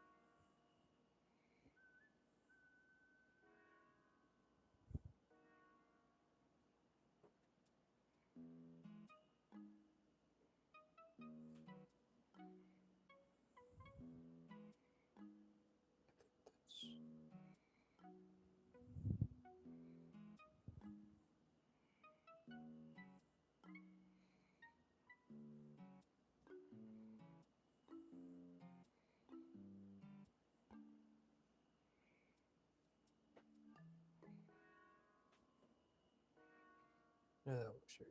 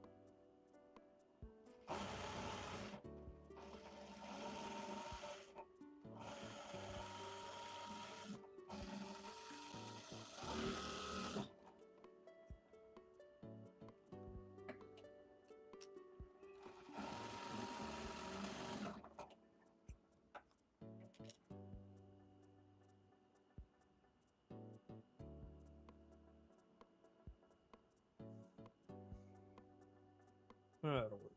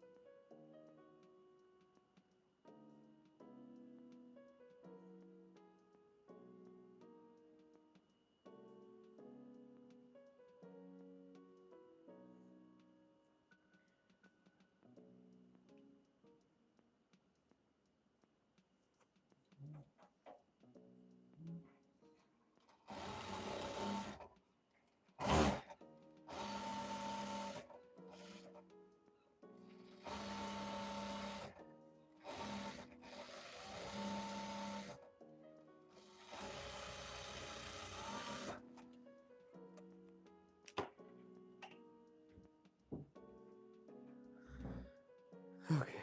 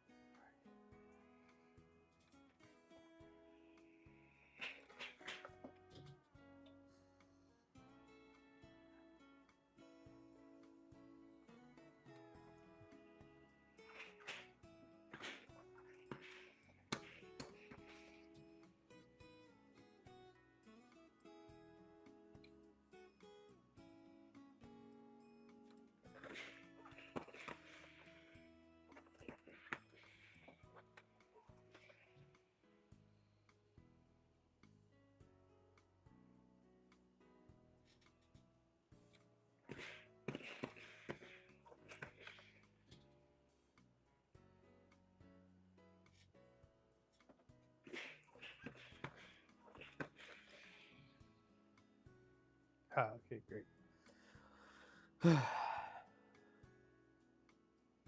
That's front, that's back.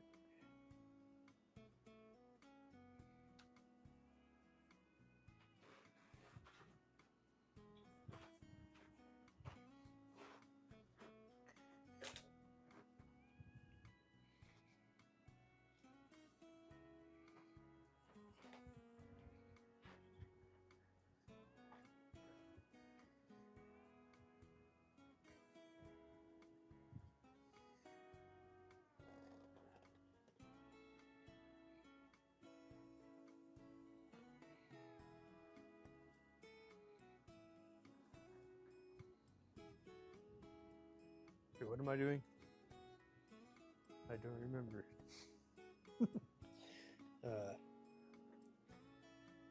Oh, I know what I'm doing. Right, I'm doing it wrong. That's why. Here's the back.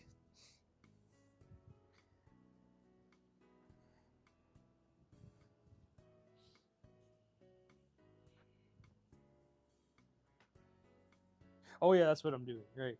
My brain got confused. I keep on forgetting. Getting tired. Totally fair for this one project.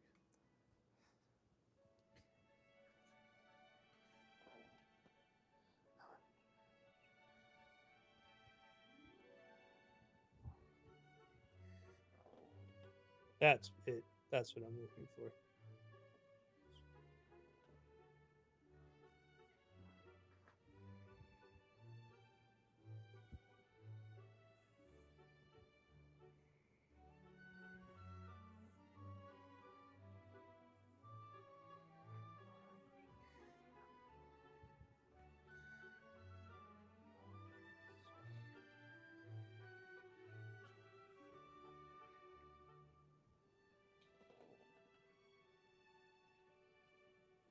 Yeah,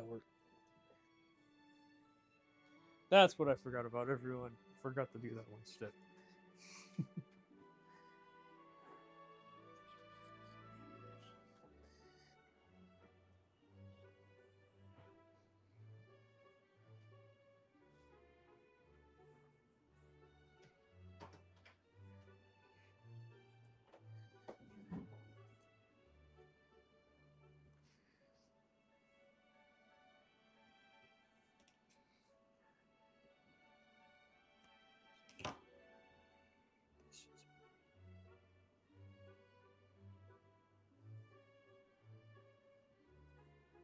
Oh yeah, what am I thinking? Oh yeah, right. That's the next step. Forgot the steps. Brain forgot steps. Pretty normal with my dumbass.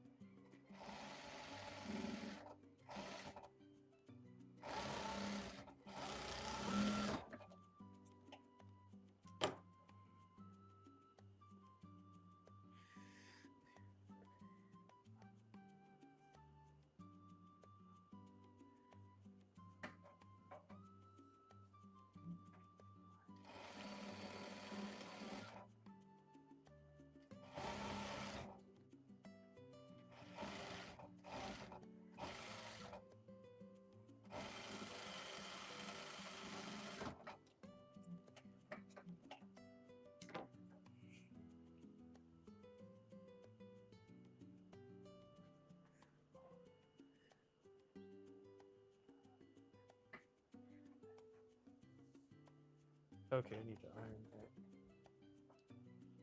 Follow the instructions. Exactly. I don't have a seat. There's a big problem when you get to my level and there's no instructions It's different. It's different, James, because there's no instructions. I don't have it written down, so I have it memorized, and my memory is fucked up sometimes. So for me, like I said, once you get to my level, you don't need instructions anymore. You just need to memorize your patterns. But I had to follow the instructions in order to memorize that. So yes, you're right. You can call me out on that. It's true. But also, when I was making this pattern, I wasn't writing down each and every step and how to cut and sew it together. Oh, I forget sometimes, and I can't see it in my head because I have aphantasia. So it's not the same. So I have a disability. So I have an excuse. I can't imagine things in my head, so I don't remember what they look like. And you're right, you can call me out on that. I appreciate that. But also, I have a disability, so I'm working 100% from muscle memory.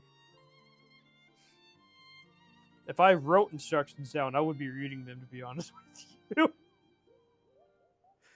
Remember this, do that, do that. Put the pocket here, do this when that happens. I would totally be reading the instructions if I had them written down. So,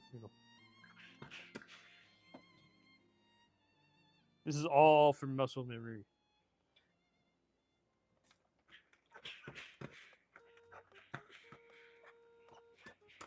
Are you salty about that, James? I'm sorry. I didn't mean to make you salty about it, okay?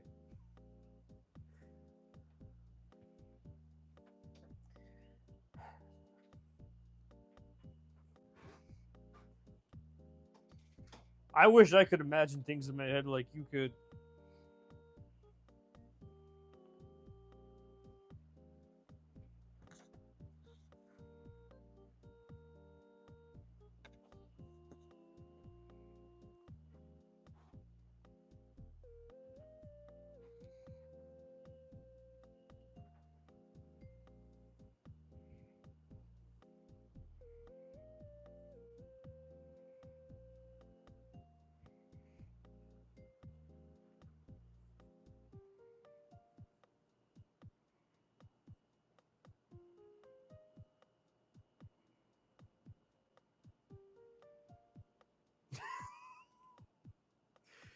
Right. I mean, honestly, I wish I had the instructions written down on how to cut and sew this carpet.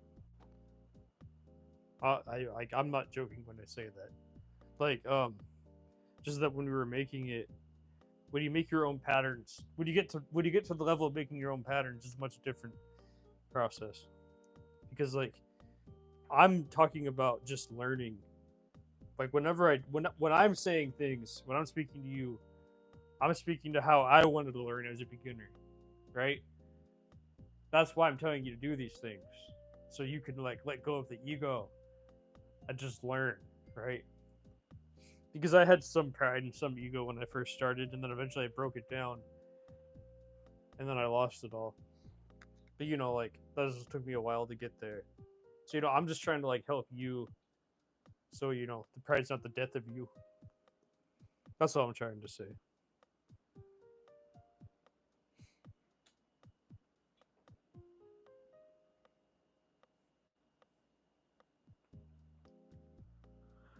I wish I was normal like everybody else.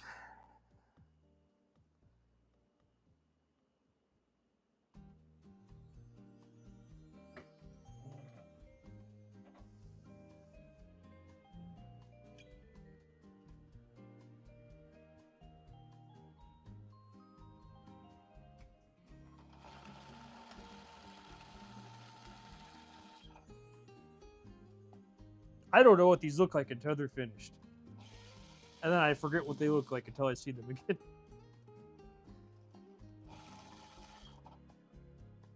That is my disability. I am blind when I close my eyes.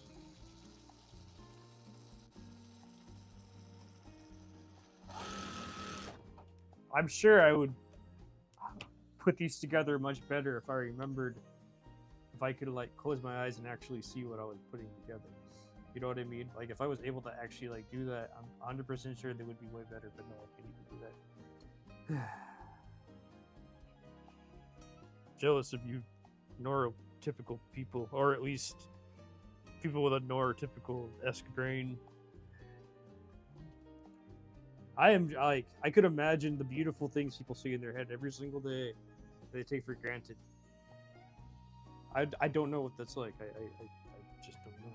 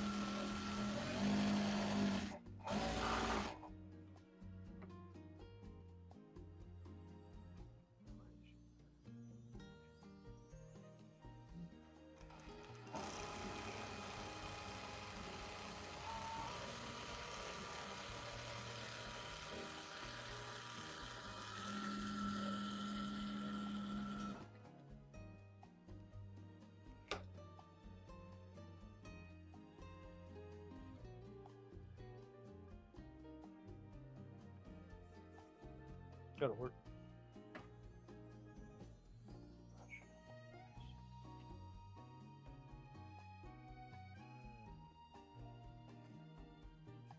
Nope, that's not gonna work.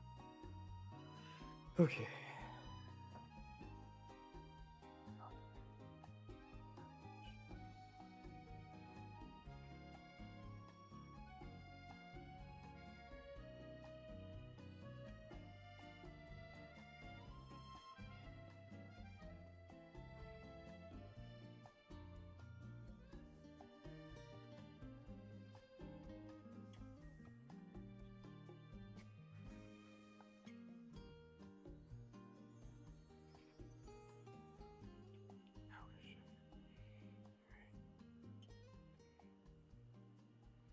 Is actually way easier once you learn the sections of sewing, because all sewing's in sections, right?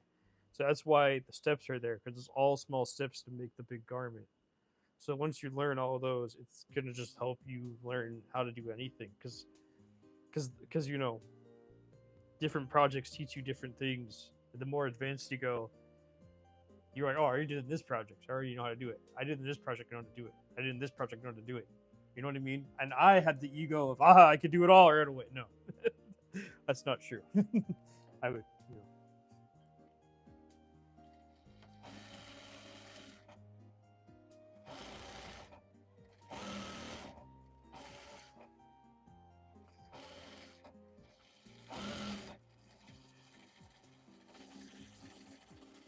It took years of hard work and dedication of learning and doing the basics over and over again.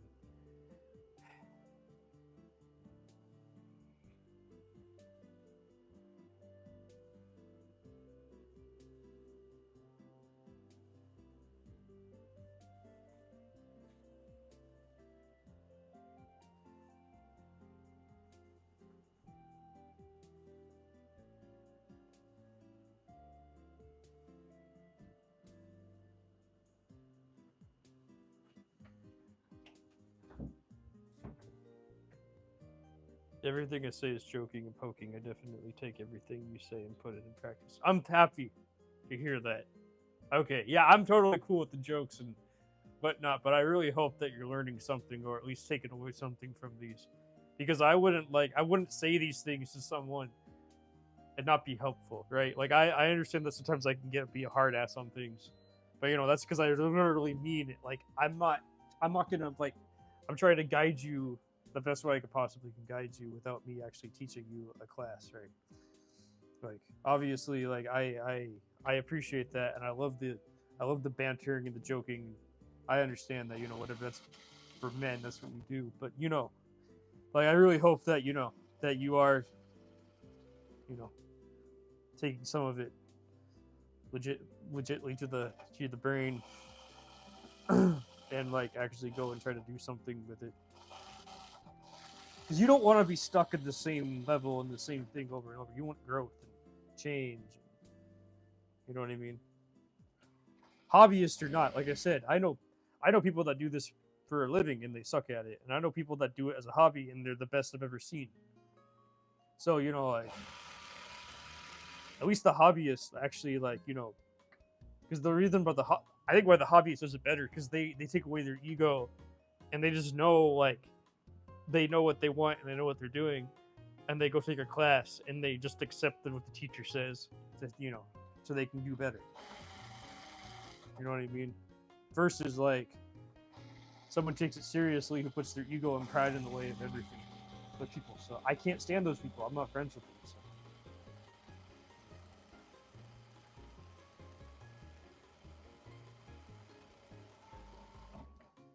I'm okay with the bantering and the joking. I understand. You can call me out when I,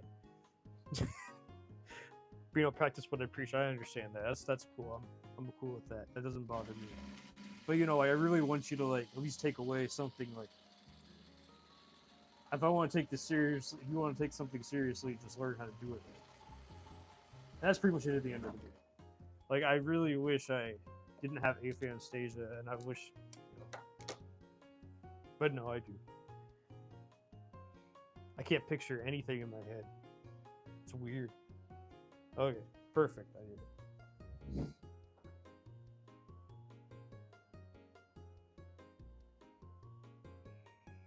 The quality of my work is directly tied to your insights in watching you.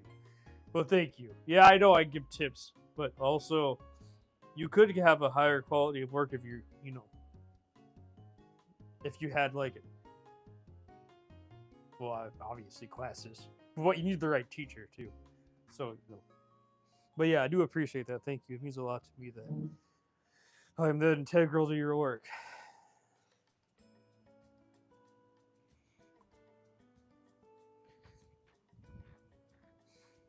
Okay, let's see. I got this. I'm gonna take a photo of this. This is ridiculous.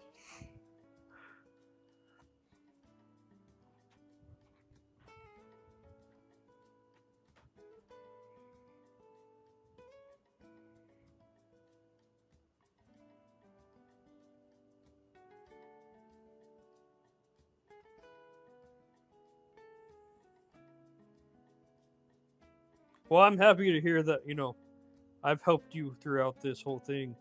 I don't think I wouldn't call myself a good teacher from, how I am, but I'm glad that it has helped.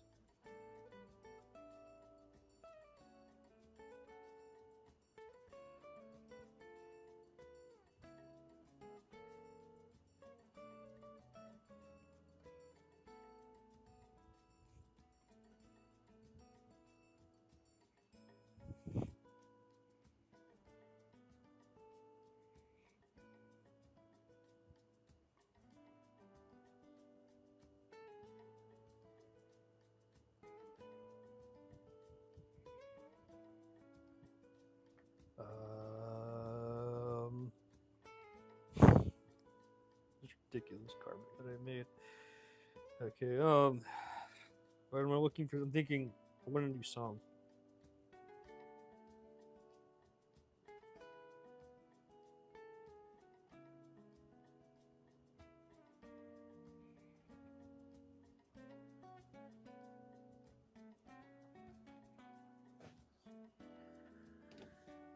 Oh, that makes me happy. Thank you so much, James. I do appreciate that. I feel like your work can get better if you make sure that right sides together is, and make sure you just know what the basics are. And that's why I recommend just always taking the class. But, or reading instructions in this case. Because then it would help you go, it's exactly what Justine said. It would literally help you 10 steps ahead, because you're always 10 steps ahead when you hear instructions.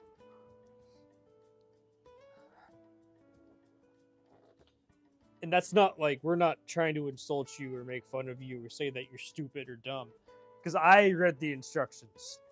So like, you know what I mean? Okay,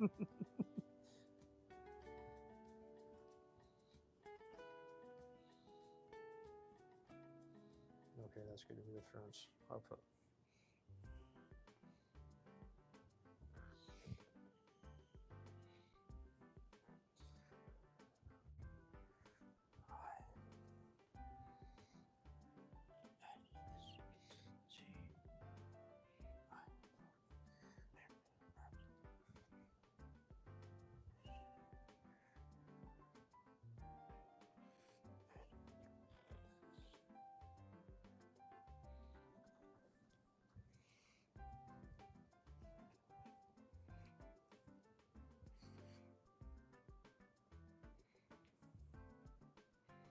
Ooh, I didn't. Thank God I saw that before I fixed.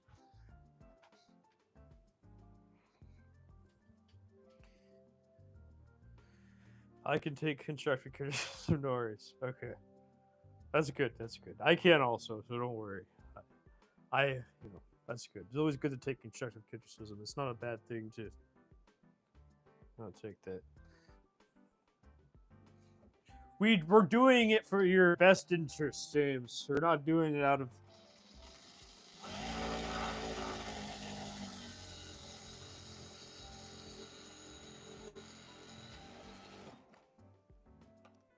Okay. That'll work.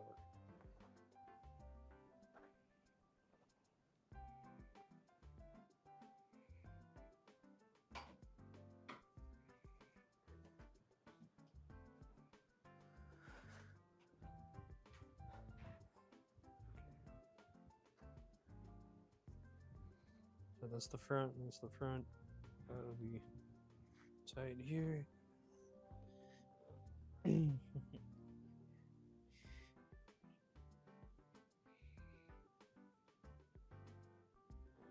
I have no visions. I have no visions in my head. I have no imagination. I know that sounds crazy to think about, but I literally have no imagination.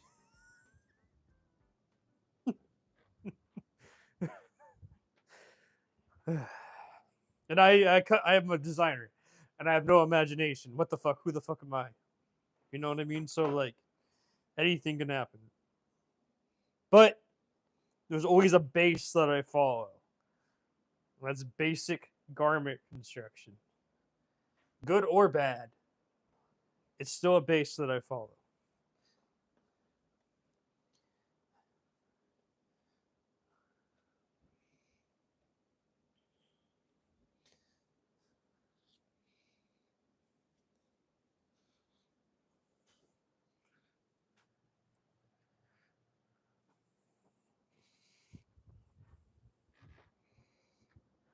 I wish I had an imagination like everybody else. But nope.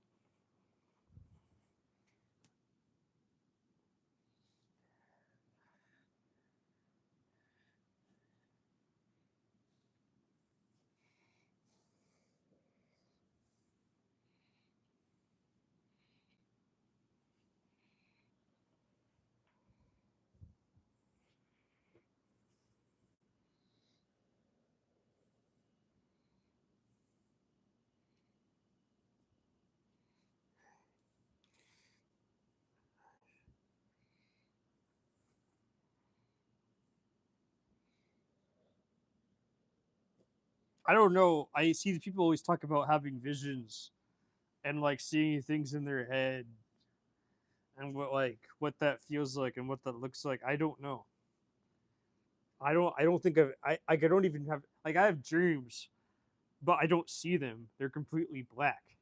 Like I could tell that I'm dreaming, but it's nothing's there. I don't see any images ever. Whenever I go to bed, it's terrifying because I'm in deep sleep. I see there's nothing. I don't see anything. I don't know if I'm ever going to wake up the next morning. Ever. Ever.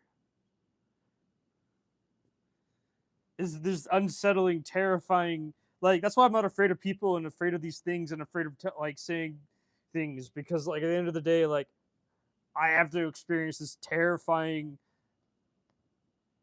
like, I don't know what I'm doing. Like, I don't know if I'm gonna wake up next morning because of what I experienced. So like that's terrifying. That's more scary than any fucking thing on the planet, in my opinion. Because like I don't experience visions.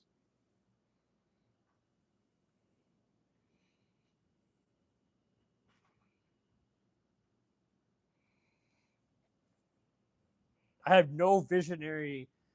I had people say, "Oh, he had a vision and he started doing it." I'm like, no, no, I didn't. I didn't see anything. It was just me making shit. Maybe somebody else can see the vision. I physically can't see the vision.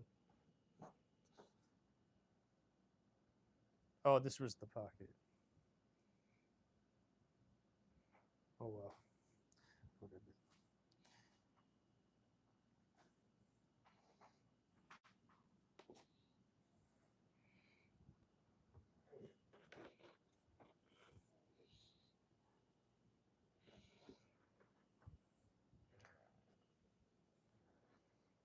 That's why I just like making crazy shit because I don't know what it looks like until it's finished. I don't know, and I don't ever remember what it looks like after it's finished. I move on to the next thing. Go on to the next thing. Move on to the next thing. Wait, that's the wrong one. There it is.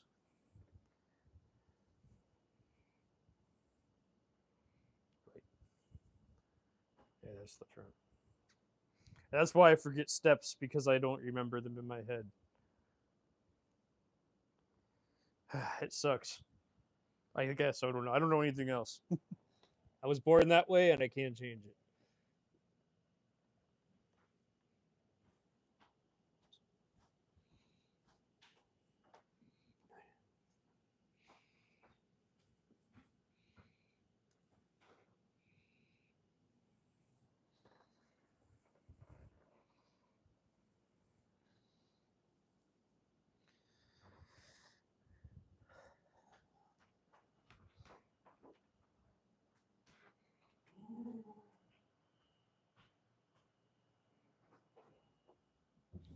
And like most people, I guess most people can see visions in their head, which I thought it was the opposite. I didn't realize people could see visions in their head, um, which was crazy when I learned that was the norm. And I was like, oh wait, I'm not seeing anything. It's just all black.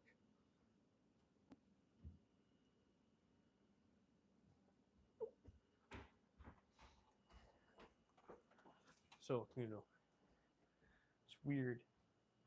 It's different. It is a disability. I don't know how it's considered disability, but I won't know how it makes me disabled from other people.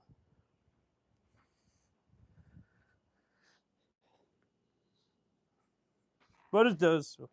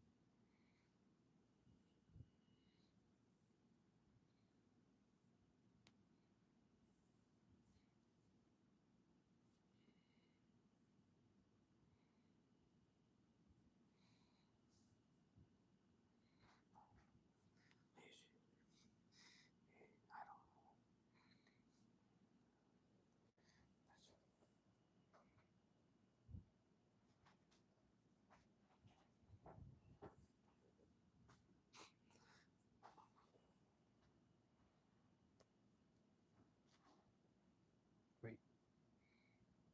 Now whatever.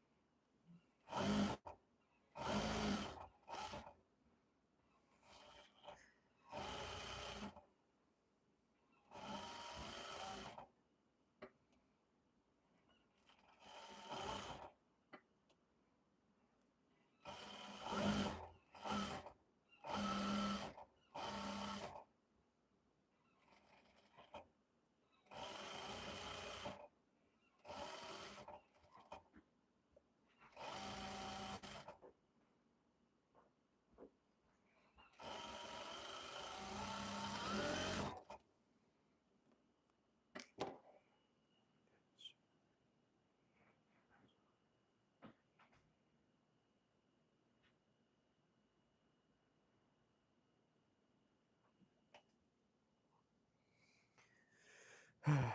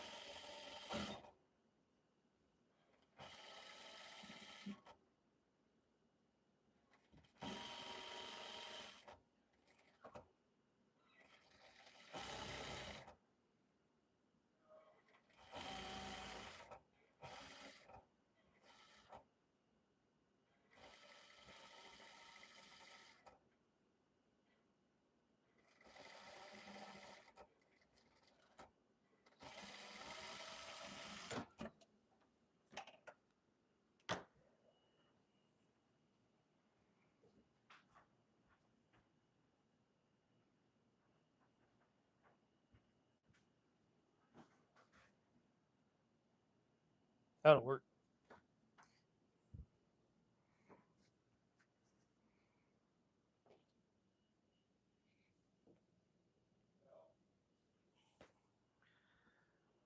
Oh, goodbye, James. Good night. Have a good night. Hope you sleep well and whatnot.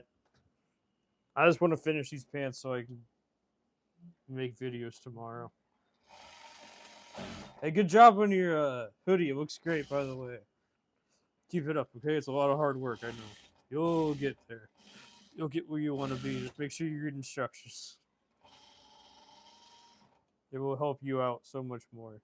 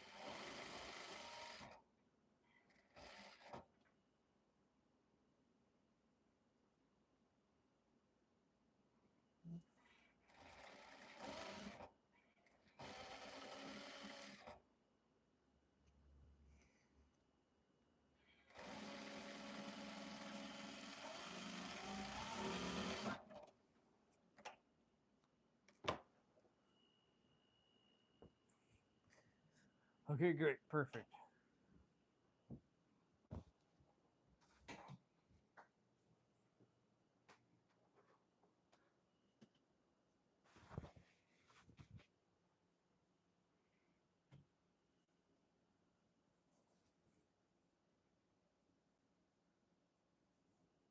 Yeah, that's it.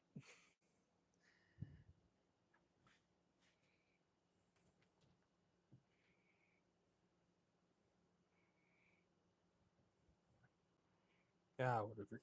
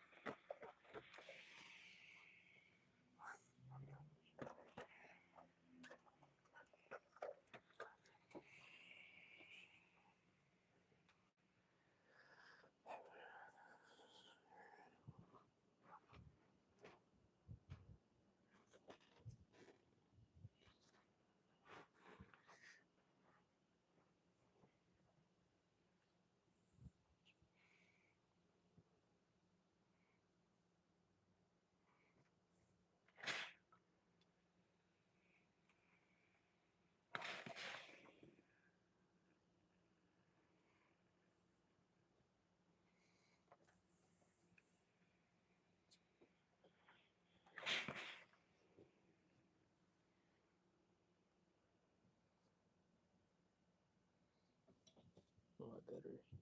Oh, I need to do that. Yeah.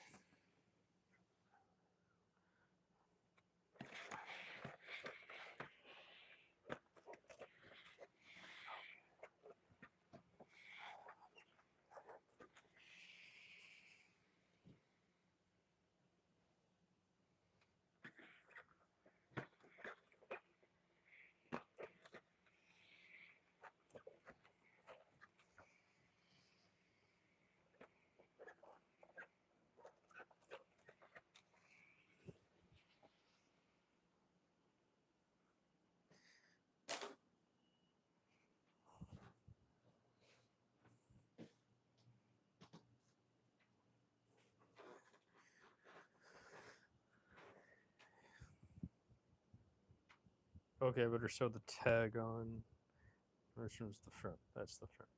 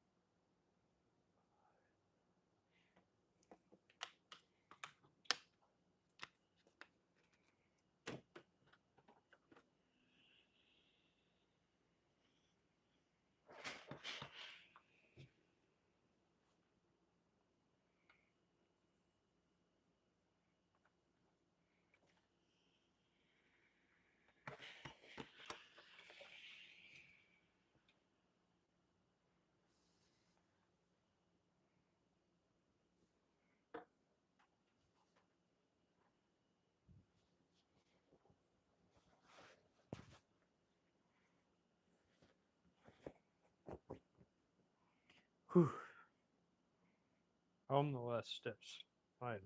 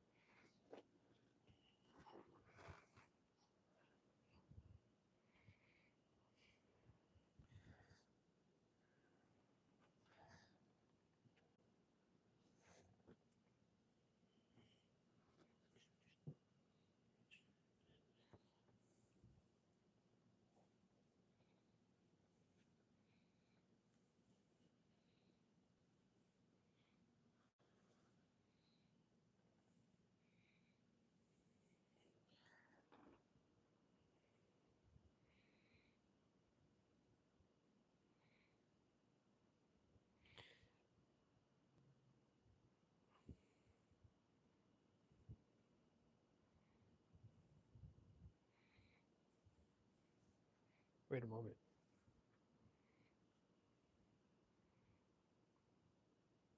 No, it's right sides together. What am I thinking?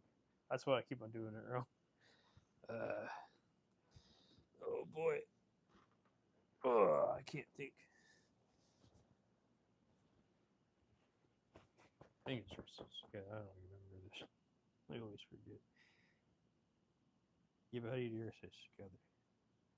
Good question. 'Cause that's. Oh, that's how you. I did do it right. My bad. Okay. Yeah, I'm all like, wait a moment. That's the right side, and that's the right side, and it goes in onto each other like that. Otherwise, it doesn't work. Right.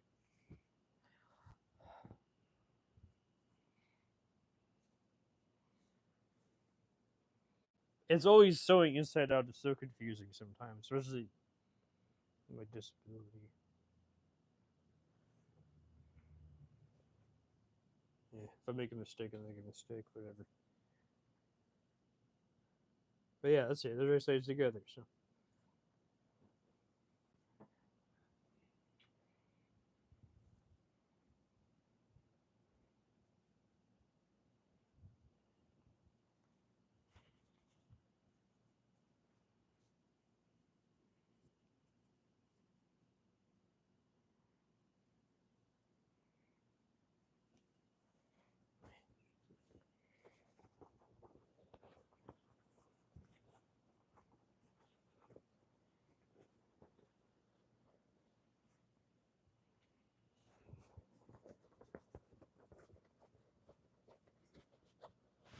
Okay.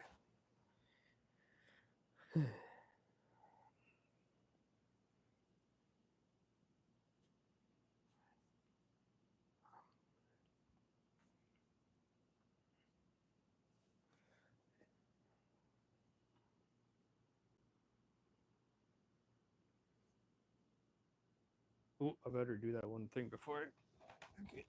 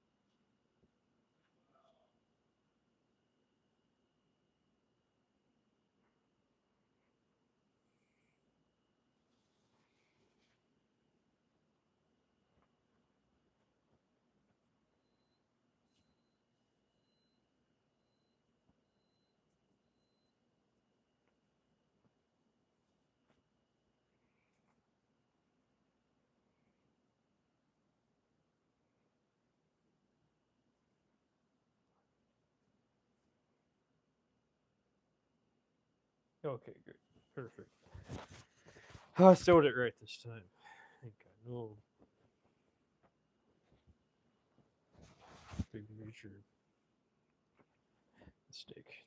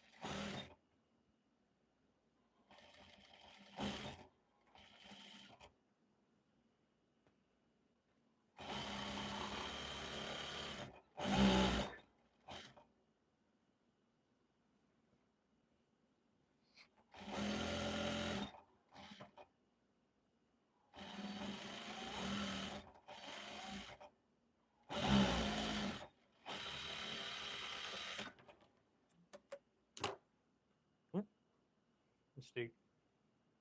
Yeah, that's okay.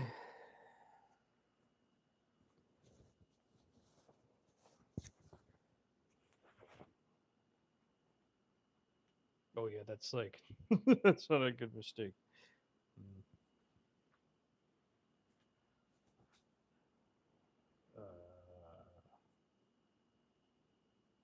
That's what I thought was going to happen.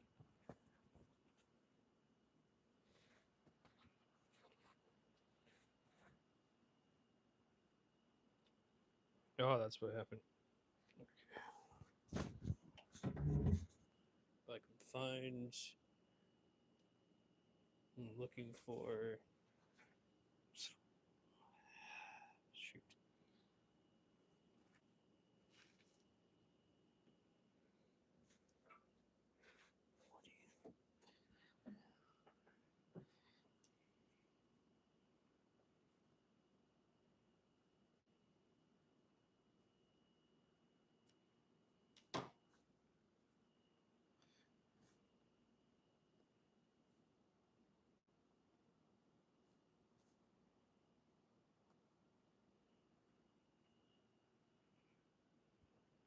Oh yeah, that'll work. I just see River.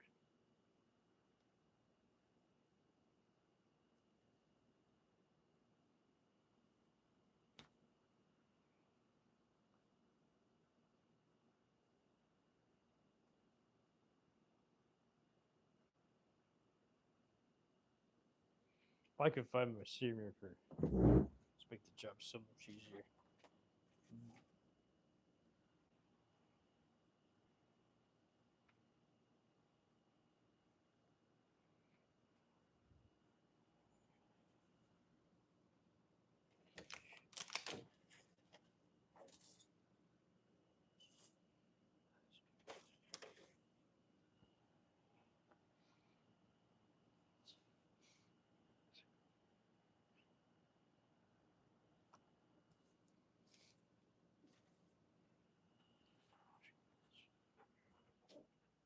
Everyone will be. I need to find my C River.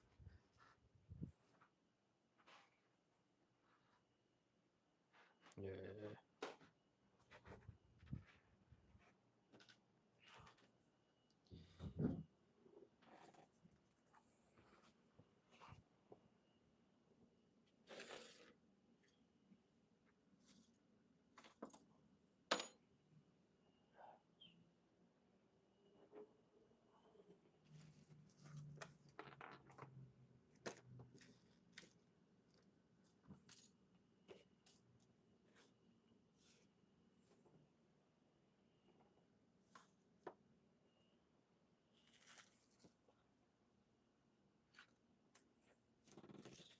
Where my C River go?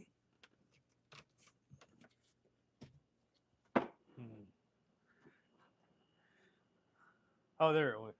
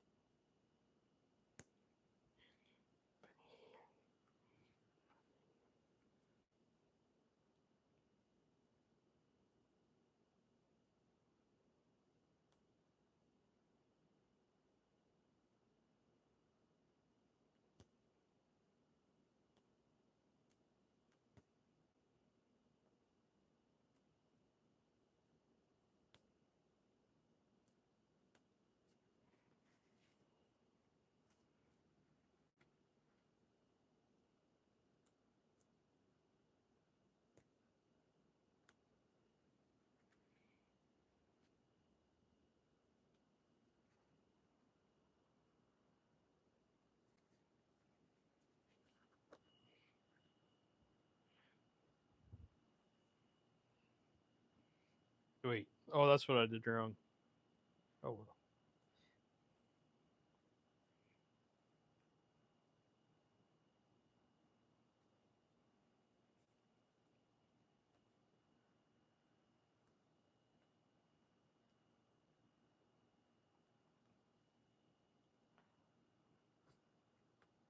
Dumb fuck. I'm an idiot. I wish I was smart.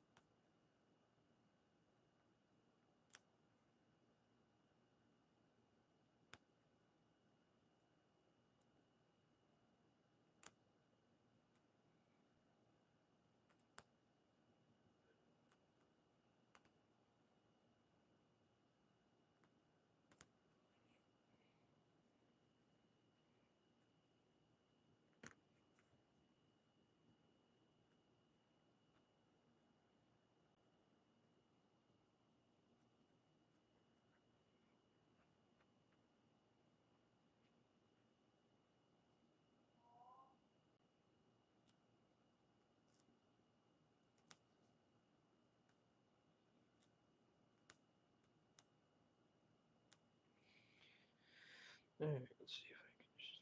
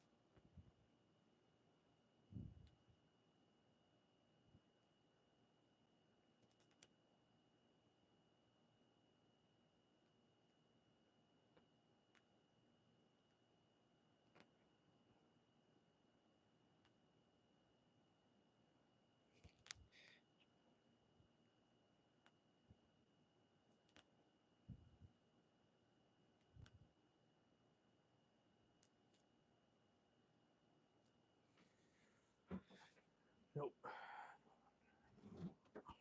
So everyone, I screwed up, so I'm not putting this in camera, but it's gonna take me forever now. I was having good pace until this happened. Oh. I hope you're all having a great day. I'm gonna be like and subscribe. I hope you enjoy whatever this is.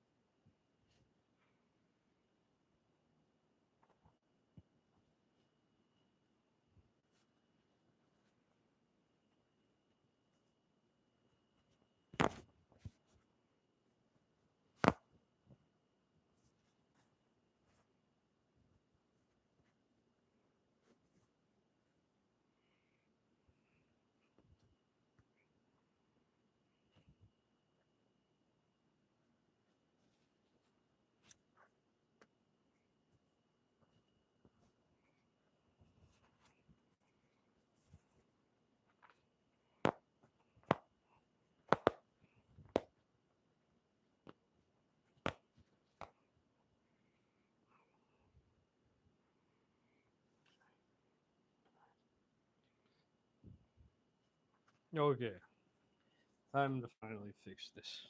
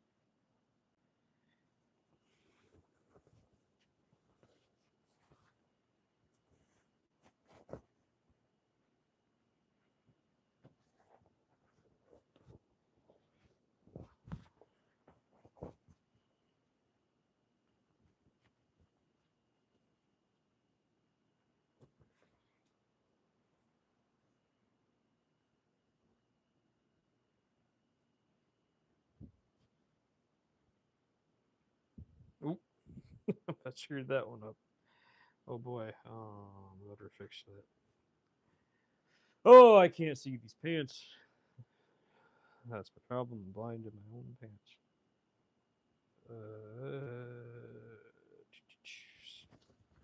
Fix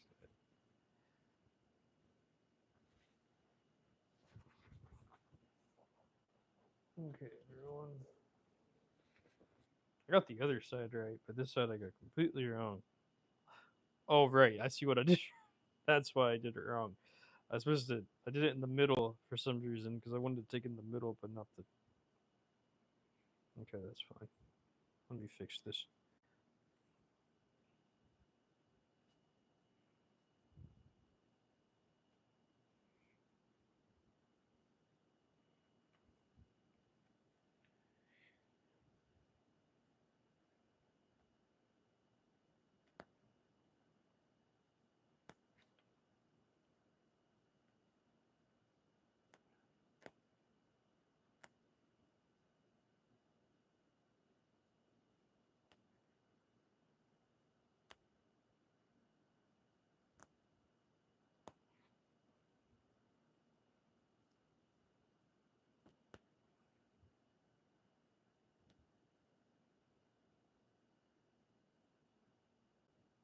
I tried it a different way this time. I don't like the way it turned out. Oh well, that's what I do.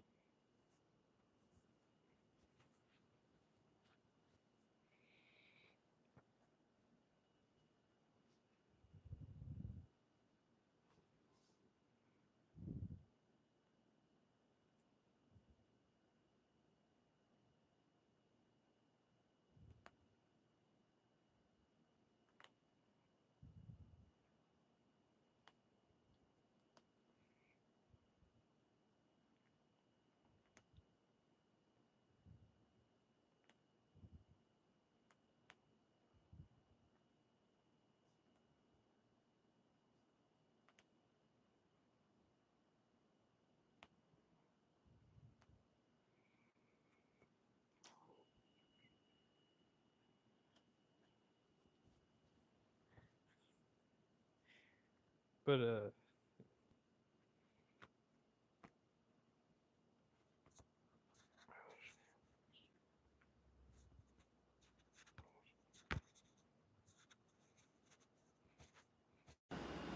come on, this shit. Yep.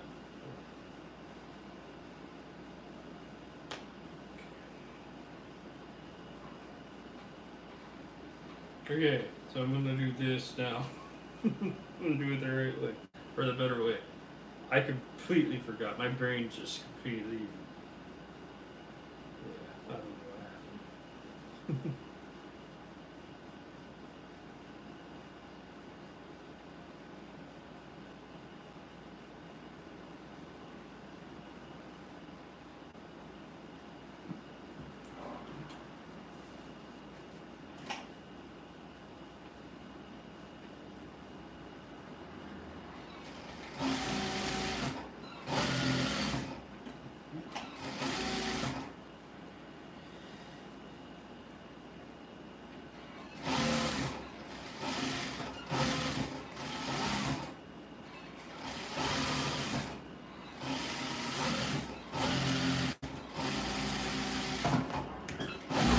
alright, I'll fix it.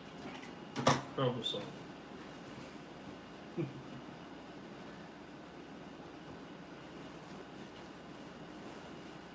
Well, you wouldn't sin give yourself.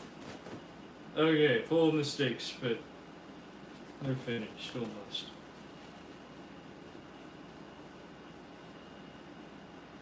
For the most part. This pocket does not like me. You know what, this pocket's gonna be just exactly how it is. It's gonna be not functional. Why am I failing? I can't think. I need a break, but I'm not gonna do it. I just wanna finish the phase. Just yeah, you get the mistake pocket. I'll have to redo this later.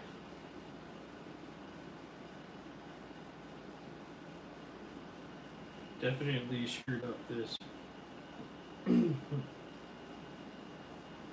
Yeah, you only get one pocket. you're a weird pair of pants.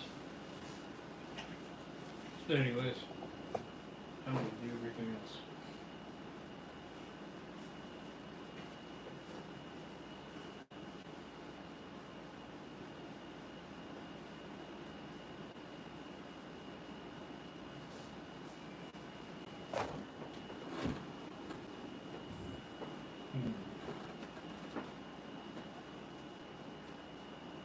I just want engagement, I guess. That and I don't care for pants all that much, so I'll keep the mistake in just for the fuck of it. Anyway, so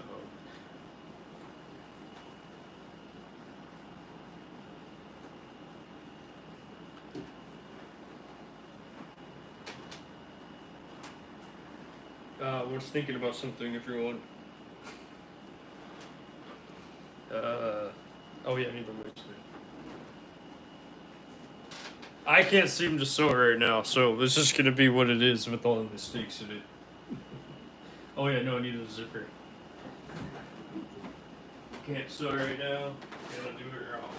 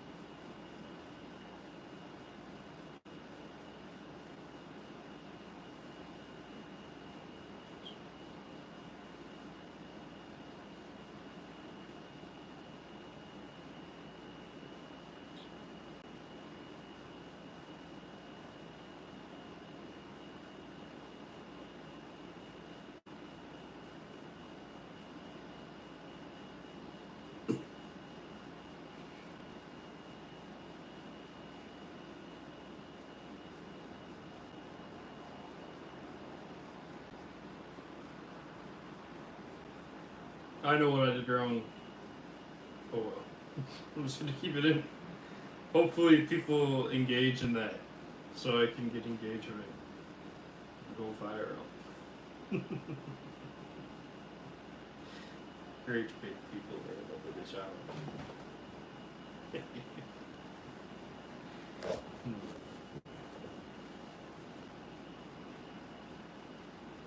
Or something. Whatever excuse I have in the moment right now.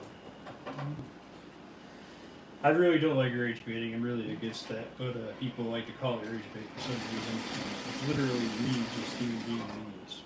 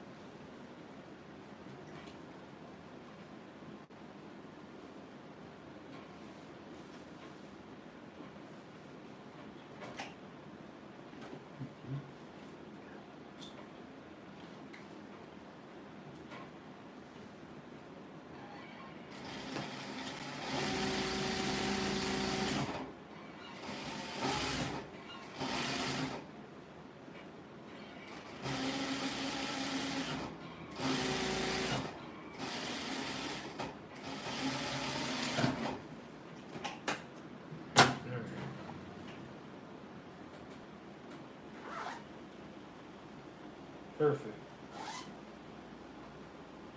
Oh yeah. Great. Well, I'll get that done. So.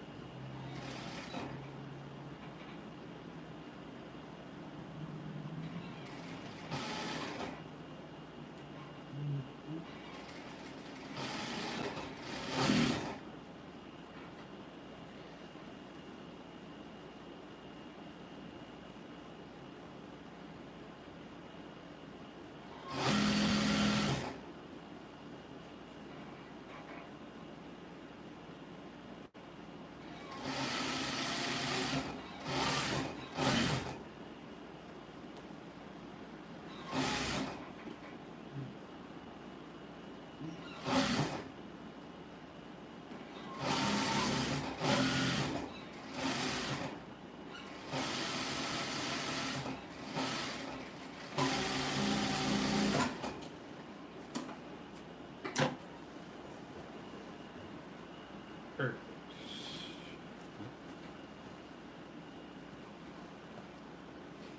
One side is like, one side works, the other side doesn't.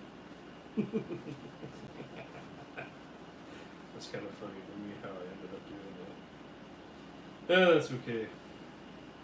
This stuff happens. So.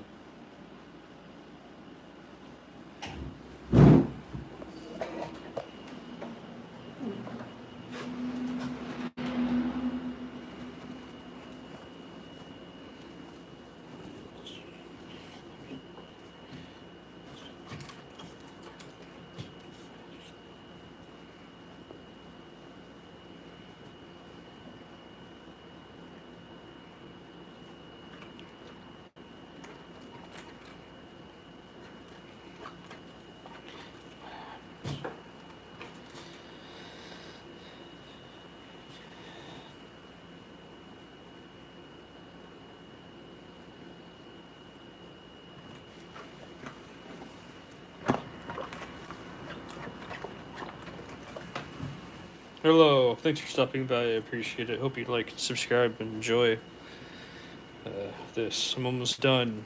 I don't know how long it's been. I don't know what 400 minutes is. But yeah. Oh, you're right. What am I doing?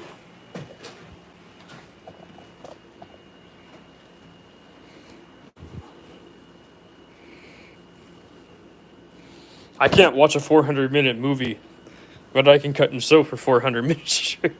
That's kind of fun.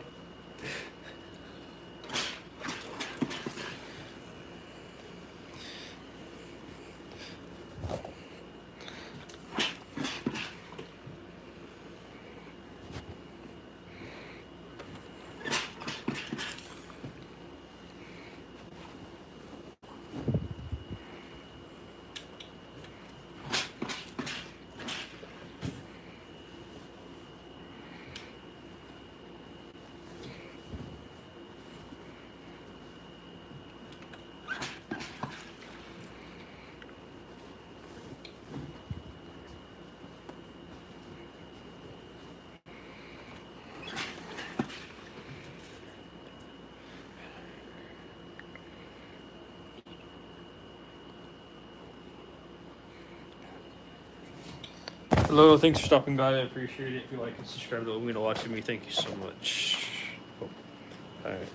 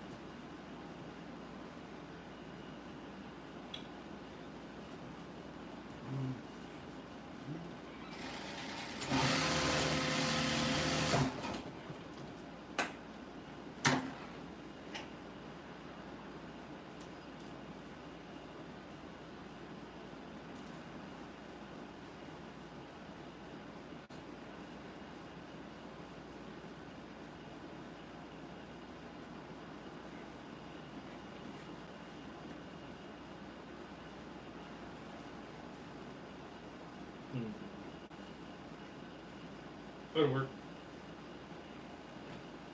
Anyways. Oh. Low power mode. Oh, I'm a 20% battery life left. It took that long to make these cars. Oh, I hate this car now. Well, anyways, now I just need the Velcro. Pull tabs. I'll be everything. Mirrors.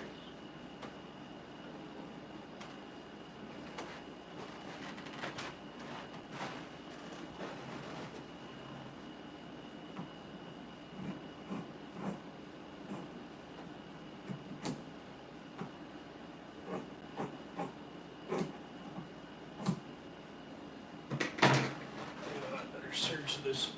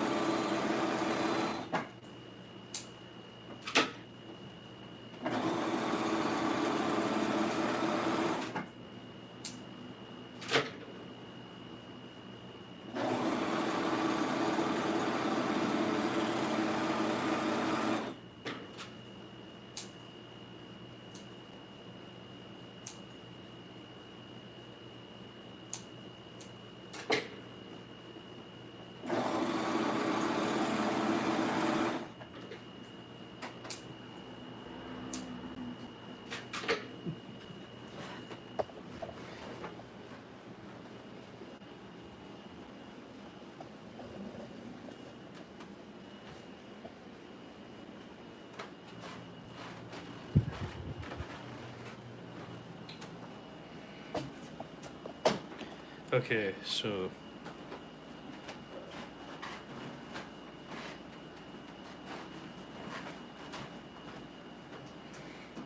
okay. I'm thinking. Oh yeah, Velcro. That's what's next.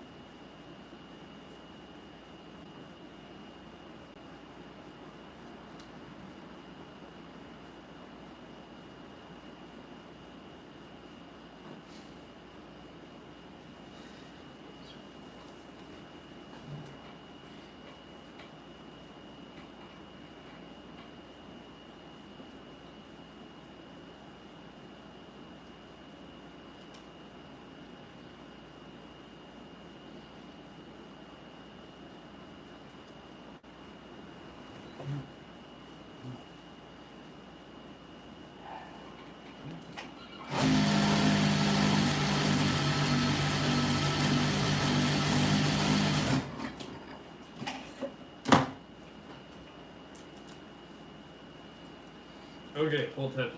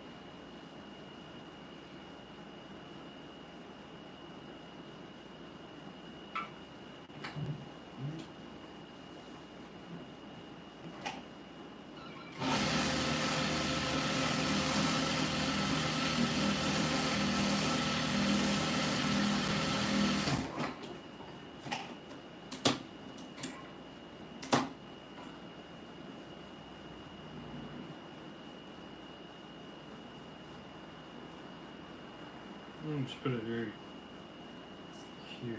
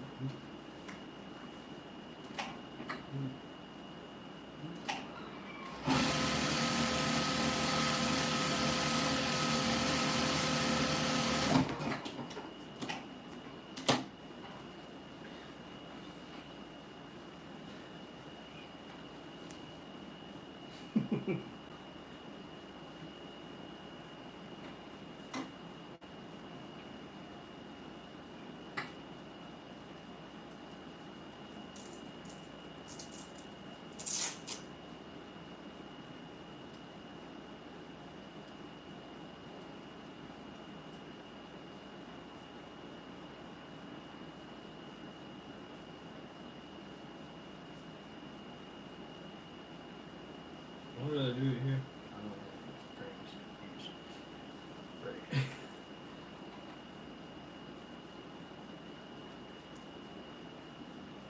That's it. It's backwards. Flipped. I say flipped.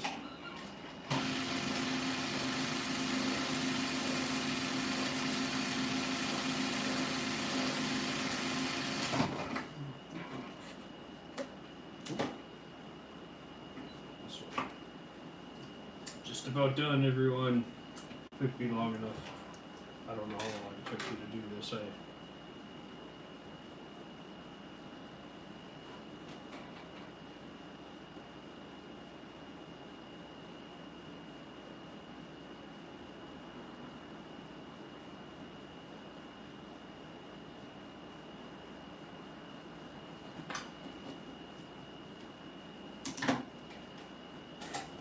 Whatever. Have enough to get the job done, and that's all that matters.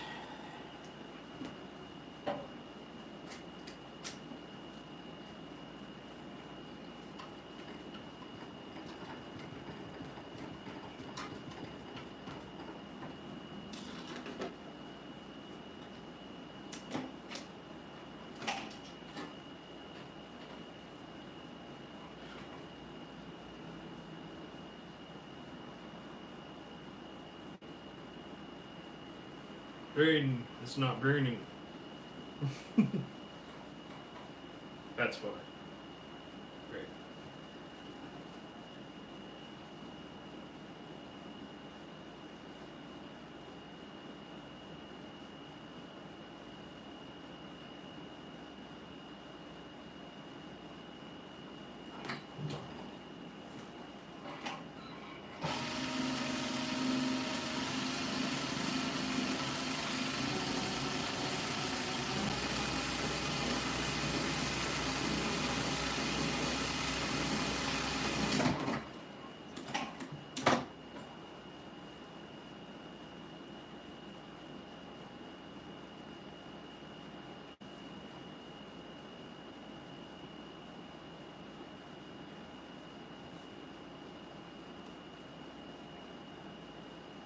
I mean, it's not pretty, but it works.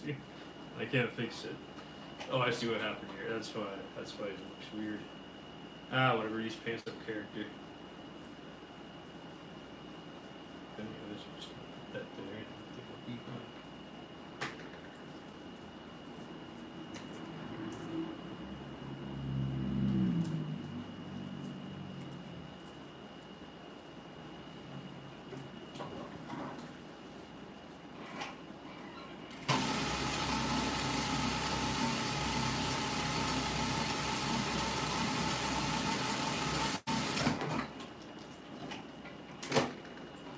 Perfect. I got the pants done, everyone. Anyways, I'll show you all. I'll show all of you. Just give me a moment so we try them on.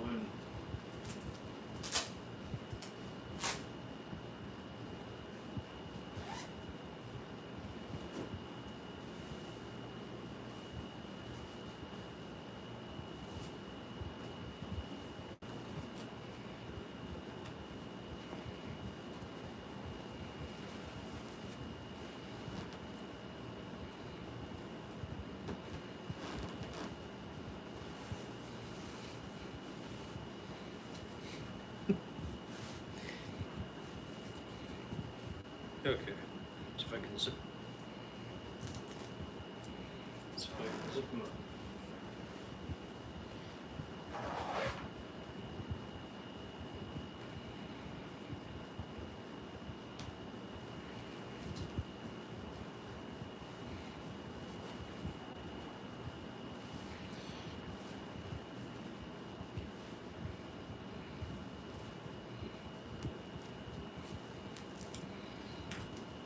Okay, everyone, I'm done with the pants. The one pocket works. The other pocket. Yeah, just. Okay.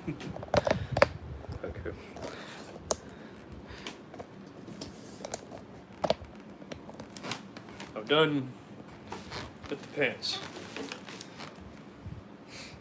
So, yeah. I can't really see them because Tex is in the way, but I'm sure they look fine.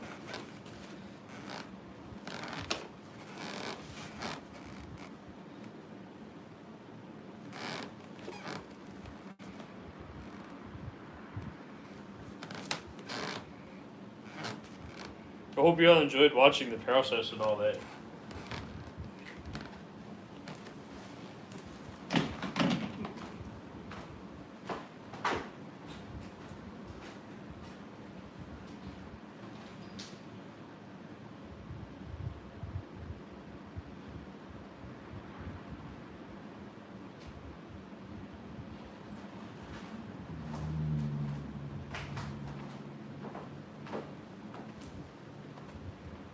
Yeah, they're gonna be for sale. My Depop, which is my same name as here, I'll show you all before I go. So here's my Depop, same name as my current. Decides to load, I don't know. I mean, here you go. Like Sam, Chacos. It's my bio, you can find me. Pants would be $300. I don't know the sizing right now, but I will check out the sizing as soon as I can. But also has pull tabs, Velcro pull tabs on it, so you'll be able to adjust the sizing if you ever need to. So, don't just it's okay. It's all good. But anyways, hope you have a great weekend. And yeah, I appreciate everyone that watched and stopped by and looked. Goodbye. Thank you.